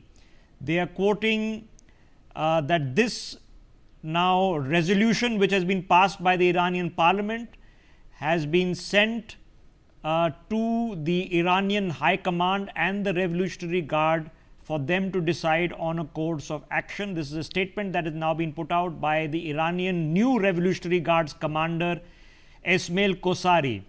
He has said that an official decision will be announced shortly. Iran's top security body will now be meeting to decide on the closure of the Straits of Hormuz. The reason the closure of the Straits of Hormuz, ladies and gentlemen, is relevant because most of the oil from Qatar, from Abu Dhabi and from Saudi Arabia has to traverse the Straits of Hormuz. Now, Ambassador Mukherjee, now Of course, easier said than done. The American battle carrier groups are waiting for this to happen, and the others will also probably not appreciate the closure of the Straits of Hormuz. So now this is about the ability of Iran to do what it wants to do, or it says it plans to do. This is the Americans will not permit it, and the Chinese will put huge pressure on the Iranians not to do it, because they, like India, are heavily dependent on Qatar gas and oil, and actually this will be catastrophic for both for the rest of the world, and particularly for China and India. So I think that the Americans will react strongly, and I think pressure will be put on the Iranians by the Chinese immediately, because closure of Straits of Hormuz would be a catastrophic step also for the global economy, and I doubt very much if the Americans would allow it.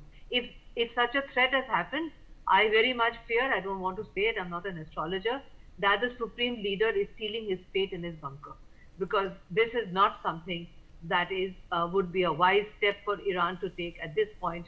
When I said they are down, like you said, they are down but not yet out. Okay. But close to the Straits of Hormuz would be a completely fatal step to take in my Yeah, but they're going to do something. So, Ambassador Mukherjee, now the Iranian foreign minister is, as we speak, en route to Moscow. Okay.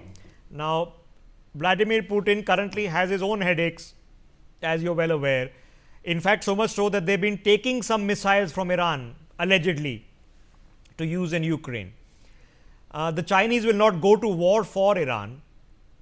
So, as far as Beijing and Moscow are concerned, what advice can they give? Do they say, okay, walk away and live to fight another day, or do they say go for broke? No, I think they would tell them to come to a deal, and certainly the Chinese would tell them that on no account to close down the Straits of Hormuz, because they are directly affected, as India is. Most countries, including India, have 42 to 50 days of supplies. After 42 days, there would be a shutdown of the economy. Nobody is going to accept that.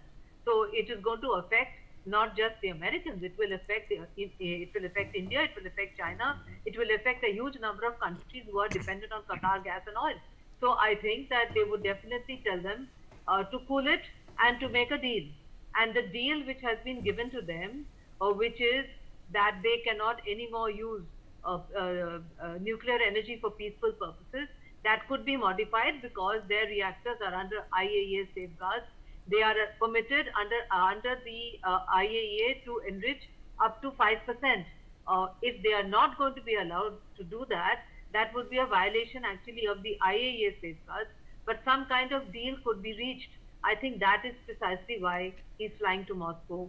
And whatever Trump says, where Trump was quite rude to Putin and said, why don't you fix your own conflict first? But I think in this particular situation, the Chinese and the Russians are in a better position than President Trump to Okay, quick more thoughts. The Iranian papers late last evening have reported, now it could be a conspiracy theory, it could be absolutely the sequence of events. They say that on 27th of May, the Pakistani army chief Asim Munir travelled to Iran. Shehbaz Sharif was also there, but they had separate meetings. The Pakistani army chief met with Major General Mohammad Bagheri, the chief of staff of the Iranian armed forces.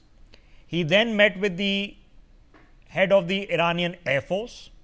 He got a full military parade, a full military honor salute, and they say he gifted Bagheri a wristwatch, which they have concluded was potentially carrying a tracking device.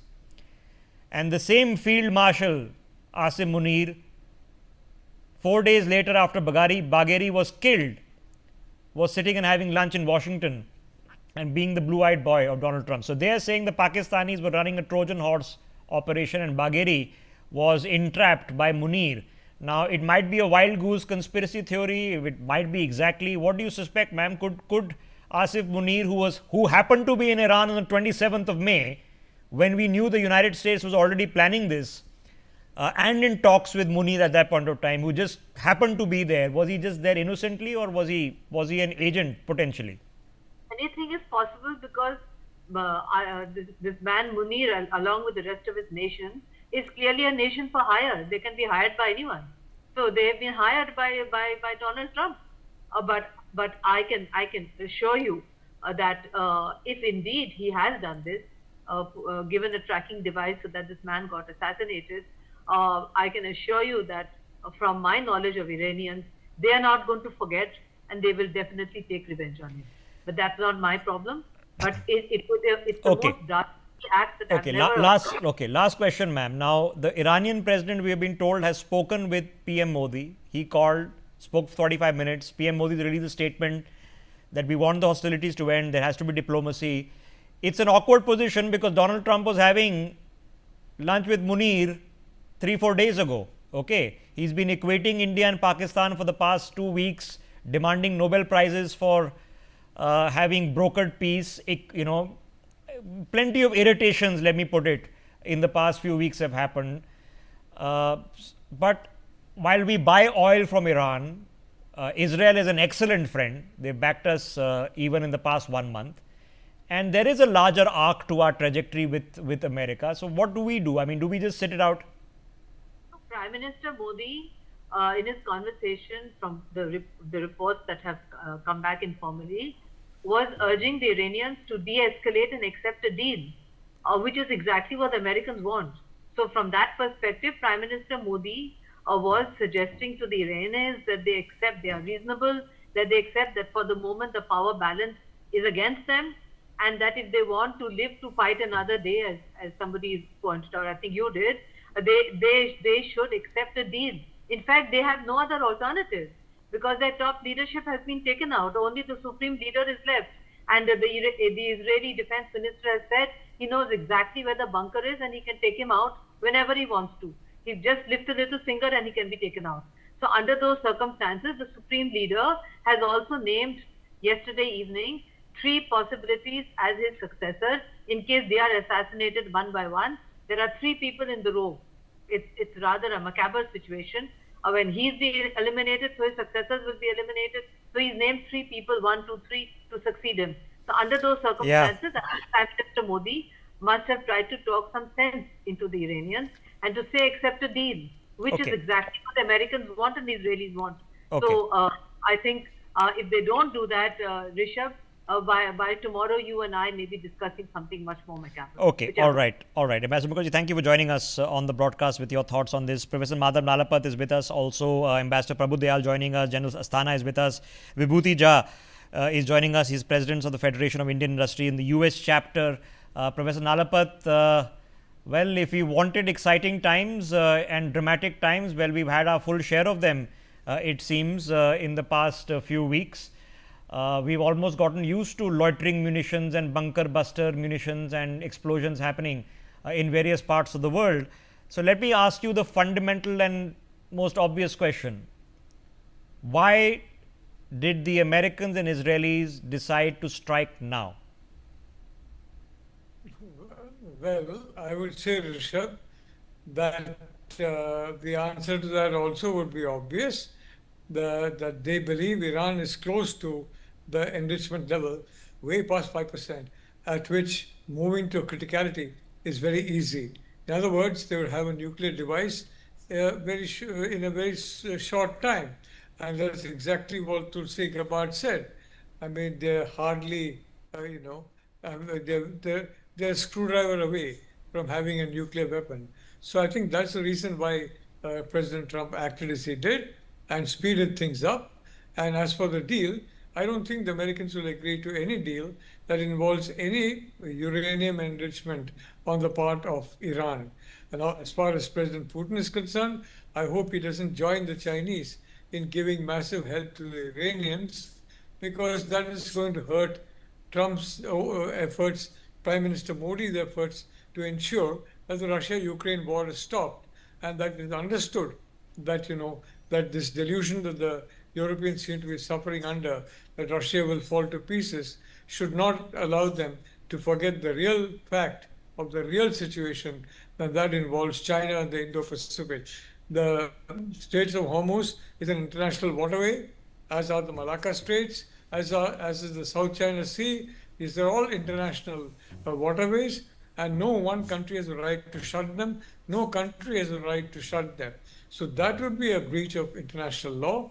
As for the IAEA and all that, well, I can tell you when war comes into the window, all these conventions fly out of the window, and now it's a situation of war. So I'm not very sure about IAEA conventions and all that, but I do know one thing, that the Americans are not going to want any nuclear industry at all, so long as Iran is ruled by the clerical regime. So that is very clear, Rishabh. Okay. And I think President Trump has also made that very clear.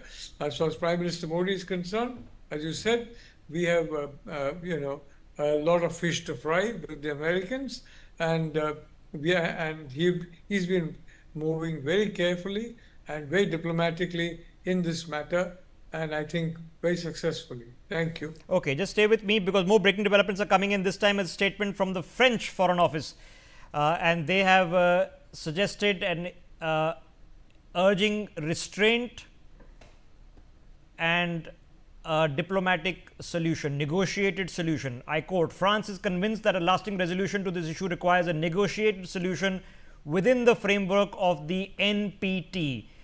Iran, remember, is a signatory of the NPT. For example, India is not, which binds them not to be pursuing nuclear weapons. Now, whether you believe that they are honoring the NPT or not is a separate conversation, but the NPT also allows you to go ahead with a civil nuclear facility construction, which the Iranians have always claimed is what they are doing. Most of the world believes otherwise, and certainly we know that the Pakistanis at one point of time were indeed supplying them with the components of a nuclear weapons program. That's a known certainty from the AQ Khan network. Now, there are a few really tough questions that remain. Professor Nalapat, do you think the Americans and the Israelis are now done? They set out what they wanted to achieve, or do you suspect that the actual move is regime change, that this is not achieving much unless they want Khamenei gone? Look, this is definitely regime change, and if Khamenei continues, I mean, frankly, as a cleric without political power, I don't believe anyone will have a problem with that. The problem is the clerical regime, and the point is that Iran has to become a democracy, a safe democracy that can be entrusted with nuclear assets. Frankly, Pakistan is also a country like Iran that is not really that should be entrusted with nuclear assets. But I don't believe that the Americans are going to stop. I think they're going to go forward and completely degrade the nuclear capability of Iran, and that's exactly why they joined this war on the Israeli side. And if the Iranians strike back at the Americans, President Trump will have the perfect excuse to do something which is really terrible, and that is reduce the great, beautiful cities of Iran. There are some beautiful cities in that lovely country to what they now are in Gaza. I certainly hope the Iranians restrict the temptation to react to the Americans, tit for tat or anything. Okay, what friends are left, Professor Nalapat, in your opinion? What friends does Iran have left? Because the Jordanians are sort of helping Israelis track the drones and missiles which are flying over their airspace. The Saudis are no friends of Iran for sure. Remember, ladies and gentlemen, there's a Shia Sunni divide, there's a Houthi conflict that's been going on in Yemen, where Iran has been funding these guys against the Saudis. So, no friends in Saudi Arabia. Qatar would be a good friend, but it does not have any it has money, but it does not have any tactical or strategic role that it can play at this point of time. The Pakistanis potentially are very much in bed with the Americans on this. They've already shut the border and the airspace and whatnot. The Turks are technically part of NATO. They can, not going to be able to do much there. The Emiratis want the world to move on from this and build a prosperous trade future. Egypt also not really the friendliest face right now in the Arab states. So, given the existing conflicts in the Arab world, the Shia-Sunni divide, the Yemen conflict, all the other issues going on, does Iran have any fast friends? Professor Nalapat. Sorry. Look, the reality is that the Shia-Sunni divide, of course, is there, but the problem is that you have an extreme Shia faction in power in Iran. And that is why, for example, you cannot say that Iran represents the Shia. You could not say Saudi Arabia represents the Sunni until Mohammed bin Salman came on the scene and rid the government of Wahhabis. Wahhabism is an extreme fringe of Sunni Islam, and the Iranian clergy believe in an extreme form, a violent form, a form wedded to the destruction of the Jewish state and the Jewish people on the part of the Iranians. So I think the Shia-Sunni divide, frankly, is not as critical as basically the fact that Iran, the clerical regime in Iran, is extremist, and this country, India, we have felt the brunt of extremism from across the border.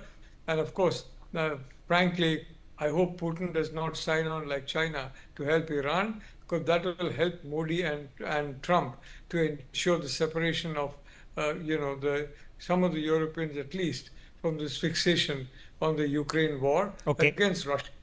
Thank you. Okay, very complex geopolitical maneuverings are happening as we speak. Ladies and gentlemen, the next 24 hours, 48 hours are absolutely crucial. Yes, because the Iranian foreign minister is Moscow, because there is a new front line, which is the border of Iran, while there has been an existing front line in Gaza and then an existing front line in the Ukraine. Highly complex things are going on. The North Koreans have been sending troops and weaponry for the Russians. The Iranians were supplying them as well. In terms of at least some munitions to the Russians. The Chinese have their own game to play. If you follow the money, and if you said Hamas and Hezbollah were funded by Iran, well, Iran has been under sanctions. They have oil, but they don't have much foreign exchange. The monies have come from China. $400 billion in the past 4 years have been provided by the Chinese to the Iranian state to subsist, only part of which are oil revenues. So many complex things are happening. The Americans, one can assume, are not going to put boots on the ground. They are done. The Israelis are continuing their strikes. They're still happening. The Iranians are attempting to strike back, so far with limited success. It's not zero, but it's not a devastating thousands of missiles. Certainly a few missiles have got through and hit Tel Aviv and other places as well. General Shashi Asthana with us, Vibhuti Jha still with us. Professor Nalapat, thank you for your thoughts on it. General Asthana, let me just come straight across to you. So here we are. Let's take it now step by step. Straits of Hormuz. Now the Iranians have the geographical advantage on the Straits of Hormuz, but that does not necessarily mean that they have the naval advantage, because we know at least 2 American aircraft carrier groups are operating there as we speak. Certainly, Strait of Hormuz was one of the options which Iranis could adopt in case they choose to. Now the question is, there is a, I think, cost-benefit analysis which Iranian leadership would be doing at this point of time. If they escalate, or they firstly, as far as the domestic audience is concerned, they have to respond. There is no way that Iran will not respond. They will have to respond. Now the question is, how do they respond? Earlier, going by the precedents, when Soleimani was killed, they made a limited response in a manner, and some people say that it was a fixed match, in a manner that they did strike a base. Not much of damage was done there, but then they could tell their domestic audience that yes, I have done something. Maybe that through all the mediators, a similar situation could be worked out. Now, as far as the Strait of Hormuz is concerned, that's a very serious matter, because as it is, as you rightly mentioned and you discussed a little while earlier, they do not have many friends now, and whoever are there, they are not doing more than the lip service. So, under such a circumstances, wherein they are in a weakest ebb as far as the combat power is concerned, they would find that state of blocking the Strait of Hormuz is going to perhaps take away all the well-wishers like India too, because the blocking Strait of Hormuz does impact India as well as a whole lot of other countries too. So therefore, I think ideally, globally, what Prime Minister Modi has said is that a diplomatic solution is the answer as of now. Even from the Iranian perspective, if they have to live for another day, if they have to actually consolidate power, they are not in the best position to strike back. So if they have to strike back, they must hold their horses, consolidate their strength, and then perhaps strike back. Okay. Few things. You want to? Yeah, just quick interjections. Breaking developments coming in. I've just been told. Meanwhile, domestic as America heads into the morning, a lot of domestic politics is going on. There's at least one opposition Democrat senator who has come out after Nancy Pelosi, of course, came out late last evening saying that congressional permission was not taken by the Donald Trump administration before conducting these strikes. Now, here is another senator who has come out criticizing Donald Trump for disregarding the Constitution. His name is Christopher Van Hollen. He has condemned the attack, saying that Trump had said he would end wars. Now he's dragged America into one. He has said, and I quote, his actions are a clear violation of our Constitution, ignoring the requirement that only the Congress has the authority to declare war. Now, of course, Donald Trump says he's not declared war. He was only targeting the nuclear weapons program. So there is domestic politics going on as well, General Asthana. So it's not clear as daylight on the American side as well, and certainly none of these guys are going to say, all right, let's send in American forces, let's park them in Baluchistan in Pakistan and then make them cross the border. See, as far as boots on ground are concerned, I don't think there is any doubt in any American's mind that they should not go in for it. Simple, they have not succeeded in Vietnam, they have not succeeded in Afghanistan, there is no chance that they will succeed in Iran. So the problem is boots on ground is not an option. As of now, the major advantage which Israel and America has got is all the attacks have been standoff attacks, and in standoff attack the capability of Iran is absolutely minimal as compared to Israel and USA. Whereas on ground they have a fairly sized army, and the terrain also favors them. So it's not going to be a cakewalk as far as Americans are concerned. Okay. Now, as far as the domestic politics is concerned, let me put it this way: that this is a wrong precedent, because if you see the long-term impact, I think people have a point who have been talking about President Trump. Certainly, Netanyahu had his way with President Trump, and it may still not be in the best interest of Iran, because I've been speaking and seeing some of the discussions of Iranian scholars. Now, one thing has happened which is very clear, that Iranians will be 200% sure, even if they had 1% of doubt, that they have to make a nuclear bomb. There is no way, because a country like that will certainly think that we will be pushed around always and every time. So, irrespective of which is the regime which comes into power, Iran's nuclear ambition is not going to go away. That's number one. Secondly, there will be many more countries in the world who will think that a non-nuclear power, because you see, let's define it in the point of view of, let's say from the, shall I say, from the some other side. Let's look it differently. Here is a case where two nuclear powers have attacked a non-nuclear power, at least on papers, and the attack has not been started by the non-nuclear power. And this is the case because it is a non-nuclear power. Had it been North Korea, it would not have happened, because nobody dare attack North Korea. In fact, President Trump goes and shakes hands with him. So there is a situation. You see the way Pakistan is being dealt. They are no less, I would say, involved in terrorism. And the danger of their technology getting passed to terrorists is also not less. But then the fact is, Pakistan is being dealt differently because it is a nuclear power. So there is no reason why Japan should not. It's an interesting counterpoint that in fact it only measures your resolve, but in practice Iranian airspace, it now seems, is no longer under the control of the Iranian authorities.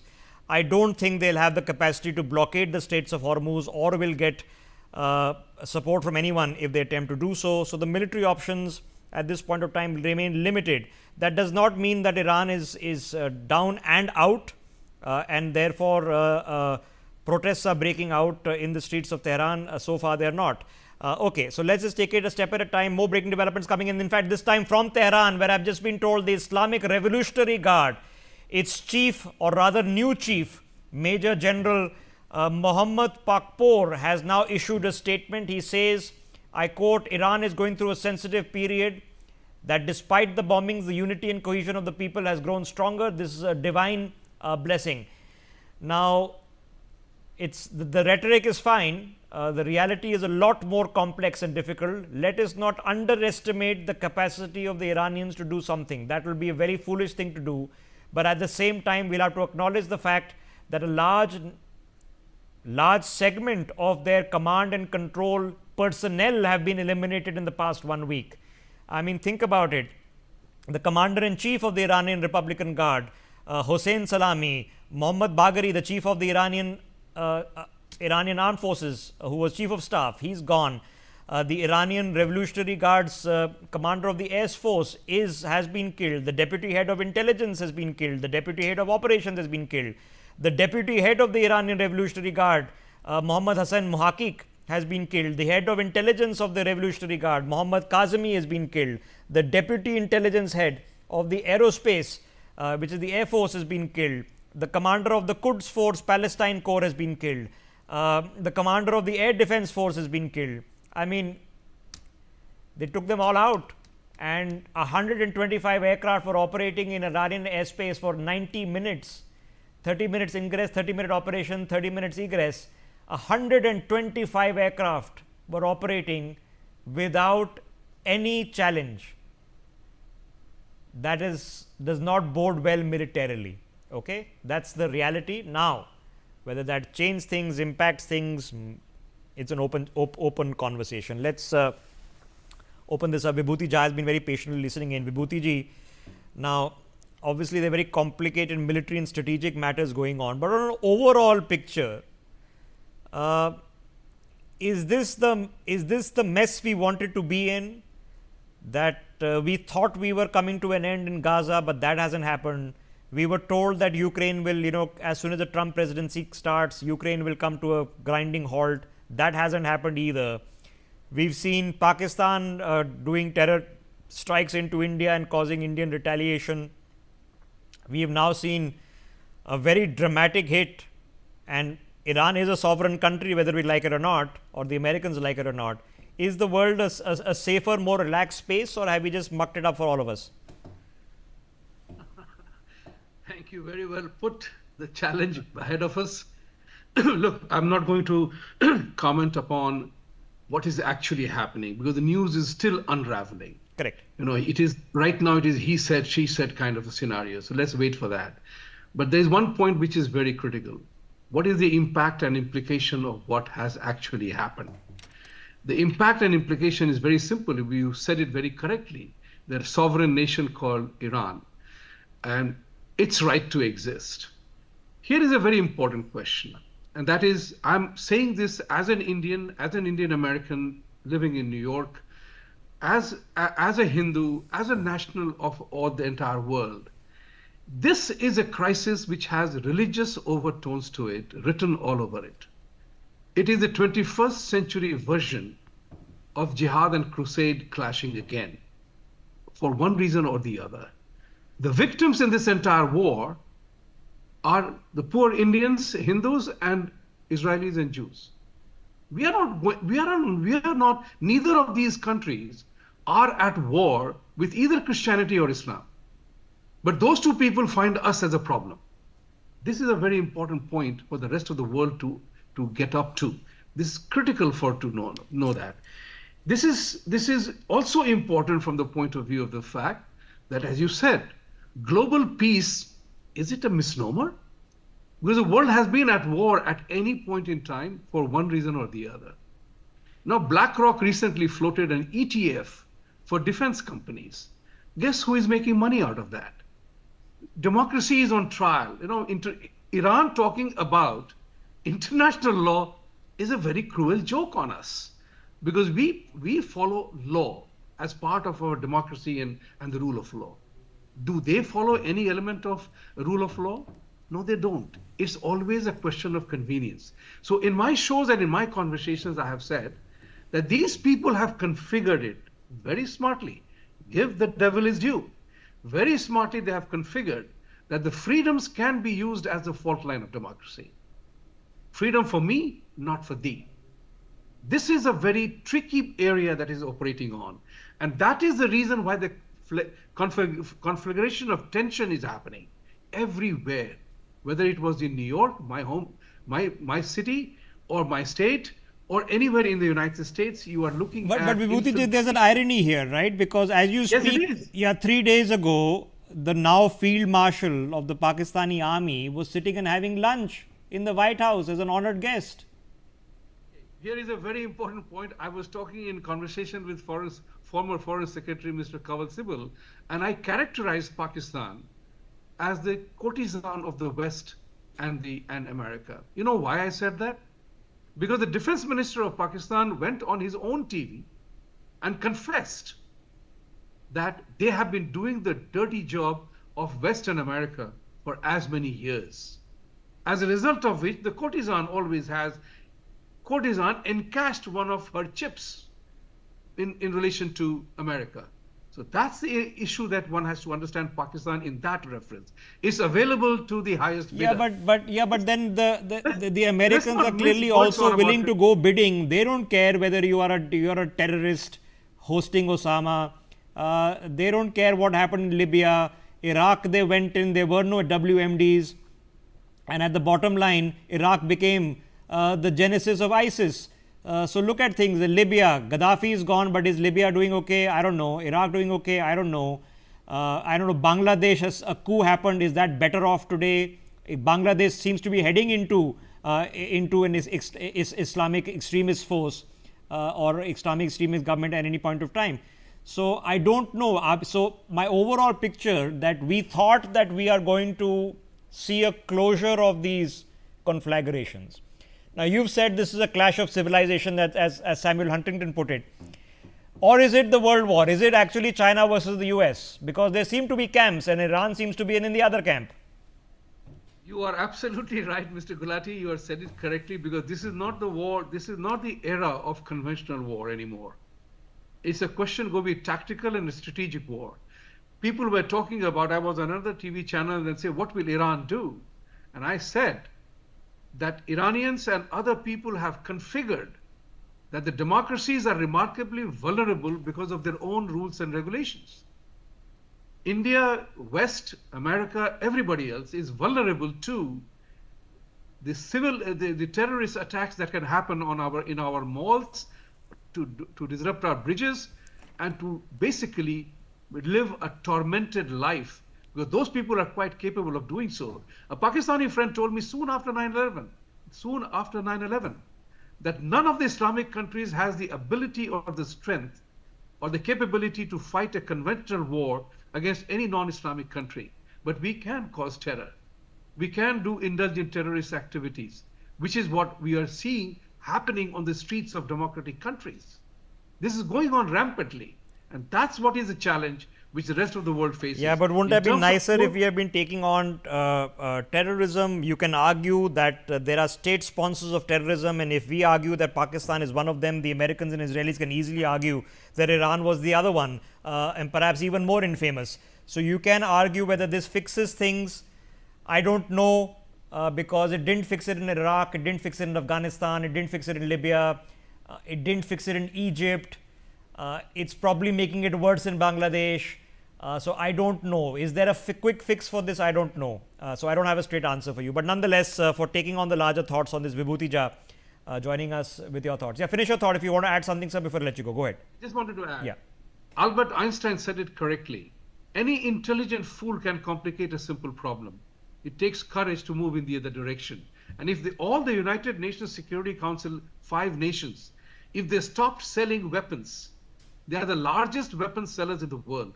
If they stop selling weapons to all the terrorist organizations, there may be much less war. So you are right about that. I totally agree with you that the peace is a precursor to war, and war is also a precursor to peace. Well, that's the challenge. I That's think, the challenge. I think trying to go against the historical curve of humanity is difficult. But as another great American said, Martin Luther King Jr., the arc of history is long, but it bends towards justice. So it can happen. We have to think that we can outdo our entire civilizational history, which is one war of the other.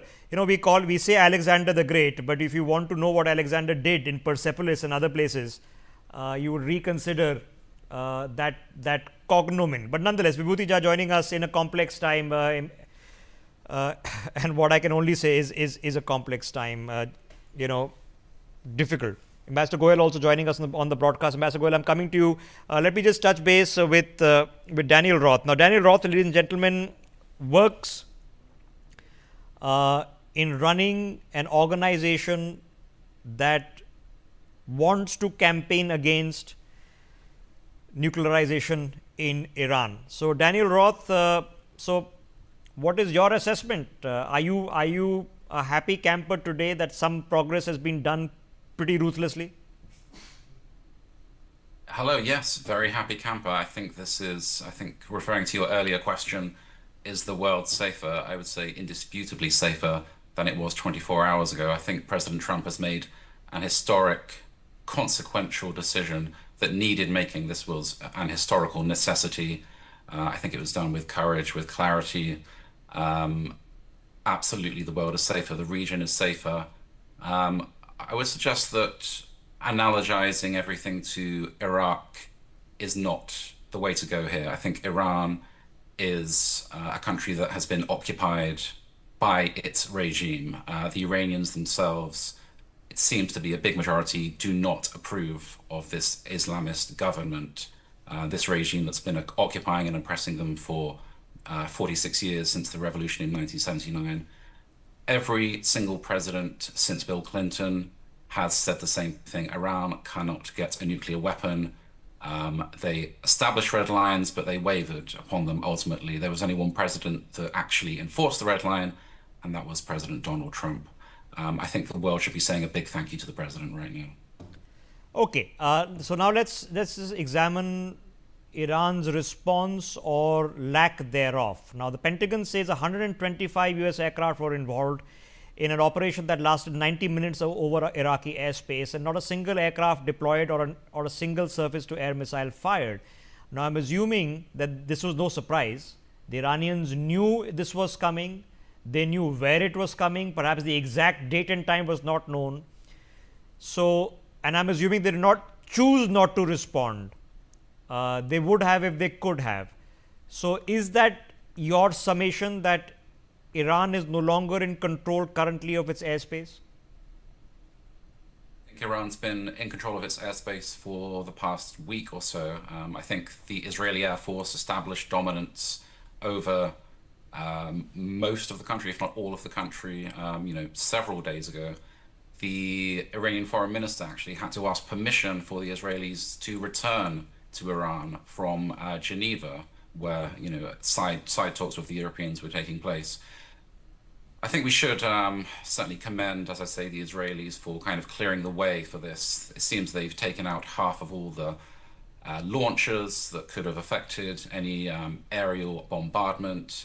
Even before that, last year, they removed much of those air defense batteries that the Russians had supplied, those SAMs. So yes, I think your summation is accurate, and I would agree with that assessment. Okay. Okay, so but there are precedential issues here, and the precedent is difficult. How do we know? We know that the strikes have been struck.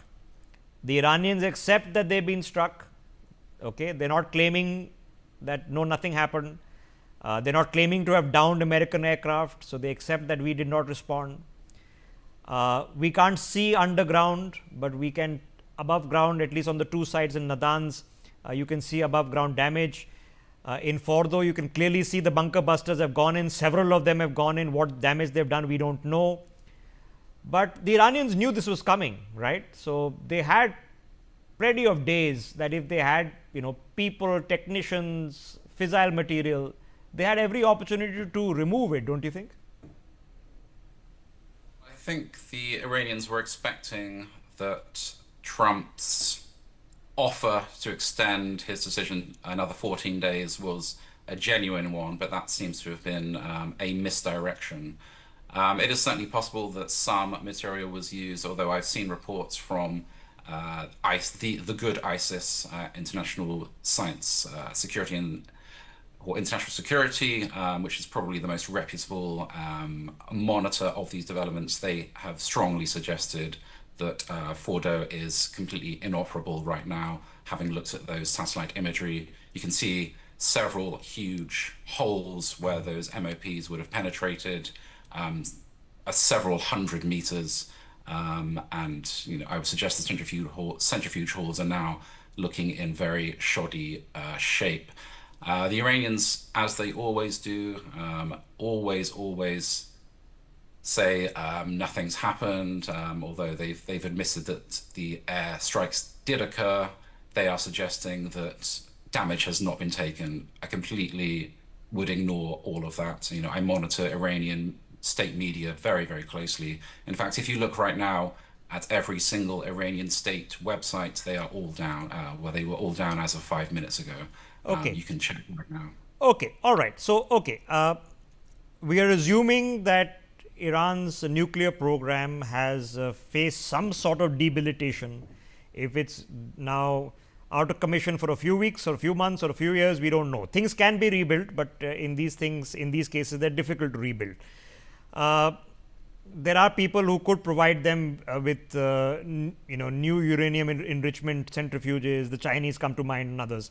But there are larger questions, and I want to take one with you, Daniel. Daniel, some people are saying, listen, you target the Iranians, why not the North Koreans? Well, the Iranians are the leading state sponsor of terrorism. I think the North Korean threat is contained to that region. They don't, as a matter of policy, as a matter of course, say death to America as their slogan, as their mantra. They came to power on upending the whole world order, the entire global regime. They threaten, as a matter of course, the existence of Israel. They threaten their Middle Eastern neighbors. They are the source of, by far, the largest proportion of terrorist attacks that take place. I'm sure your viewers are aware. They are the main sponsors of Hezbollah. They are a key partner of Hamas, the Houthis, etc., etc. The list goes on. Even the IRGC, nominally a part of the Iranian government itself. The threat is Iran. North Korea, obviously, a rogue regime, but this was the number one issue that needed to be dealt with. Okay, but I can argue that Osama bin Laden was actually sitting in Pakistan, and the Pakistani army chief was having lunch at the White House last week. Yes, and what would be your point? So are we saying that the Iranians are bad terrorists while the Pakistanis are good terrorists? Obviously, I'm aware of the rivalry between India and Pakistan, but again, I don't see Pakistan as a matter of official discourse threatening the United States, threatening the West, seeking to export. So as long as they're killing us and they're not killing you, it's fine. As long as they're killing us but not killing you, it's fine. As long as they're killing Indians and others, it doesn't make a difference. As long as they're not killing Americans. But this was an American policy. If India wants to take matters into its own hands, then obviously that's a matter of India's own national interest. So again, my premise was that Osama bin Laden, who definitely was killing Americans, was being hosted by the Pakistanis. In fact, the doctor who leaked the information to the American CIA is currently under Pakistani arrest. But the man who runs the country, who's an army chief, not really a democratically elected person, was sitting at the White House. So there are American double standards as well here, Daniel. We'll have to accept them. Of course. nobody would disagree there is a certain amount of double standards. This is natural to politics, and especially in the realm of foreign affairs. However, I think the bigger picture, the Islamic Republic of Iran, and I do distinguish between the Islamic Republic and the country of Iran, was a huge global threat in the way that no other country was, and that really is the bottom line. Okay, fair enough. Daniel Roth, thank you very much for joining us and speaking on this. I don't think events have completely unfolded, but as things stand, we are hoping that they have peaked. And Iran is in a whole lot of trouble. I don't think they have the military capacity to do blockades on the Strait of Hormuz, given that they were unable to respond to these strikes which they knew that were coming. Whether they like it, don't like it, whether people like it or don't like it, that's just a fact on the ground. Daniel Roth joining us on the broadcast. Adrian Calamil and Ambassador Suresh Kumar Goyal still with us. I'm also expecting the Israeli ambassador to India to be speaking to me very shortly in a few minutes, so stay tuned for that. Adrian, let me come to you and then quickly then to Ambassador Goyal. So Adrian, here we are. So this has happened. The only question I have is why now? Why do it in the course of the past week, 10 days, build it up and do it now? Do you also suspect that the Americans and the Israelis were convinced that they were a screwdriver away? Thank you for having me. Great question. And yeah, you're absolutely correct. It's a matter of months before the weaponization. Everybody recognized that. The breakout time we all knew was 10 days, but then there's the weaponization. And, they've been quickly advancing towards this and accelerating it as they saw negotiations and tried to seek tactical retreats from, any type of talks about dismantlement and taking apart the program. Yeah, they were extremely close, and that's what pushed up the timeline. I think Trump gave the 2-week notice, and obviously there's been great coordination between the United States and Israel on this.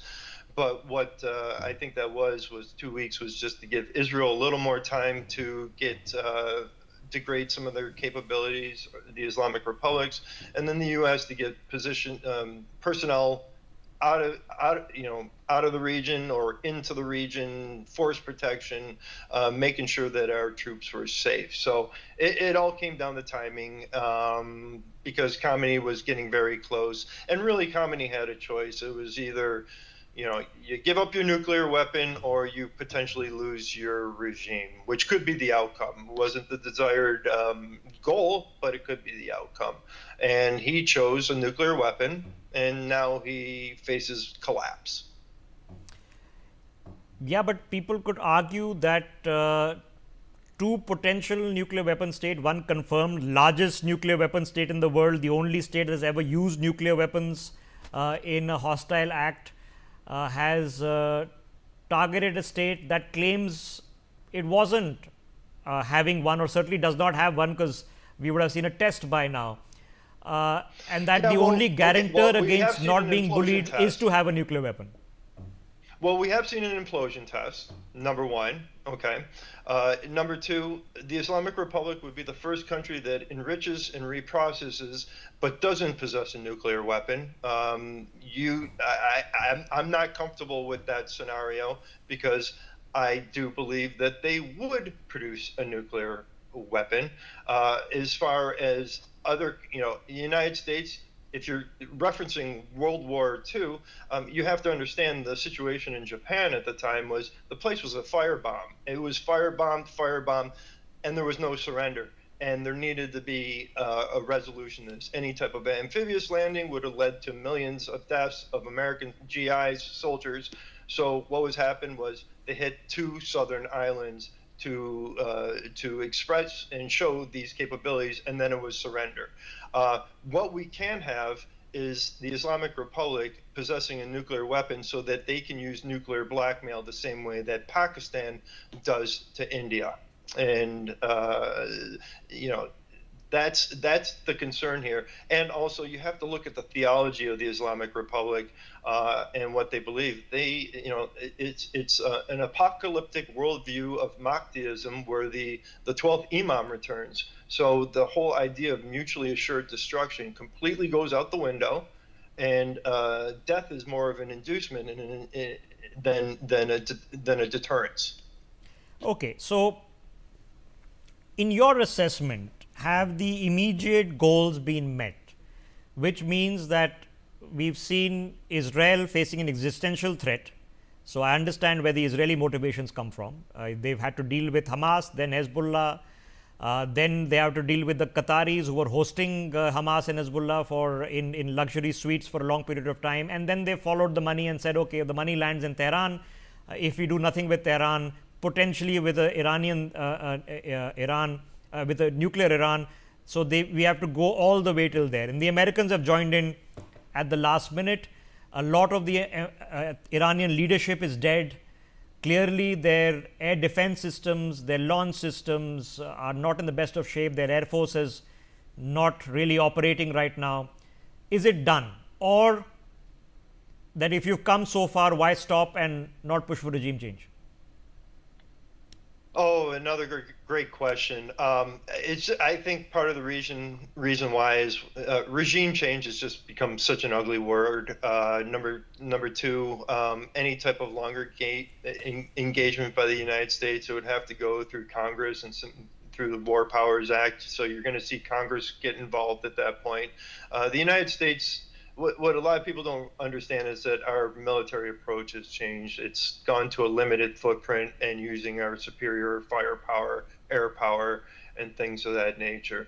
So what could escalate? What could come next? I just saw the Majlis, which is the Islamic Republic's parliament.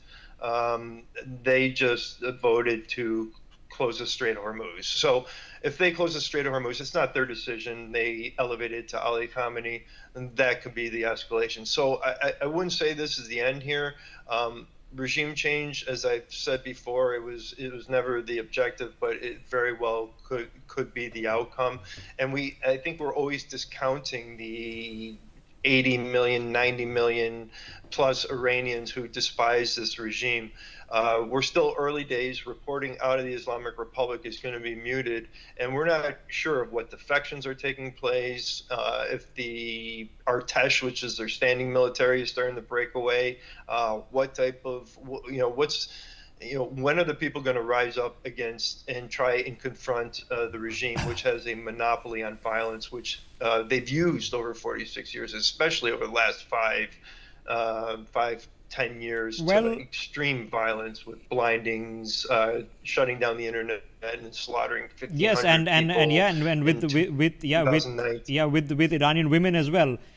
So yes, you can reasonably say that with the amount in just sheer number of the command and control chiefs who were eliminated by the Israelis in just the first few days, and with the facts of the Israeli operatives operating on the ground, it is not just infiltration of a few moles here and there and a few sleeper agents. There has to be disaffection for this scale of elimination to happen. So are there factions? For sure they are. Are they going to replace Khamenei overnight? Probably not. Is Iran in a lot of trouble as we speak tonight? Yes. Did they bring trouble unto themselves? Probably. Was there any reason to be funding Hamas and Hezbollah for all these years instead of investing it in their own people? I don't know. I think the Saudis and the Emiratis have taken the more pragmatic route. The Saudis are no friends of Iran. Iran finds itself isolated in the Arab world. And the Straits of Hormuz, I mean, who is that going to affect? That's going to affect the Chinese, which are Iran's. It's going to affect us in India as well. But it's going to affect the Chinese, who also rely on Qatari gas and Saudi oil. It's going to affect the Emiratis. So it's further isolation. And the Saudis and Iranians are anyway not, forget not friends. They really dislike each other. I mean, trying to kill each other for a long period of time. Putin has got plenty of things on his own plate right now. The Chinese won't go to war for Iran. So yeah, they're in a whole lot of trouble. You can argue that they probably brought it onto themselves, but nobody wants it to become worse. Adrian Calamil, thank you for joining us. And so, Ambassador Goyal, that doesn't eliminate our complicated conundrums. I mean, it is a conundrum. We have plenty of our irritations, and I just mentioned them. Asim Munir is sitting there and having lunch in the White House, okay, after everybody and their uncle knows what he was up to last month. He was sitting in Iran 10 days ago. So we have our irritations, but yes, our arc and trajectory of our association with America is slightly larger than these irritations, obviously. But given things stand, where do we, I'm guessing we sit this one out? What do we do? What do we do or say here? Rishabh, you are raising many questions here, and not all the questions are answerable, simply because most of the people who are dealing with the issue, they try and tend to moralize what is happening in the world. They tend to moralize what Iran is all about. They tend to moralize the situation of Israel. They tend to moralize what the USA is doing. The morality is not the issue here. I think it's a power play. It's a power matrix. And it's a matrix of who should be actually commanding the power equations in the Middle East. And it's a very fair issue, really, in terms of the international relations. Whether we talk about the World War II, we talk about Germany, we talk about Europe, we talk about Russia and Ukraine, what happened there. Why did Ukraine and Russia have a war at all, after all? It's a question of where NATO should be. It's not a question of whether Ukraine is more powerful, Russia is more powerful, who is right, who is wrong. Not the issue of being right and wrong anymore, really. So let me deal with the issue of where India is from the point of view of what is happening in that area and the impact it is going to have on our own security situation. Pakistan, you raised the issue of Pakistan, Asim Munir having lunch with Trump. Do you think Asim Munir having lunch for 2 hours with Trump, they were simply talking about the terrorism, what Pakistan should be doing, etc., etc., etc.? There was a news today that what the redeployment of B-2 bombers to Guam was only a feint. It's really just to pull the wool over Iranian side, and that the planes actually came from somewhere in the east. Look to the east of Iran. Which are the countries? And where could possibly the B-2 bombers... There's only one. No, let me not mention it because we all know it. And the fact is that there are speculations that Asim Munir has sold Iran right down the drain to the Americans because of his own convenience. Why do you think Asim Munir is nominating President Trump for the Nobel Prize? I mean, I understand that he knows how to flatter the ego of one gentleman sitting now in the White House. And unfortunately, USA is the most powerful country that we have. And unfortunately, Trump is the president of the most powerful country. And unfortunately, he knows how to make the deals in terms of business, even if the political order is not his forte. Therefore, impact on India. Remember that still about a decade ago, Saudi Arabia was the villain of the peace before they made peace with the USA. Qatar, UAE, they were all the villains because basically they were sheltering the Wahhabis. And the Wahhabis were actually creating the terror network. So were the Iranis, according to the USA. But basically, Wahhabis and Shia, they both were. Till Wahhabis made the peace, or till Saudi Arabia made peace with the USA, and the focus came on to Iran. My sense is, Rishabh, it is not the question of Iran, nuclear bombs. Israel is a nuclear power in the region. And I would say that if in my right next door, China is a declared nuclear weapon power, I would be concerned about my security. So therefore, I'm not saying that Iran should make the nuclear weapons, but Iran...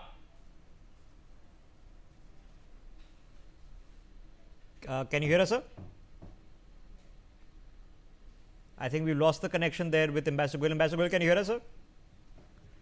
Okay, I think we lost that connection. Let me just take a quick break. I'm going to come back, the Israeli ambassador to India joining us as well on the other side. See you in a minute.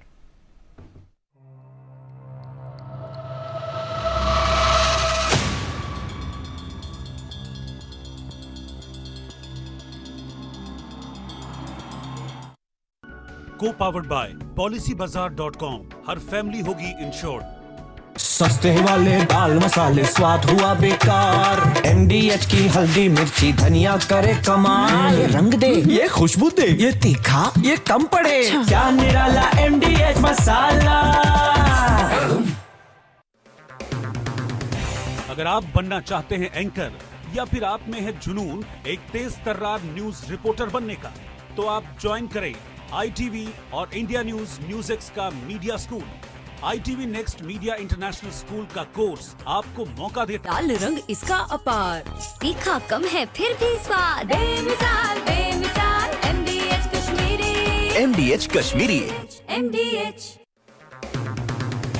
अगर आप बनना चाहते हैं anchor या फिर आप में है जुनून एक तेज तर्रार न्यूज रिपोर्टर बनने का, तो आप ज्वाइन करें। MDH का किचन किंग किचन में हो तो हम सब कुछ बना सकते हैं। बैंगन का भरता, आलू गोभी, भिंडी मसाला और भी बहुत कुछ।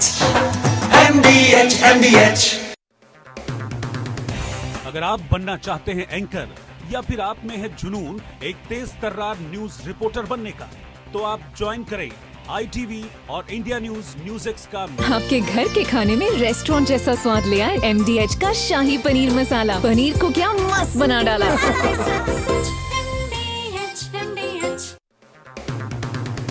अगर आप बनना चाहते हैं एंकर या फिर आप में है जुनून एक तेज तर्रार न्यूज रिपोर्टर बनने का, सस्ते वाले दाल मसाले स्वाद हुआ बेकार। MDH की हल्दी मिर्ची धनिया करे कमाल। ये रंग दे, ये खुशबू दे, ये तीखा, ये कम पड़े। क्या निराला MDH masala.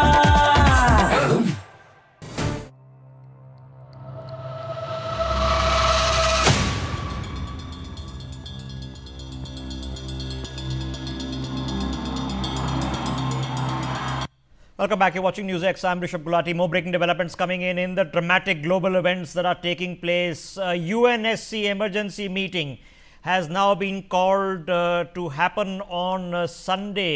We're expecting it at in about 3 to 4 hours from now. This is in the aftermath of the US strikes on Iran.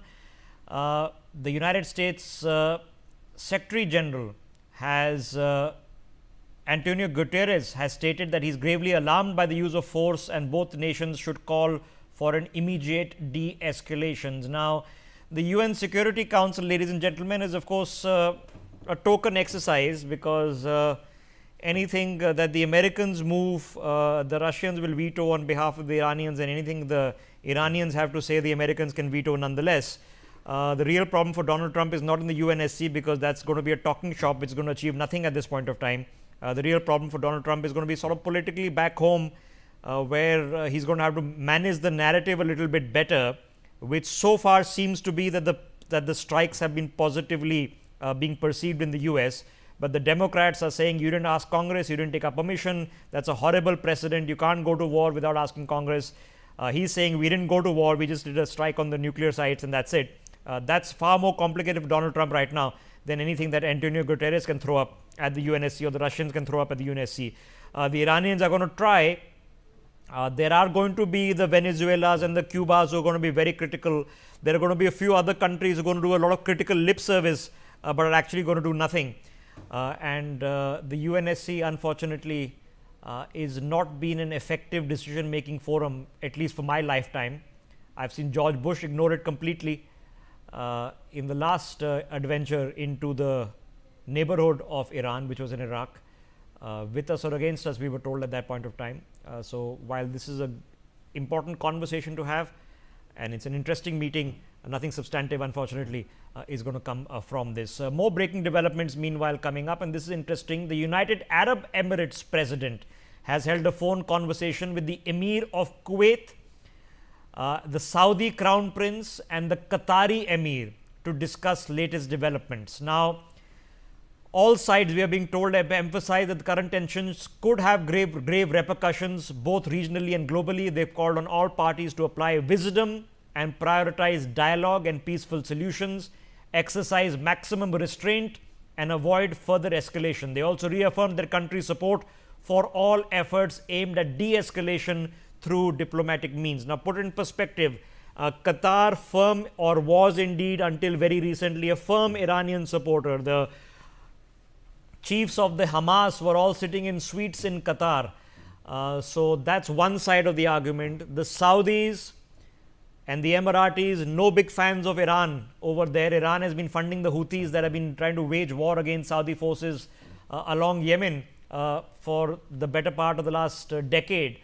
So no love lost between the Saudis. The Saudis and Emiratis, no big fans of the Iranians getting nuclear weapons. What they would have been discussing, what they have not mentioned when they say de-escalation and wisdom, is the Iranian potential threat to shut the Straits of Hormuz. Qatar, Saudi Arabia and Abu Dhabi, which is part of the UAE, their oil and gas transit routes primarily go through the Straits of Hormuz. So they would be immediately most affected. Now, does Iran have the capability of shutting down the Straits of Hormuz, which are international waters? At this point of time, they could try, but they would lose whatever friends they had. The Chinese need that oil as much as we, the Indians, do. And there are 2 aircraft carrier battle groups of the Americans operating in the region. And certainly, even though neither the Qatari naval forces or the Kuwaiti naval forces or the Emirati or the Saudi naval forces can match up to aircraft carrier battle groups together under the pretext of keeping international waters clear, they could ensure that those indeed efforts by the Iranians to block the Straits of Hormuz, which may happen, unlikely to happen, but maybe an attempt, is unlikely to take place. So that's why that phone call was taking place. Of course, shots on your screen that you're watching right now are of damage that has taken place in various parts of Israel in the Iranian counterstrikes that are taking place, at least 2 waves of which have been reported. There are hundreds, they're not hundreds or thousands of ballistic missiles, but there are certainly dozens. How many of them are being shot in the sky? How many of them are landing in the ground? You can see fire emanating in the hills. So indeed, some have indeed landed, and at least 2 waves of Iranian counterstrikes have taken place, which is what you can see there on your screens. Now, let me take that opportunity, in fact, with more breaking news coming in our way. This is coming in, ladies and gentlemen, once again from Iran, where I am being told that Iran's Atomic Energy Agency, which is the Iranian organization, its spokesperson, Behruz Kamalvandi, has now issued a statement. He says the country's nuclear knowledge cannot be destroyed despite the US strikes. They should know that this industry has roots in our country, and roots of national industry cannot be destroyed, unquote. So he is trying to say that we are intact in terms of our knowledge of what to do.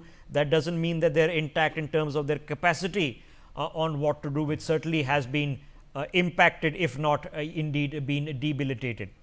More breaking news coming in. This is the Ministry of Foreign Affairs from Afghanistan, which, no surprises, has come out and condemned US airstrikes on Iranian sites.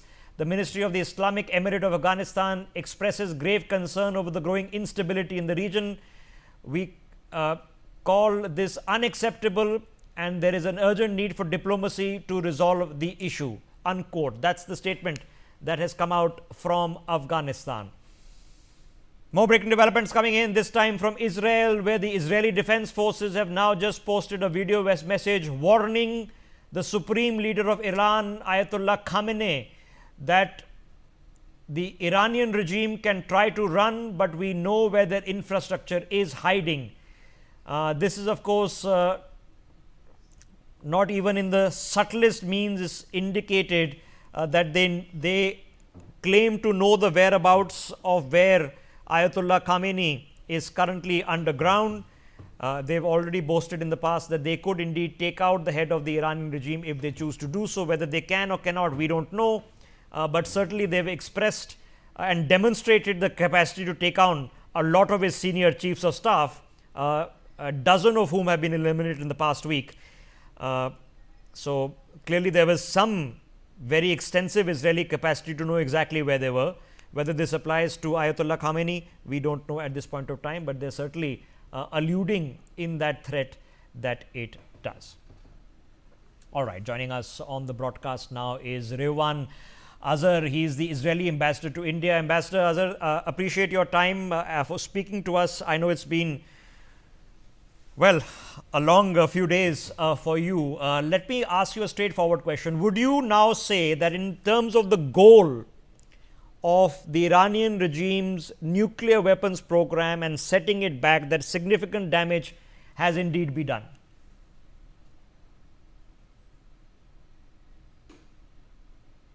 Yes, yes, we have set back the Iranian plan to exterminate the state of Israel through two courses of action: the nuclear military program and the ballistic missile program. To both of these programs, Israel has inflicted damage that is setting them back for many years to come. Okay. Now, for people watching this broadcast, sir, I mean, not everybody will be as familiar with these sites as you are. So, let me ask you specifically, this Fordo site, which is considered the main site, why was it necessary to particularly target that facility in Fordo, which is the mountainous facility? Absolutely, and we are thankful for the leadership of the United States and President Trump, who took a very bold and historic decision, because the United States was equipped to more effectively neutralize that installation, and it has carried out that operation. Not only that Israel is safer now, but also the region and the rest of the world. This is the good move in defense of civilization. Okay, Ambassador, where do we go from here? Because Donald Trump says now is the time to talk peace. The Pentagon has come out and said that, listen, we wanted to strike the nuclear weapons capabilities and that's it. But as Israel stands, is there a conversation table, whether it's through some mediation or intermediaries, can some dialogue now take place? And what would be the basic line in the sand for Israel for some sort of semblance of peace to return? Israel has always been for diplomacy. We have been seeking peace with our neighbors for course of all our existence. We have achieved peace agreements with our neighbors, with 6 of them, with Jordan, with Egypt, with the Abraham Accord countries. And of course, we want peace with Iran because we have nothing against the Iranian people.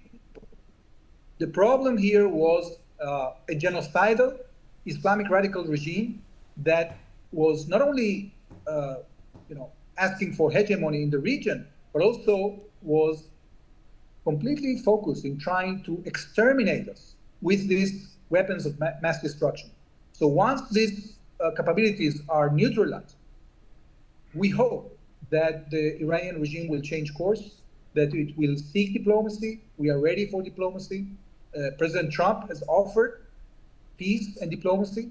So instead of trying to use diplomacy to continue their campaign of aggression and to sneak out to a nuclear weapon, if Iran comes with clean hands and decides that it no longer is going to continue attacking its neighbors and attacking the world, I think that there is a good chance to have a peaceful outcome and to restore stability now. Okay, so I mean, but if it continues, and we know the counter strikes are still taking place, maybe the quantity or the effectiveness has been greatly limited now.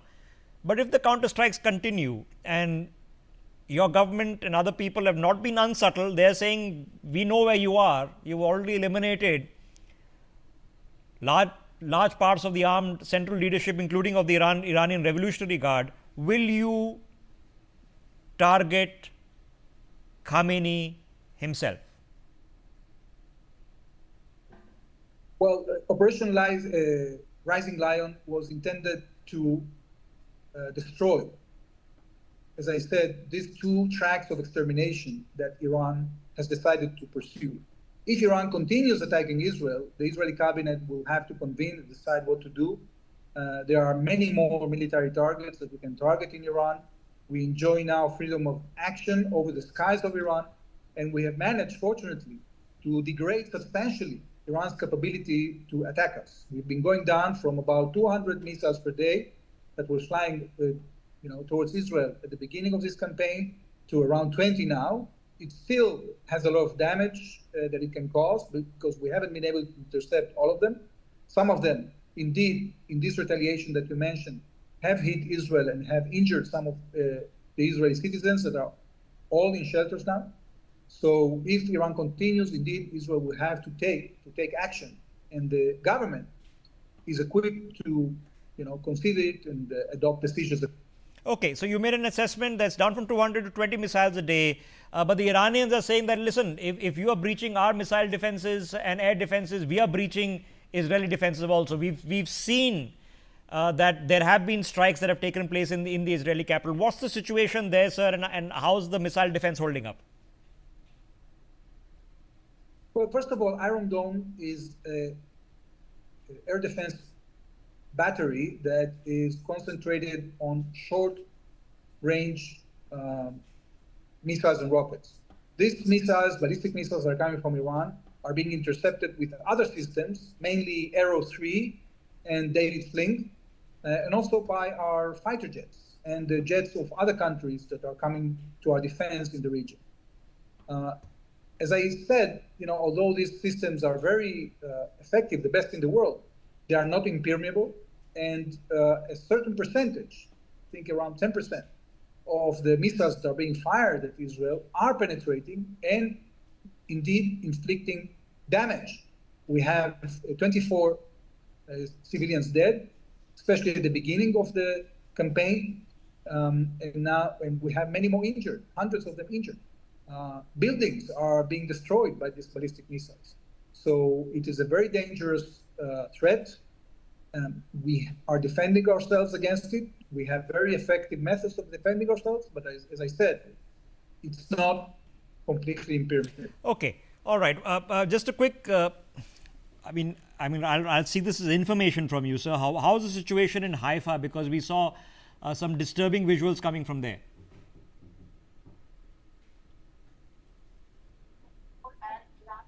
Well, Haifa has been hit several times. At this point, I don't have a report for you, but we are taking measures in order to make sure that minimal damage is being caused to our civilian population.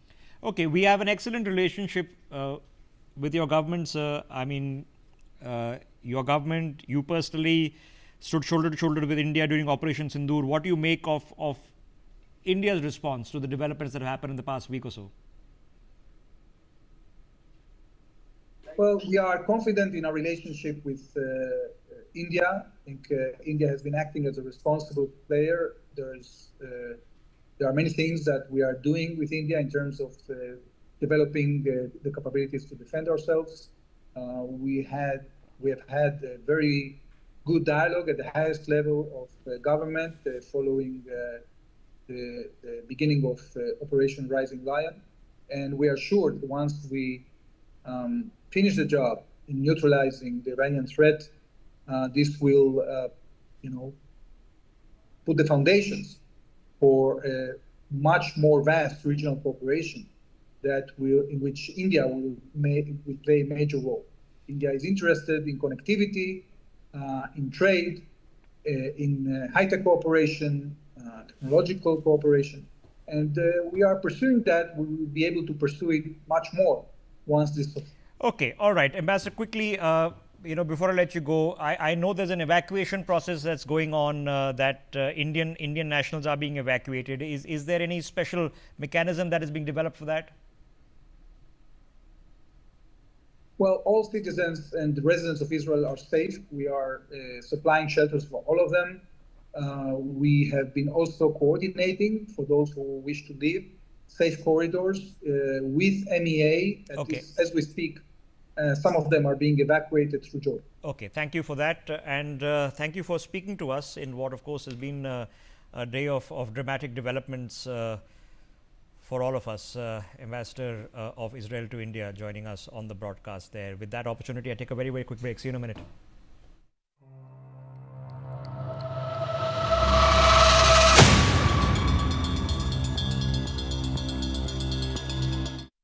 सस्ते वाले दाल मसाले स्वाद हुआ बेकार MDH की हल्दी मिर्ची धनिया करे कमाल ये रंग दे ये खुशबू दे ये तीखा ये कम पड़े क्या निराला MDH मसाला।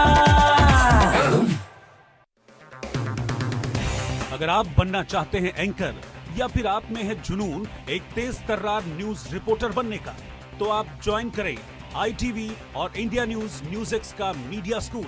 ITV next media international school का कोर्स आपको मौका देता है देश के दिग्गज एंकर्स के साथ काम करने का। ITV next media international school में आप बेहद नजदीकी से देख पाएंगे किस तरह से ITV नेटवर्क के दिग्गज पत्रकारों की टीम दिन रात खबरों पर काम करती है। इस कोर्स के दौरान आप सीखेंगे एंकरिंग की एक एक बारीकी उन एंकर्स के साथ जो देश को रखते हैं हर खबर से बाखबर। ITV next media international school का ये कोर्स आपके एंकरिंग स्किल्स को करेगा इतना सशक्त, मजबूत, जिससे आप बनेंगे पत्रकारिता की दुनिया का वो चमकता चेहरा जो दुनिया देखेगी और पसंद करेगी। लाल रंग इसका अपार, तीखा कम है फिर भी स्वाद, बेमिसाल बेमिसाल MDH Kashmiri, MDH Kashmiri. MDH। अगर आप बनना चाहते हैं एंकर या फिर आप में है जुनून एक तेज तर्रार न्यूज रिपोर्टर बनने का, तो आप ज्वाइन करें ITV और इंडिया न्यूज़x का media school.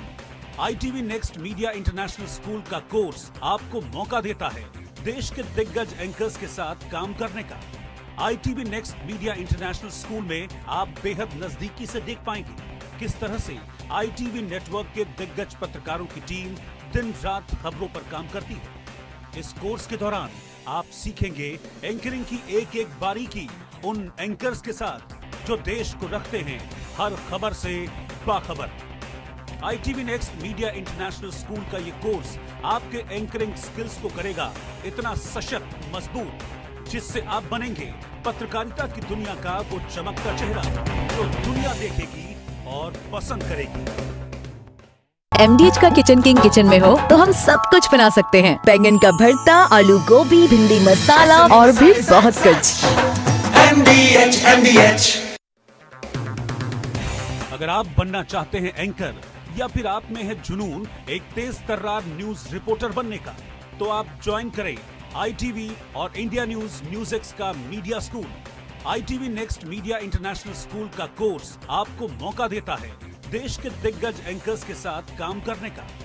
ITV next media international school में आप बेहद नजदीकी से देख पाएंगे किस तरह से ITV नेटवर्क के दिग्गज पत्रकारों की टीम दिन रात खबरों पर काम करती है। इस कोर्स के दौरान आप सीखेंगे एंकरिंग की एक एक बारीकी उन एंकर्स के साथ जो देश को रखते हैं हर खबर से बाखबर। ITV next media international school का ये कोर्स आपके एंकरिंग स्किल्स को करेगा इतना सशक्त, मजबूत, जिससे आप बनेंगे पत्रकारिता की दुनिया का वो चमकता चेहरा जो दुनिया देखेगी और पसंद करेगी। आपके घर के खाने में रेस्टोरेंट जैसा स्वाद ले आए MDH का शाही पनीर मसाला। पनीर को क्या मस्त बना डाला।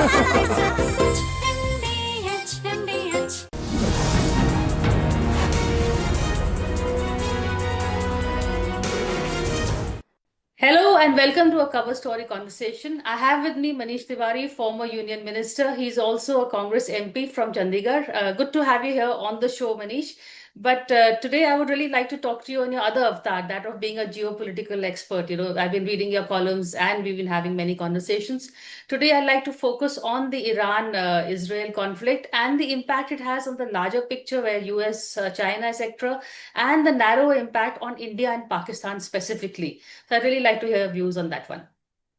Thank you, Priya, once again for inviting me to your show. It's always a pleasure having a conversation with you.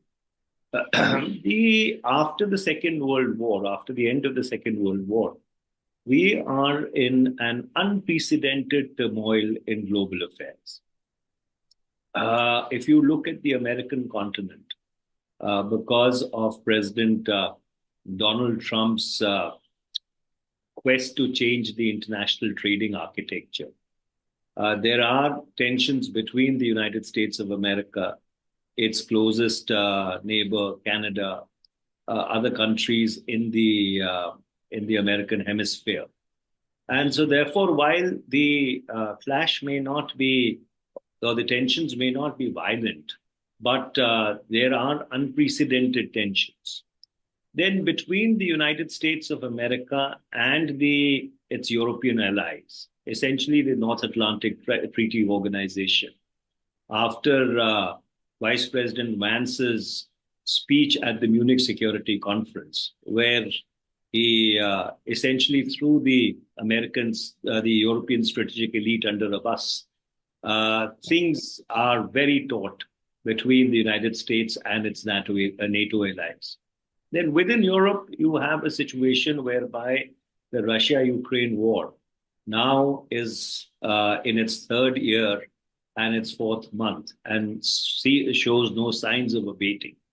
And this consumes the collective strategic and economic energies of a large number of countries on the European continent, and that has been their single-minded focus and obsession.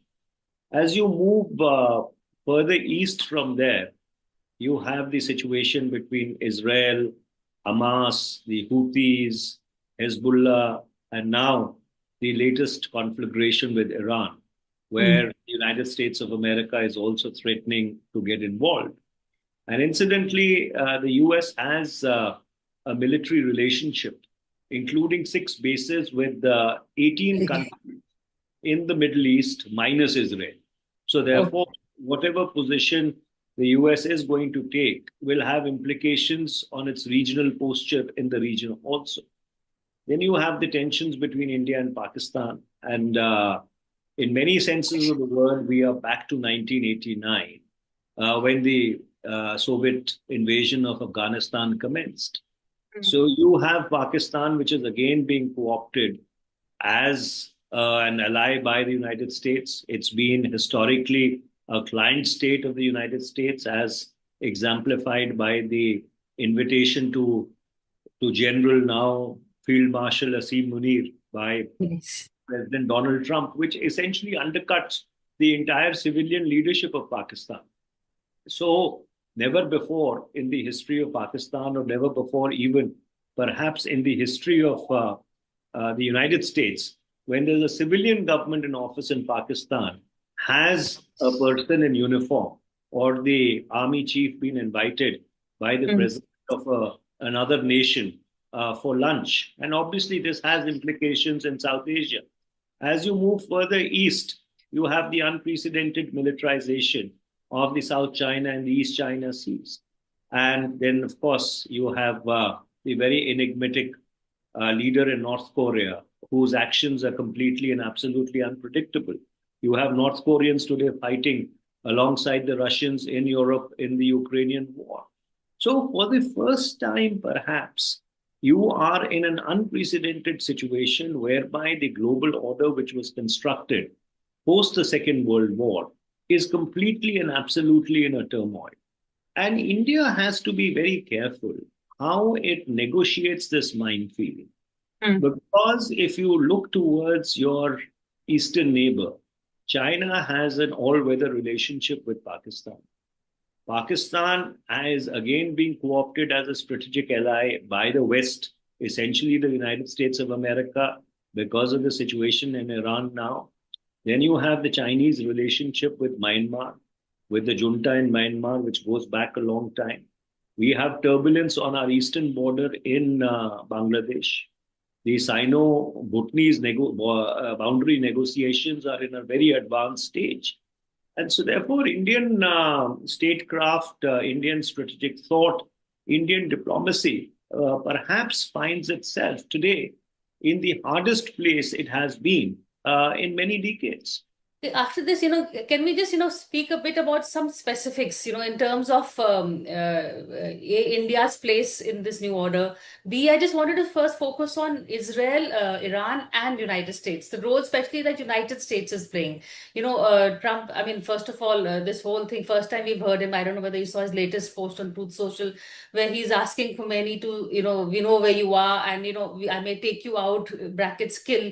I mean, this is not, as someone joked, not a takeout for a lunch or a dinner. This is a threat made by one global leader to another, to a spiritual head leader also. So, what is politics coming to, and where do you see Trump going?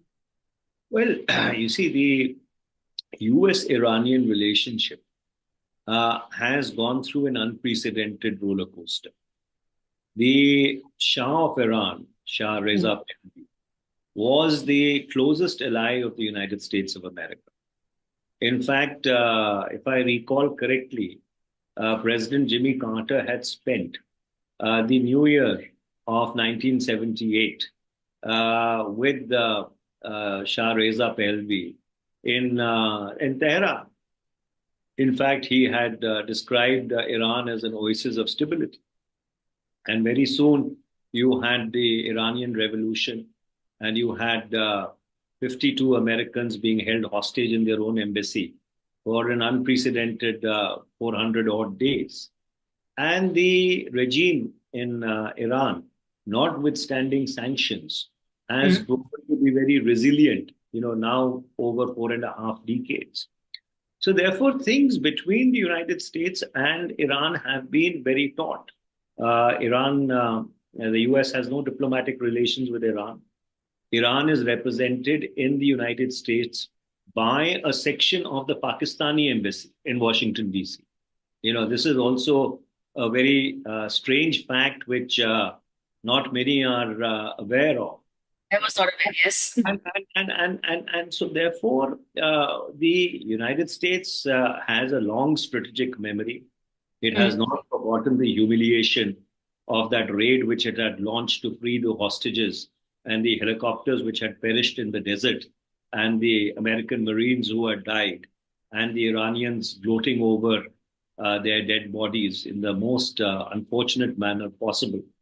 And so in that background, now with Israel really ramping up the pressure on Iran and wanting the United States of America to come in and weigh in on its side, and a very, very influential Israeli lobby in the United States of America, which seems to drive the American policy in the Middle East, you may have a situation where there would be an unprecedented impact on energy prices.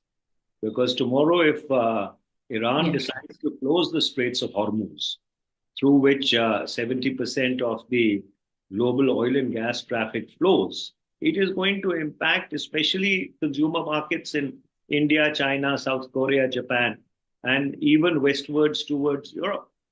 Then in addition to that, Iran has very successfully created a Shia crescent, which starts from Iran and goes all the way up till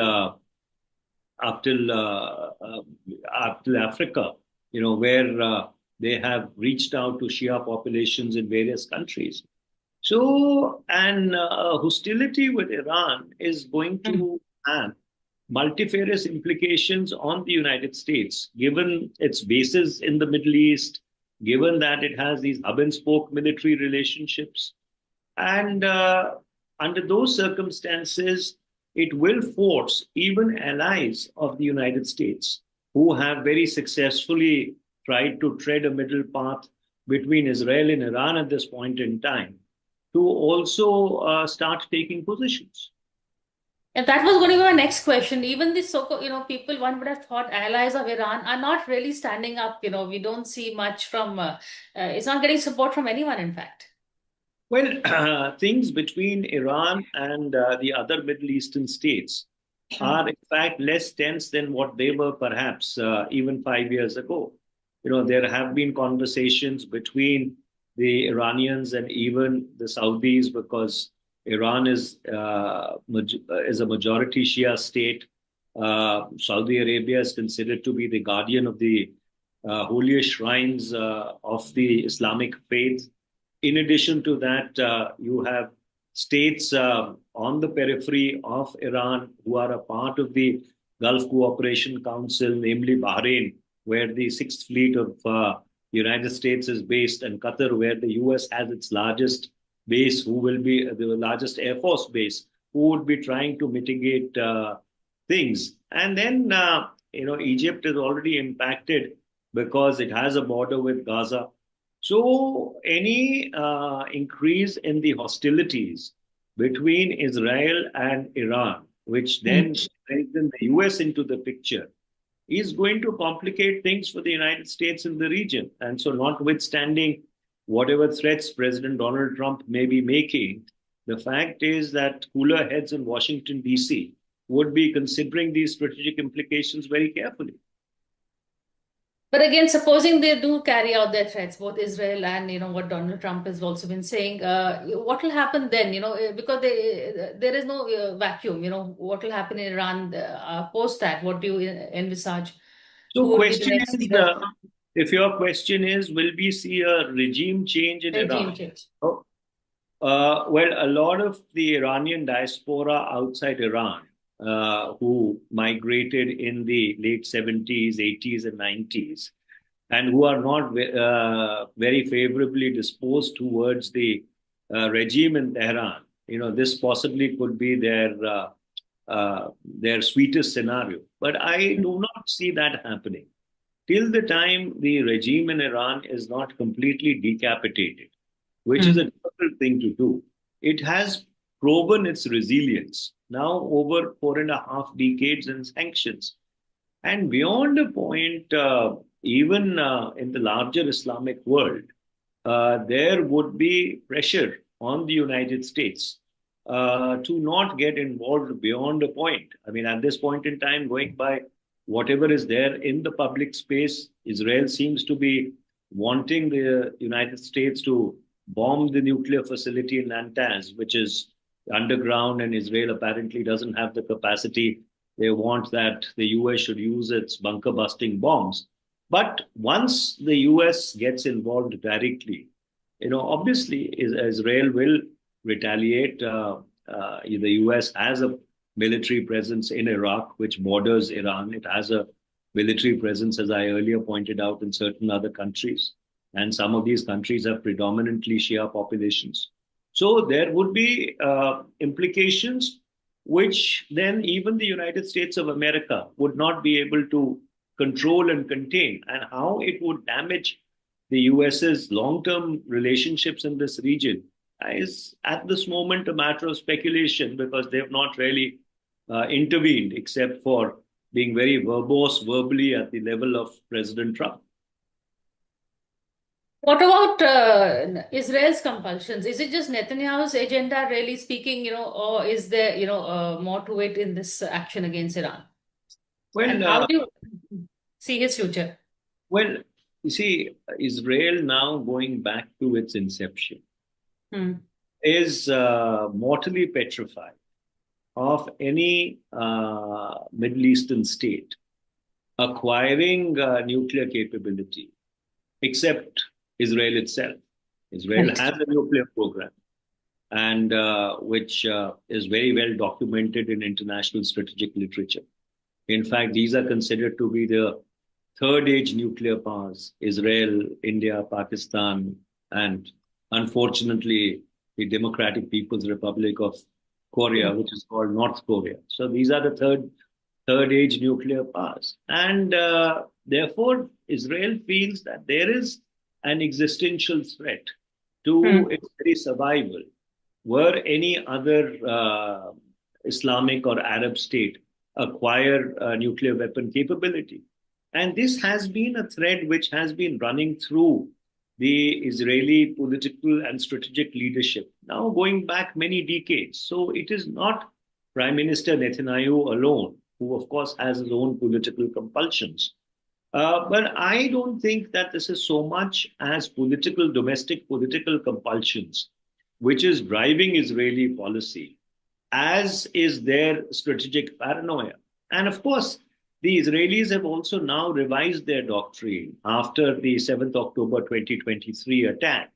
The Israelis now are not wanting to be the responder. They want to take a far, far more proactive role. If you remember, in the late 80s, they had attacked Iraq and they had taken out Iraq's nuclear program. And they have been attacking Iran periodically and its nuclear facilities. If you remember, in 2010 or 11, there was this famous cyber attack. The Stunext cyber weapon, which was unleashed on Iranian centrifuges. So this has been a paranoia with Iran, and now finally they seem to have brought it to a violent fruition. I'm going to take a break and keep the conversation going, so stay with us.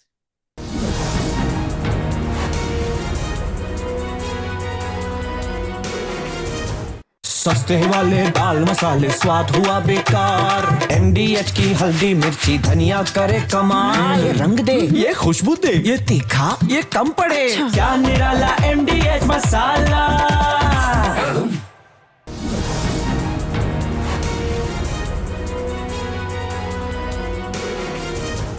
Hello and welcome back to a cover story conversation. I'm talking to Manish Tiwari. We were talking about the Iran-Israel conflict and, of course, the repercussions of that. But also, Manish, a bit about the role of Russia and China. They haven't come to Iran's aid, at least not overtly. Is there some kind of understanding between Trump and Putin that, you handle Ukraine, I won't interfere while, you let me handle this part of the world?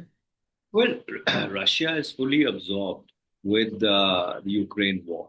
See, notwithstanding whatever may be the advantage which it has, because Russia is a far bigger country with a far bigger conventional and strategic arsenal. The Ukrainians have bled the Russians white in the last 3 years and 4 months of this conflict. So Putin has his hands full, and Russia is a much weakened power than possibly it was even 40 months ago. China obviously would like to hedge its bets, and China would want to see that at the end of this turmoil, at this global turmoil, the world order which emerges, China is at the top of it. So China is not going to be taking any positions which harms its own national interest and the trajectory that it has mapped out for itself. That is, the Middle Kingdom should be at the center of everything, and it will be all under one heaven.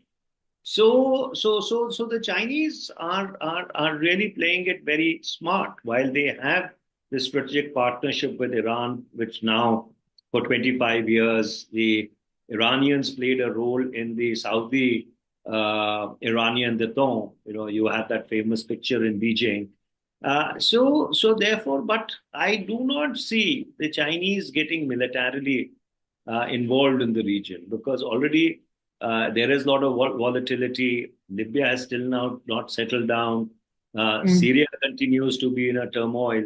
So the whole Middle East is as if the dismemberment of the Ottoman Empire in 1919, which unleashed these tectonic forces post the reorganization by the British and the French and the other colonial powers, that seems to have gone to another level altogether. So how the Middle East will settle down after this current round of warfare or fratricide, China would watch that very carefully. So then, you began by saying after the Second World War, this is really, the most, I think, there is a very comprehensive shift that is happening. What do you see as the emerging new world order? Well, that's an extremely good question and a very difficult question.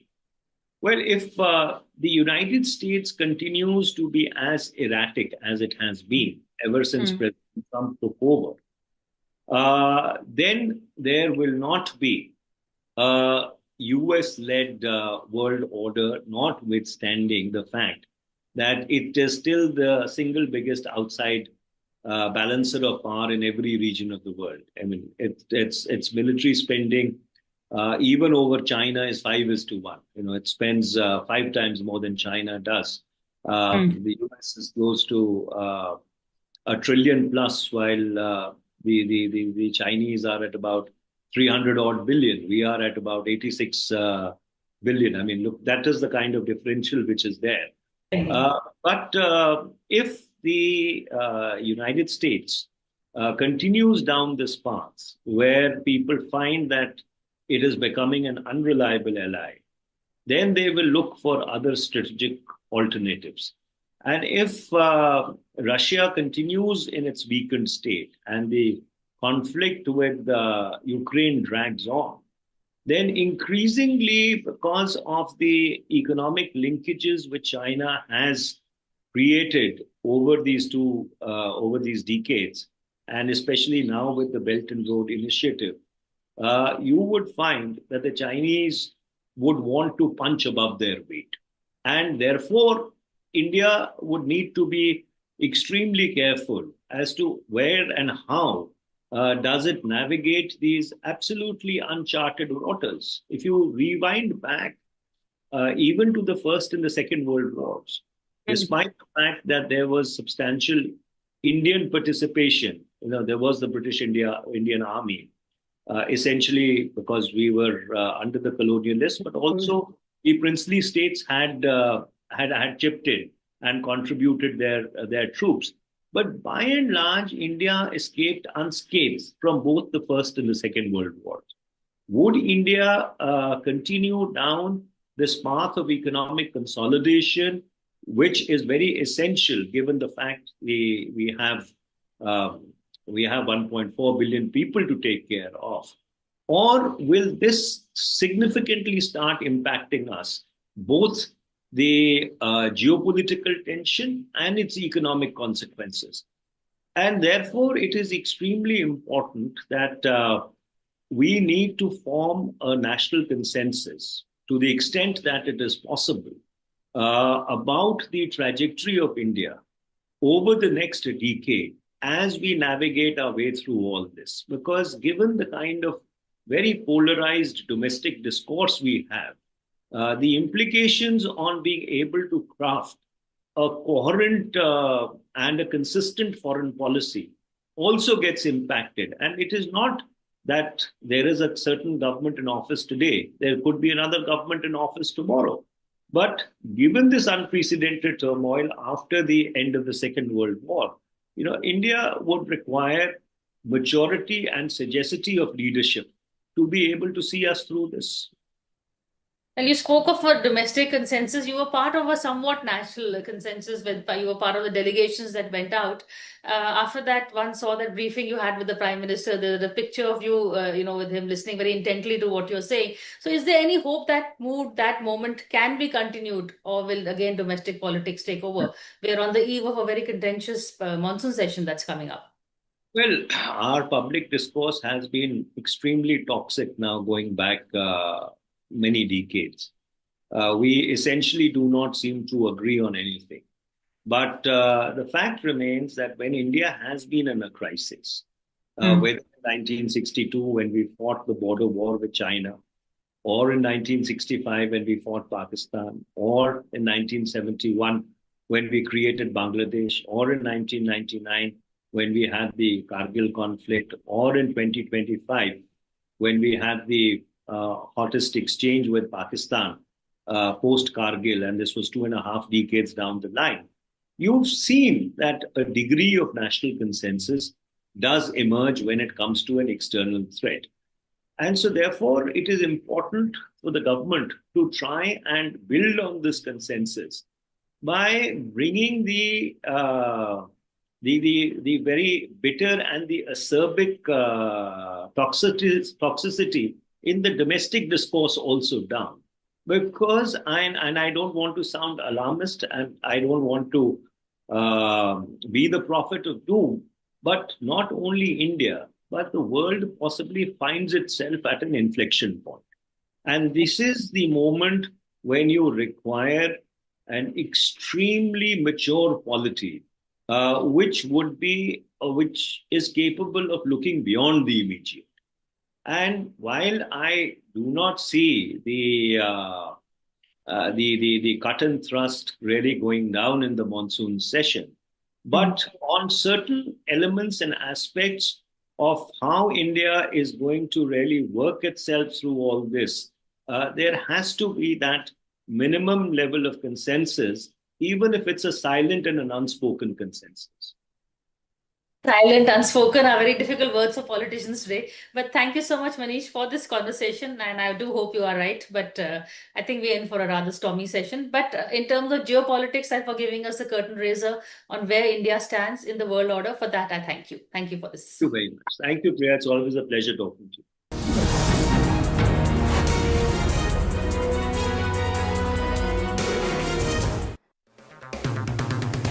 अगर आप बनना चाहते हैं anchor, या फिर आप में है जुनून एक तेज तर्रार न्यूज रिपोर्टर बनने का, तो आप ज्वाइन करें ITV और इंडिया न्यूज़ का media school.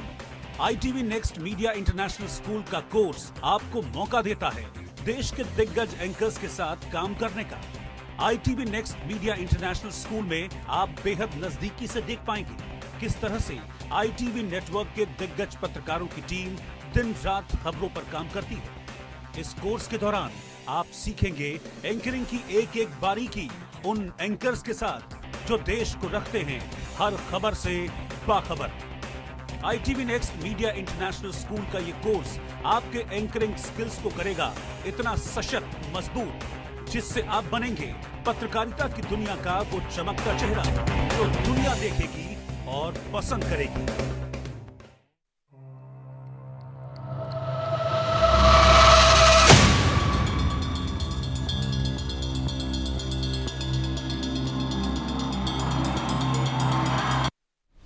Welcome back. You're watching Newsx. I'm Rishabh Gurari. Ladies and gentlemen, in the dramatic developments, now let's take a perspective of a full picture, step by step, map by map, visual by visual of what has taken place in the US and Israeli airstrikes into Iran. Now, here is a map marking out, and you can see on your screens, ladies and gentlemen, this is Iraq, okay, west of Iraq, Jordan, this you hear hit Israel.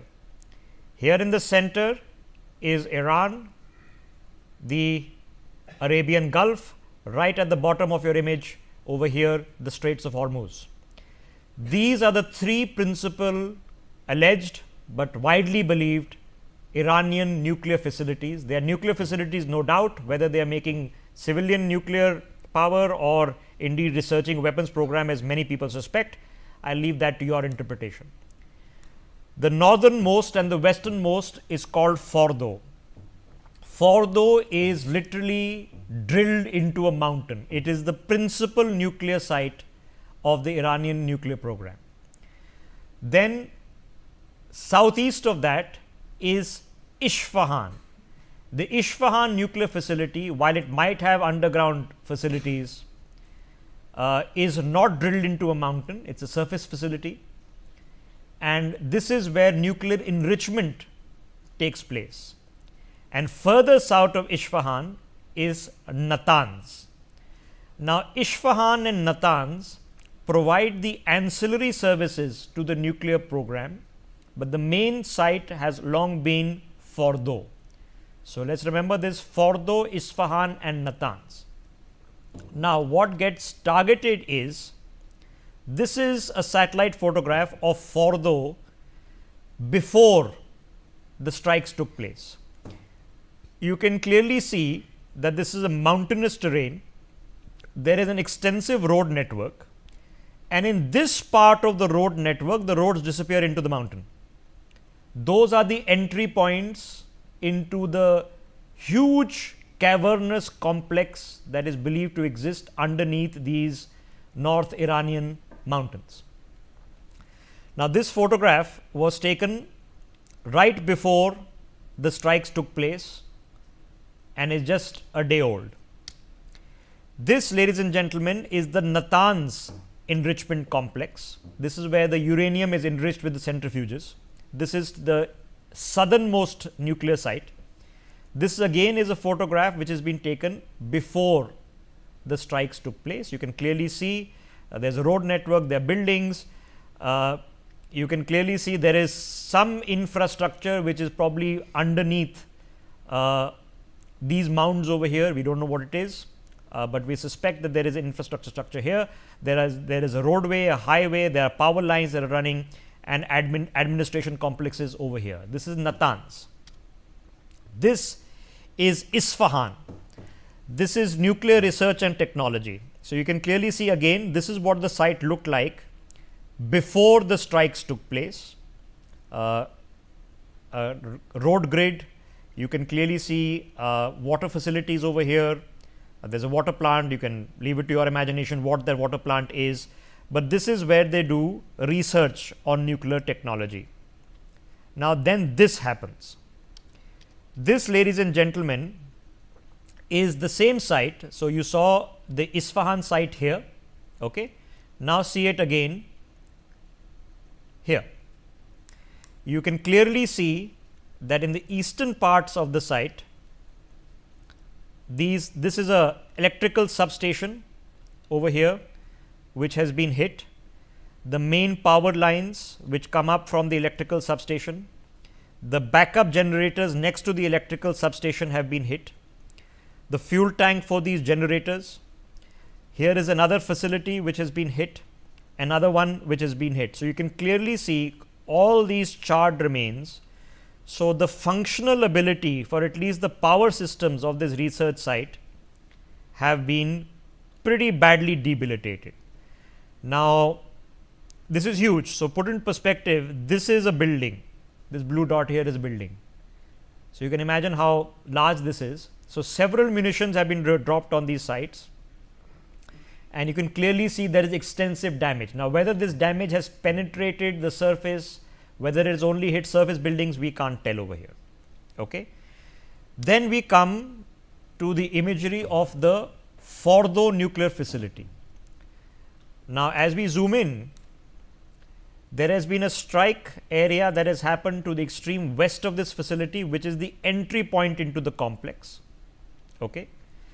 Then you can see the complex in toto. You can see large mountain, and the entry points into the mountain are from these sites here. So, tunnel entrance is here, tunnel entrance is here, and there's on the height of the mountain, on the literally northern ridge of the mountain where the strikes have happened.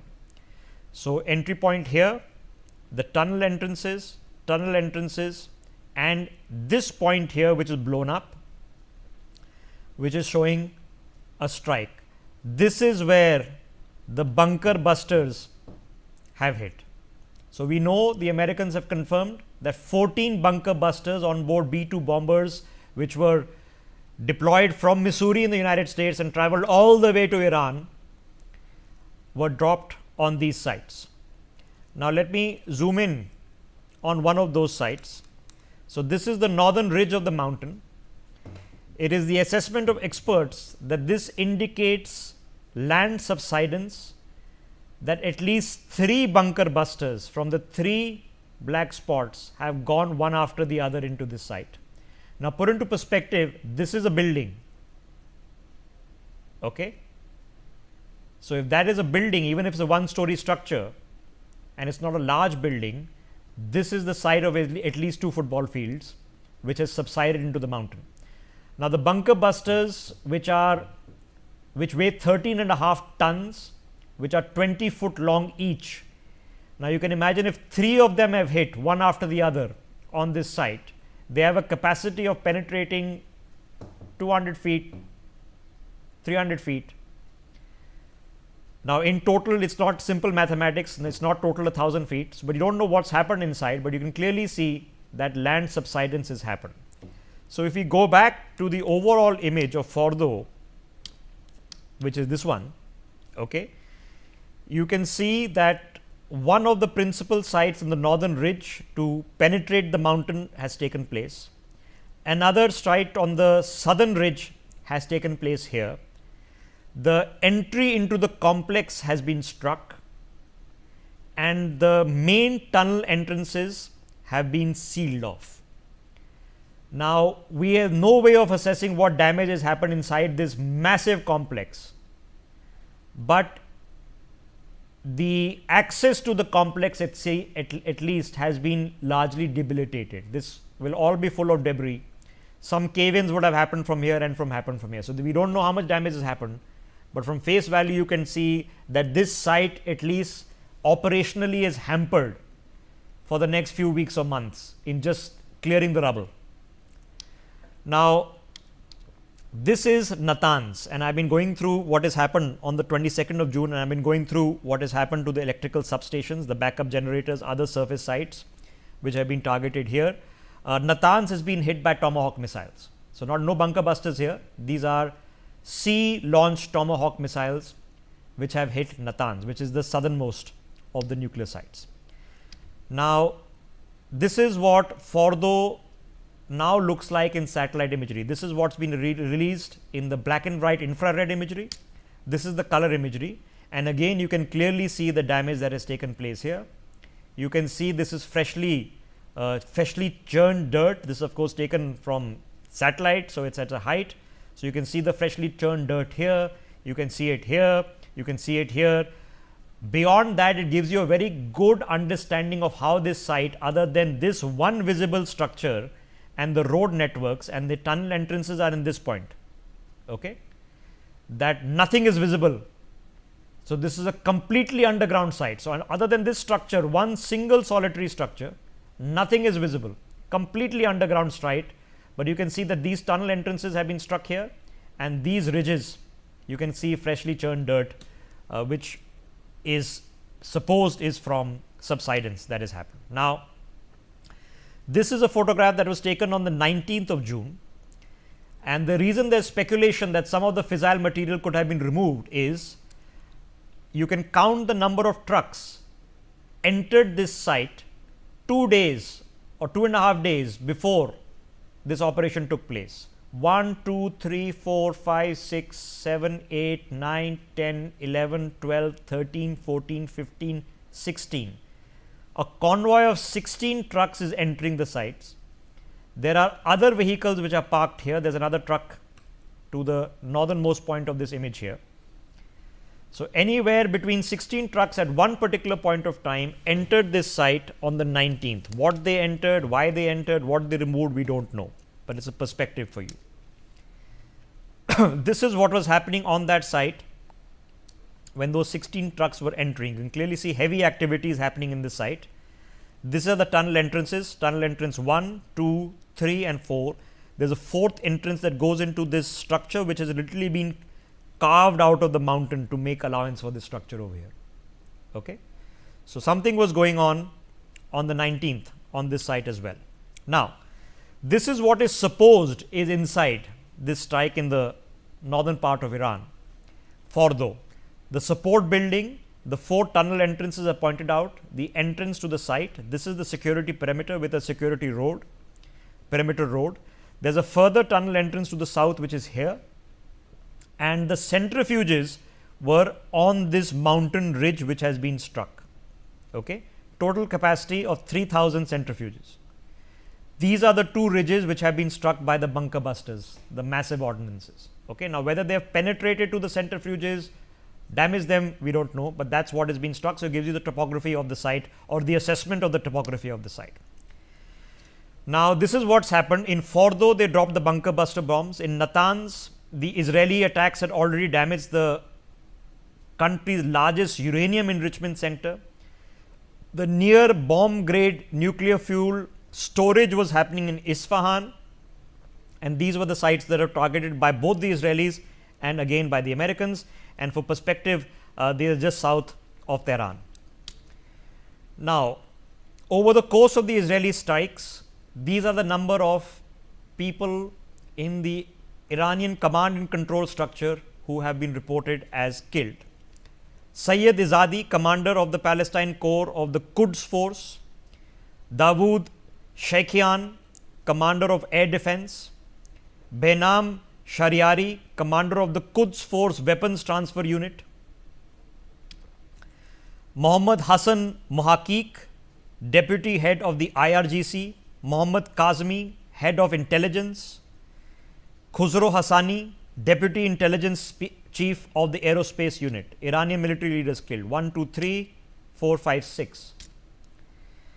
Amir Ali Hajizadeh, commander of the Iranian Republic's aerospace force. General Ghulam Reza Mehrabi, deputy head of intelligence, general staff. General Mehdi Rabbani, deputy head of operations. Major General Hussein Salami, commander in chief. Major General Muhammad Bagheri, chief of staff. Major General Ghulam Ali Rashid, head of headquarters, all dead. So, the commander in chief, the chief of staff, head of GHQ, commander of the Air Force, deputy head of intelligence, deputy head of operations, deputy head of the IRGC, head of intelligence, deputy head of intelligence of the air wing, the commander of the Palestine Corps, which was operating out of Iran, the commander of air defense, and the commander of the Quds Force, all eliminated. So, other than the Iranian Navy, the senior command, which means chief of staff, commander-in-chief, all killed. This was in the first wave of Israeli strikes before the nuclear sites were targeted. Now, this is an Israeli strike on Iranian UAV facilities. You can clearly see this is one of those Shahed drones. This is an Israeli strike on the Iranian missile launchers. This is, ladies and gentlemen, is a ballistic missile launcher. Right here you can see the missile. So, the Israelis have struck, and in the end you can see the crosshairs. This destroys the missile launcher. This is the nuclear strike as shared by the Israelis in videography from a loitering munition in Isfahan, where you can clearly see extensive surface damage. These buildings are completely destroyed. This was a nuclear enrichment and storage site.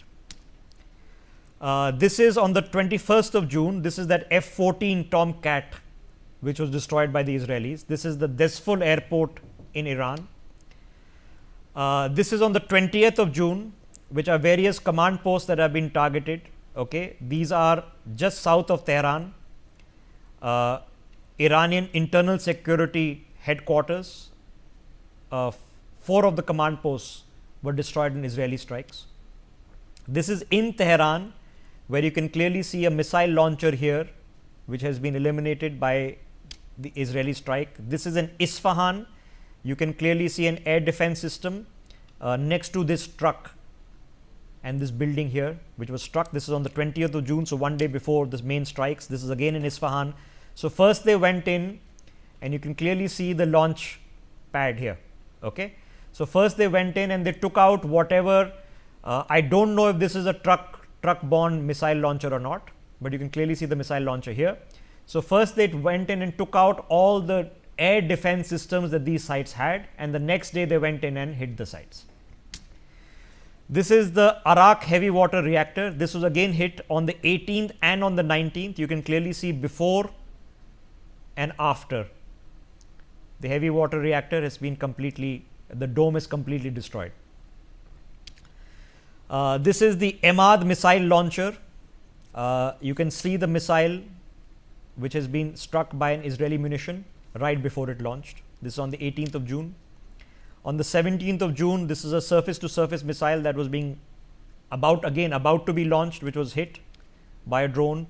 This is another F-14 jet. This was in Tehran on the 16th, which was taken out. 2 jets here destroyed by the Israelis. So, one towards the south, one towards the north, and 2 towards the north in Iran. So, 3 F-14s that were taken out. These are strikes on trucks launching weapon launchers near Tehran. This is the 16th of June, where surface to air missile launchers in Tehran were destroyed. This is in Piran Sheher, where again surface to air missile launcher facilities were targeted and destroyed. This is Isfahan again. This was before the current strikes, taking out various strikes by the Israelis. This is Natanz, again eliminating response, and this is in Kermanshah, again missile launcher facility, we are being told, destroyed here. Now, strikes have taken place in Tabriz, in Kermanshah, in Isfahan, and in Shiraz, near Tehran, which is of course where Fordo is, towards the south of Tehran, in Natanz and Isfahan. Of course, the nuclear facilities have been targeted. Now, this is what the Americans have released. Operation Midnight Hammer, they call it. At 1 minute past midnight Eastern Standard Time, B-2 bombers took off from the Whiteman Air Force Base, which is in Missouri on the mainland United States. They were refueled first on the eastern seaboard of the United States, then again refueled on the North Atlantic, then again refueled above the Mediterranean before crossing through Israel, across Jordan into Iraq, and then crossing the western border of Iran. They were joined by American fighter aircraft. Some of those were launched by 2 aircraft carrier strike groups operating in the Arabian Gulf and the Northern Arabian Sea. They hit the 3 strikes. 125 aircraft were operationalized. 75 munitions were used, including 14 of the GTB-57 bunker busters, which themselves weigh 13.5 tons each. And the reason they had to use B-2s was because only the B-2 bomber is capable of carrying these heavy munitions, which is why they had to fly all the way from the mainland US. The southernmost base in Isfahan was also hit by Tomahawk missiles. cruise missiles. So, this, ladies and gentlemen, is the sum total of what has happened. Iran's capability to fight back if the Americans are telling the truth, and so far there is no contradiction from the Iranians that not a single Iranian fighter jet took off to engage the Americans, and they knew this attack was coming, that not a single surface to air missile was directed towards the B-2 bombers or the fighter jets, that the Americans were operating over Iranian airspace for more than 1.5 hours, 90 minutes. They took in 30 minutes ingress, 30 minutes to carry out the attacks, 30 minutes egress. 90 minutes operating in Iranian airspace with no response would mean that Iran no longer has domination over its own sovereign airspace. Make of that what you may. So, this gives you a summation of all that has happened in the past 1 week. Now, of course, the Iranians have hit back also. In addition to this, F-5 fighter jets have also been targeted today. At least 2 of them have been eliminated. So, the old aircraft of the Iranians. So, in terms of the army chief, commander of the armed forces, the chief of staff of the armed forces, the chief of the air force, the head of intelligence, the deputy head of intelligence, the deputy head of operations, all were killed, and a lot many aircraft taken out on the ground. The nuclear facilities hit. So, now let me get General Sudhakar in. General Sudhakar, I have tried to give an overview of the scale of what has happened in the past 1 week. Now, how do we estimate Iran's position to respond, both in terms of ballistic launch capabilities that are left? Clearly, if they were unable to launch a single fighter jet and a single surface to air missile to engage the Americans operating in their airspace for 1.5 hours with 125 aircraft, not 1 or 2 aircraft, that means they've lost air dominance. It's not looking good in terms of military preparedness for the Iranians as we speak. Absolutely, Rishabh. In military parlance, we call it as the combat ratio residual force. And whatever you have shared with us, I think it's a very dismal picture. But give the devil its due. Being a military man, you are also from army background. And I would say, let's not underestimate the capability of Iran. I know for sure, even the best of agencies who carry out inventory check or some kind of estimate of defense capability like Jen's weapons or SIPRI, they also have not been able to fathom and go in detail and give out clarity on the inventory of the hardware Iran has. Accurate inventory, I would say. So these are all speculative domain that we are trying to, carry out a comparative matrix. Because why am I saying this is that I know for sure the hypersonic missile inventory of Iran is huge. It is one of the largest in the world. And I hope I don't sound exaggerated or alarmist in this particular issue. The Fateh 1 they have been using so far, I don't think Iran has ever applied Fateh 2.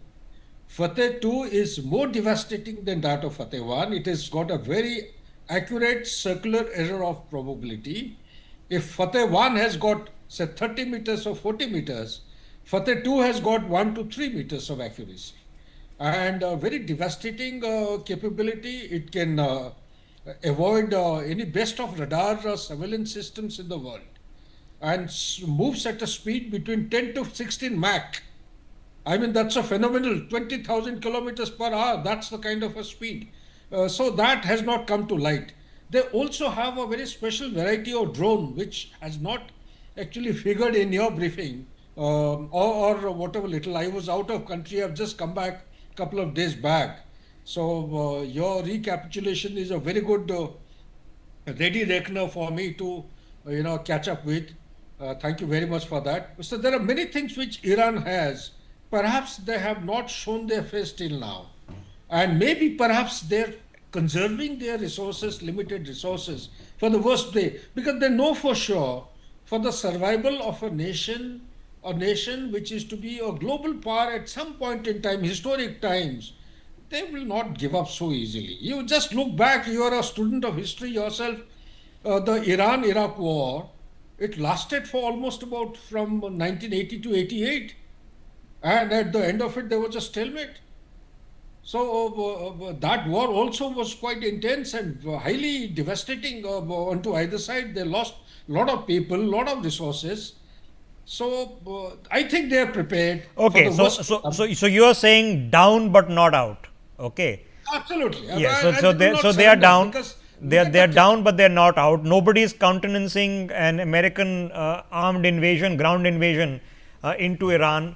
The Americans themselves have said that this was a limited strike on Iran's nuclear capabilities. I don't think Donald Trump is going to put boots on the ground. The Israelis, of course, are not going to put boots on the ground so far away from their home turf as well. They've got enough security problems to deal with, even though situations in Gaza and in Lebanon, from the Israeli point of view, will be under control.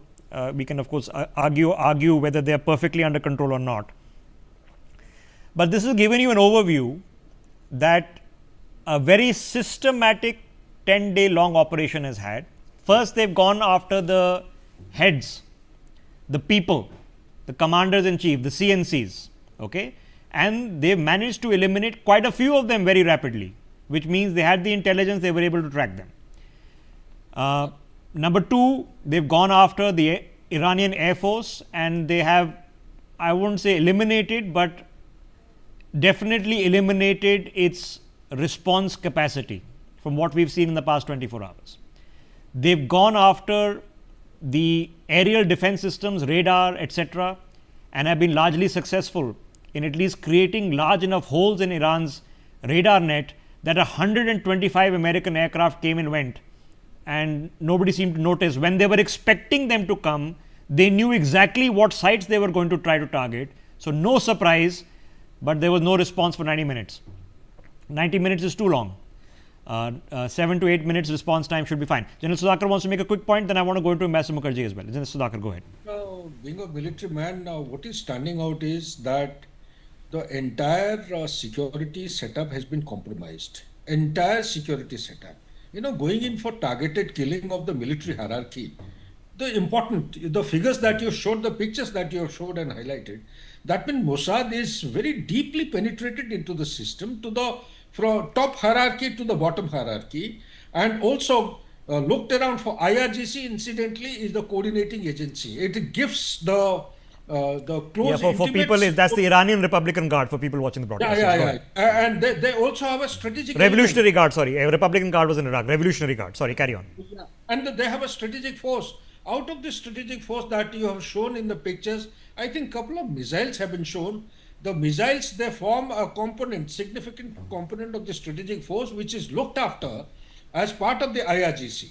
So IRGC is a coordinating agency. It is a command, control, coordination, also provides internal... Okay, I'm sorry to interrupt you. Breaking news coming in. We have more visuals. This is a powerful explosion that has been reported and videographed in Sadoi. This is a training garrison of Iran's Islamic Revolutionary Guard Corps, the IRGC we were just discussing. It is next to and adjacent to a missile site. This is in the city of Yazd. This is expected to have been an Israeli strike, and this has happened after the strikes on the nuclear facilities in the last few hours. So this is in Iranian Revolutionary Guard site training facility in the Iranian city of Yazd. You can see it's a massive explosion that has been videographed here right on the edge of a mountain.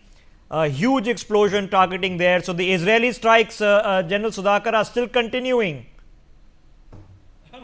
They have hit the center of gravity. This is the strategic force. Can I say a few things? Yeah. Kindly. Yeah, Ambassador Mukherjee, go ahead. Well, I wanted to make some points which are of relevance in this discussion. First is that Iran is not a nation that will surrender. We are both students of history, we know that. Surrender is out of the question.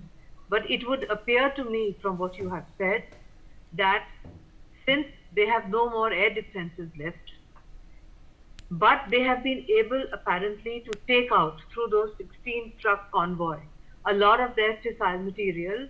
They are down but not out, as you rightly said. But if the next step is to assassinate the supreme leader, then they will be without any leadership at all, in which case they would have to come to a political compromise, not surrender. This is not a nation that surrenders. There's a big difference between Iran and Iraq. There's a big difference between Persians and Arabs. And Persians actually have never historically been anti-Semitic. So this, and the two capitals, Tehran and Tel Aviv, are 1,500 kilometers away. There's no question of putting ground troops. The Americans will never do that. Trump will be in deep trouble with MAGA if he puts even a single soldier on the ground. This is going to be a hit target assassination. And from the way they are taking out Iranian leadership, it would appear to me that if it continues like this for another 3-4 days, either the supreme leader makes a deal or he is eliminated. So it's a situation which is not win-win at all for Iran, but it is not a situation which would lead to an immediate surrender either. Okay, what do you make of the statement that has come from the Pentagon? Because the Defense Secretary, Hegseth, has particularly said that, listen, A, we only targeted the nuclear facilities and nothing else. And B, this was not an operation of regime change.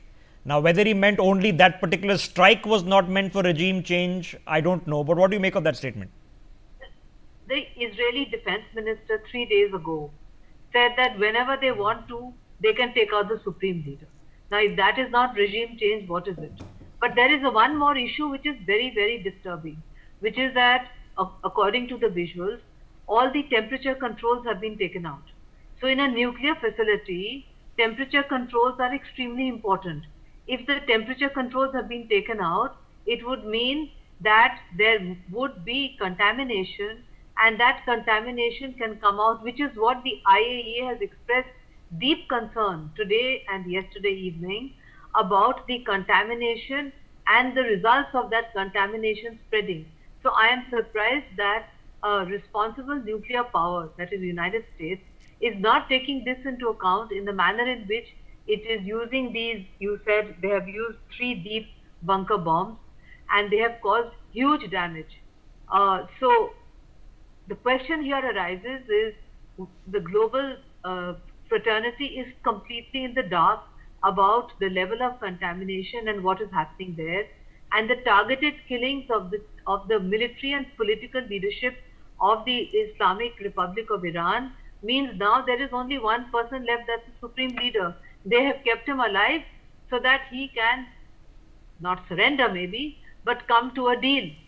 The question is, will he come to a deal? Because this morning... I have breaking news to absorb, and I want to come back to you for a question because this is immediately relevant. The Iran's parliament has now had an in-principle approval passed for Iran to close the Straits of Hormuz. This has been reported by Iranian press TV. They are quoting that this now resolution, which has been passed by the Iranian parliament, has been sent to the Iranian High Command and the Revolutionary Guard for them to decide on a course of action. This is a statement that has now been put out by the Iranian new Revolutionary Guards commander, Esmail Kosari. He has said that an official decision will be announced shortly. Iran's top security body will now be meeting to decide on the closure of the Straits of Hormuz. The reason the closure of the Straits of Hormuz, ladies and gentlemen, is relevant because most of the oil from Qatar, from Abu Dhabi and from Saudi Arabia has to traverse the Straits of Hormuz. Now, Ambassador Mukherjee, of course, easier said than done. The American battle carrier groups are waiting for this to happen, and the others will also probably not appreciate the closure of the Straits of Hormuz. So now this is about the ability of Iran to do what it wants to do or it says it plans to do. This is, the Americans will not permit it, and the Chinese will put huge pressure on the Iranians not to do it. because they, like India, are heavily dependent on Qatar gas and oil, and actually this will be catastrophic for both for the rest of the world, and particularly for China and India. So I think that the Americans will react strongly, and I think pressure will be put on the Iranians by the Chinese immediately, because closure of Straits of Hormuz would be a catastrophic step also for the global economy, and I doubt very much if the Americans would allow it. If such a threat has happened, I very much fear, I don't want to say it, I'm not an astrologer, that the supreme leader is sealing his fate in his bunker, because this is not something that is would be a wise step for Iran to take at this point. When I said they are down, like you said, they are down but not yet out. Okay. But close to the Straits of Hormuz would be a completely fatal step to take in my Yeah, but they're going to do something. So, Ambassador Mukherjee, now the Iranian foreign minister is, as we speak, en route to Moscow. Okay. Now, Vladimir Putin currently has his own headaches, as you're well aware. In fact, so much so that they've been taking some missiles from Iran, allegedly, to use in Ukraine. The Chinese will not go to war for Iran. So, as far as Beijing and Moscow are concerned, what advice can they give? Do they say, okay, walk away and live to fight another day, or do they say go for broke? No, I think they would tell them to come to a deal, and certainly the Chinese would tell them that on no account to close down the Straits of Hormuz, because they are directly affected, as India is. Most countries, including India, have 42 to 50 days of supplies. After 42 days, there would be a shutdown of the economy. Nobody is going to accept that. So it is going to affect not just the Americans. It will affect India. It will affect China. It will affect a huge number of countries who are dependent on Qatar gas and oil. So I think that they would definitely tell them to cool it and to make a deal. And the deal which has been given to them, which is that they cannot anymore use nuclear energy for peaceful purposes, that could be modified because their reactors are under IAEA safeguards. They are permitted under the IAEA to enrich up to 5%. If they are not going to be allowed to do that, that would be a violation actually of the IAEA safeguards. But some kind of deal could be reached. I think that is precisely why he's flying to Moscow. And whatever Trump says, where Trump was quite rude to Putin and said, why don't you fix your own conflict first? But I think in this particular situation, the Chinese and the Russians are in a better position than President Trump to Okay. Quick more thoughts. The Iranian papers late last evening have reported. Now, it could be a conspiracy theory. It could be absolutely the sequence of events. They say that on 27th of May, the Pakistani army chief Asim Munir travelled to Iran. Shehbaz Sharif was also there, but they had separate meetings. The Pakistani army chief met with Major General Mohammad Bagheri, the chief of staff of the Iranian armed forces. He then met with the head of the Iranian Air Force. He got a full military parade, a full military honor salute, and they say he gifted Bagheri a wristwatch, which they have concluded was potentially carrying a tracking device. And the same Field Marshal Asim Munir, 4 days later after Bagheri was killed, was sitting and having lunch in Washington and being the blue-eyed boy of Donald Trump. So they are saying the Pakistanis were running a Trojan horse operation and Bagheri was entrapped by Munir. Now, it might be a wild goose conspiracy theory. It might be exactly. What do you suspect, ma'am? Could Asif Munir, who happened to be in Iran on the 27th of May, when we knew the United States was already planning this, and in talks with Munir at that point of time, who just happened to be there, was he just there innocently, or was he an agent potentially? Anything is possible, because this man Munir, along with the rest of his nation, is clearly a nation for hire. They can be hired by anyone. So they have been hired by Donald Trump. But I can assure you that if indeed he has done this, given a tracking device so that this man got assassinated, I can assure you that from my knowledge of Iranians, they are not going to forget, and they will definitely take revenge on him. but that's not my problem. But it's the Okay. most drastic act that Okay, I've never last question, ma'am. Now, the Iranian president, we have been told, has spoken with PM Modi. He spoke for 45 minutes. PM Modi released a statement that we want the hostilities to end. There has to be diplomacy. It's an awkward position because Donald Trump was having lunch with Munir 3-4 days ago. Okay, he's been equating India and Pakistan for the past 2 weeks, demanding Nobel Prizes for having brokered peace. Plenty of irritations, let me put it, in the past few weeks have happened. But while we buy oil from Iran, Israel is an excellent friend. They backed us even in the past 1 month. And there is a larger arc to our trajectory with America. So what do we do? I mean, do we just sit it out? Prime Minister Modi, in his conversation from the reports that have come back informally, was urging the Iranians to de-escalate and accept a deal, which is exactly what the Americans want. So from that perspective, Prime Minister Modi was suggesting to the Iranians that they accept, they are reasonable, that they accept that for the moment the power balance is against them, and that if they want to live to fight another day, as somebody pointed out, I think you did, they should accept a deal. In fact, they have no other alternative because their top leadership has been taken out. Only the supreme leader is left. And the Israeli defense minister has said he knows exactly where the bunker is and he can take him out whenever he wants to. He just lifts a little finger and he can be taken out. So under those circumstances, the supreme leader has also named yesterday evening 3 possibilities as his successors in case they are assassinated one by one. There are 3 people in the row. It's rather a macabre situation. When he's eliminated, so his successors will be eliminated. So he's named 3 people, 1, 2, 3, to succeed him. So under those circumstances, Prime Minister Modi must have tried to talk some sense into the Iranians and to say accept a deal, which is exactly what the Americans want and the Israelis want.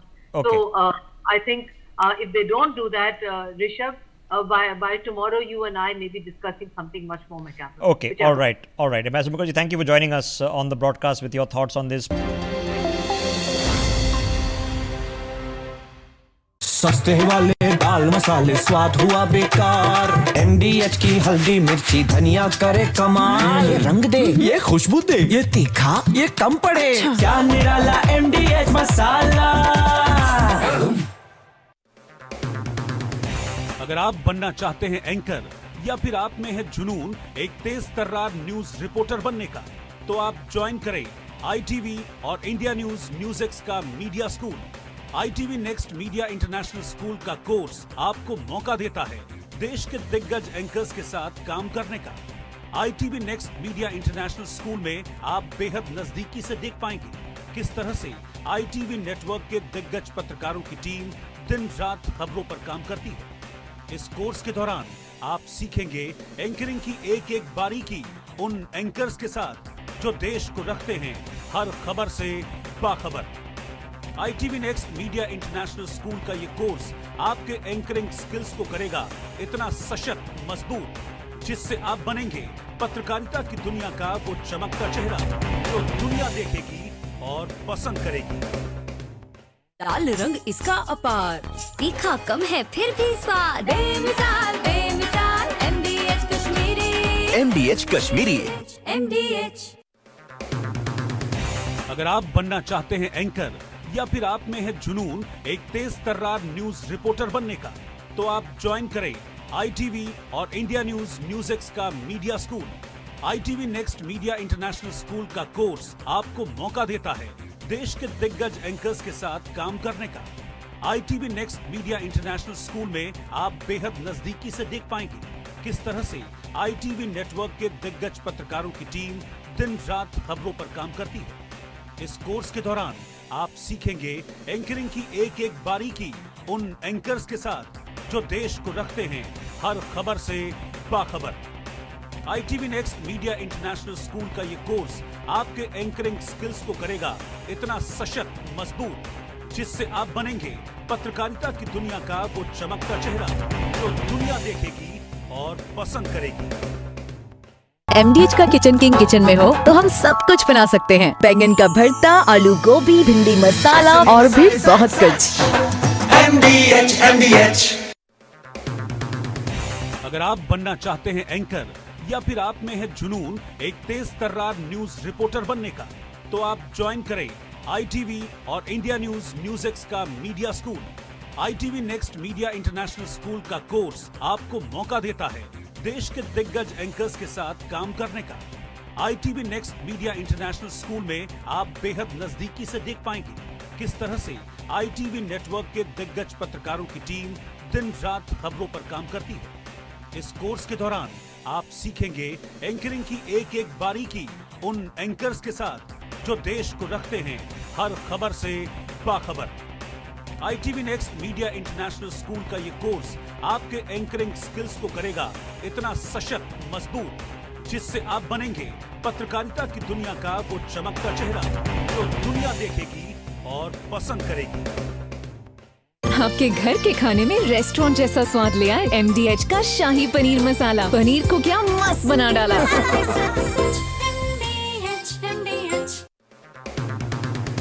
अगर आप बनना चाहते हैं anchor या फिर आप में है जुनून एक तेज तर्रार न्यूज रिपोर्टर बनने का, तो आप ज्वाइन करें ITV और इंडिया न्यूज़x का media school. ITV next media international school का कोर्स आपको मौका देता है देश के दिग्गज एंकर्स के साथ काम करने का। ITV next media international school में आप बेहद नजदीकी से देख पाएंगे किस तरह से ITV नेटवर्क के दिग्गज पत्रकारों की टीम दिन रात खबरों पर काम करती है।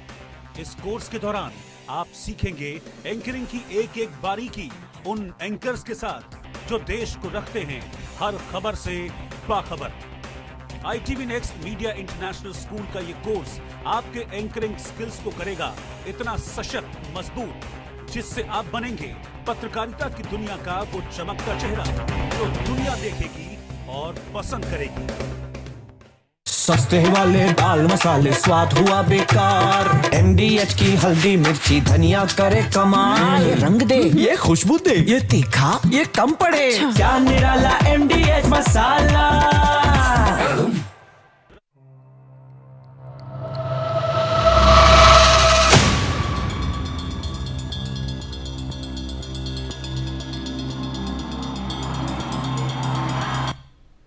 Welcome back. You're watching Newsx. I am Rishabh Gulati. Ladies and gentlemen, a lot of information is now doing the rounds. A lot of us now have to watch and observe how things escalate in what has been high drama over the course of the last 12 hours in Iran, where the Americans claim they've hit 3 of the principal Iranian nuclear sites. But amidst all of this, let's put some puzzle pieces together with some startling information which is now being published repeatedly in the Iranian press, and it's all got to do with that photograph on your screens.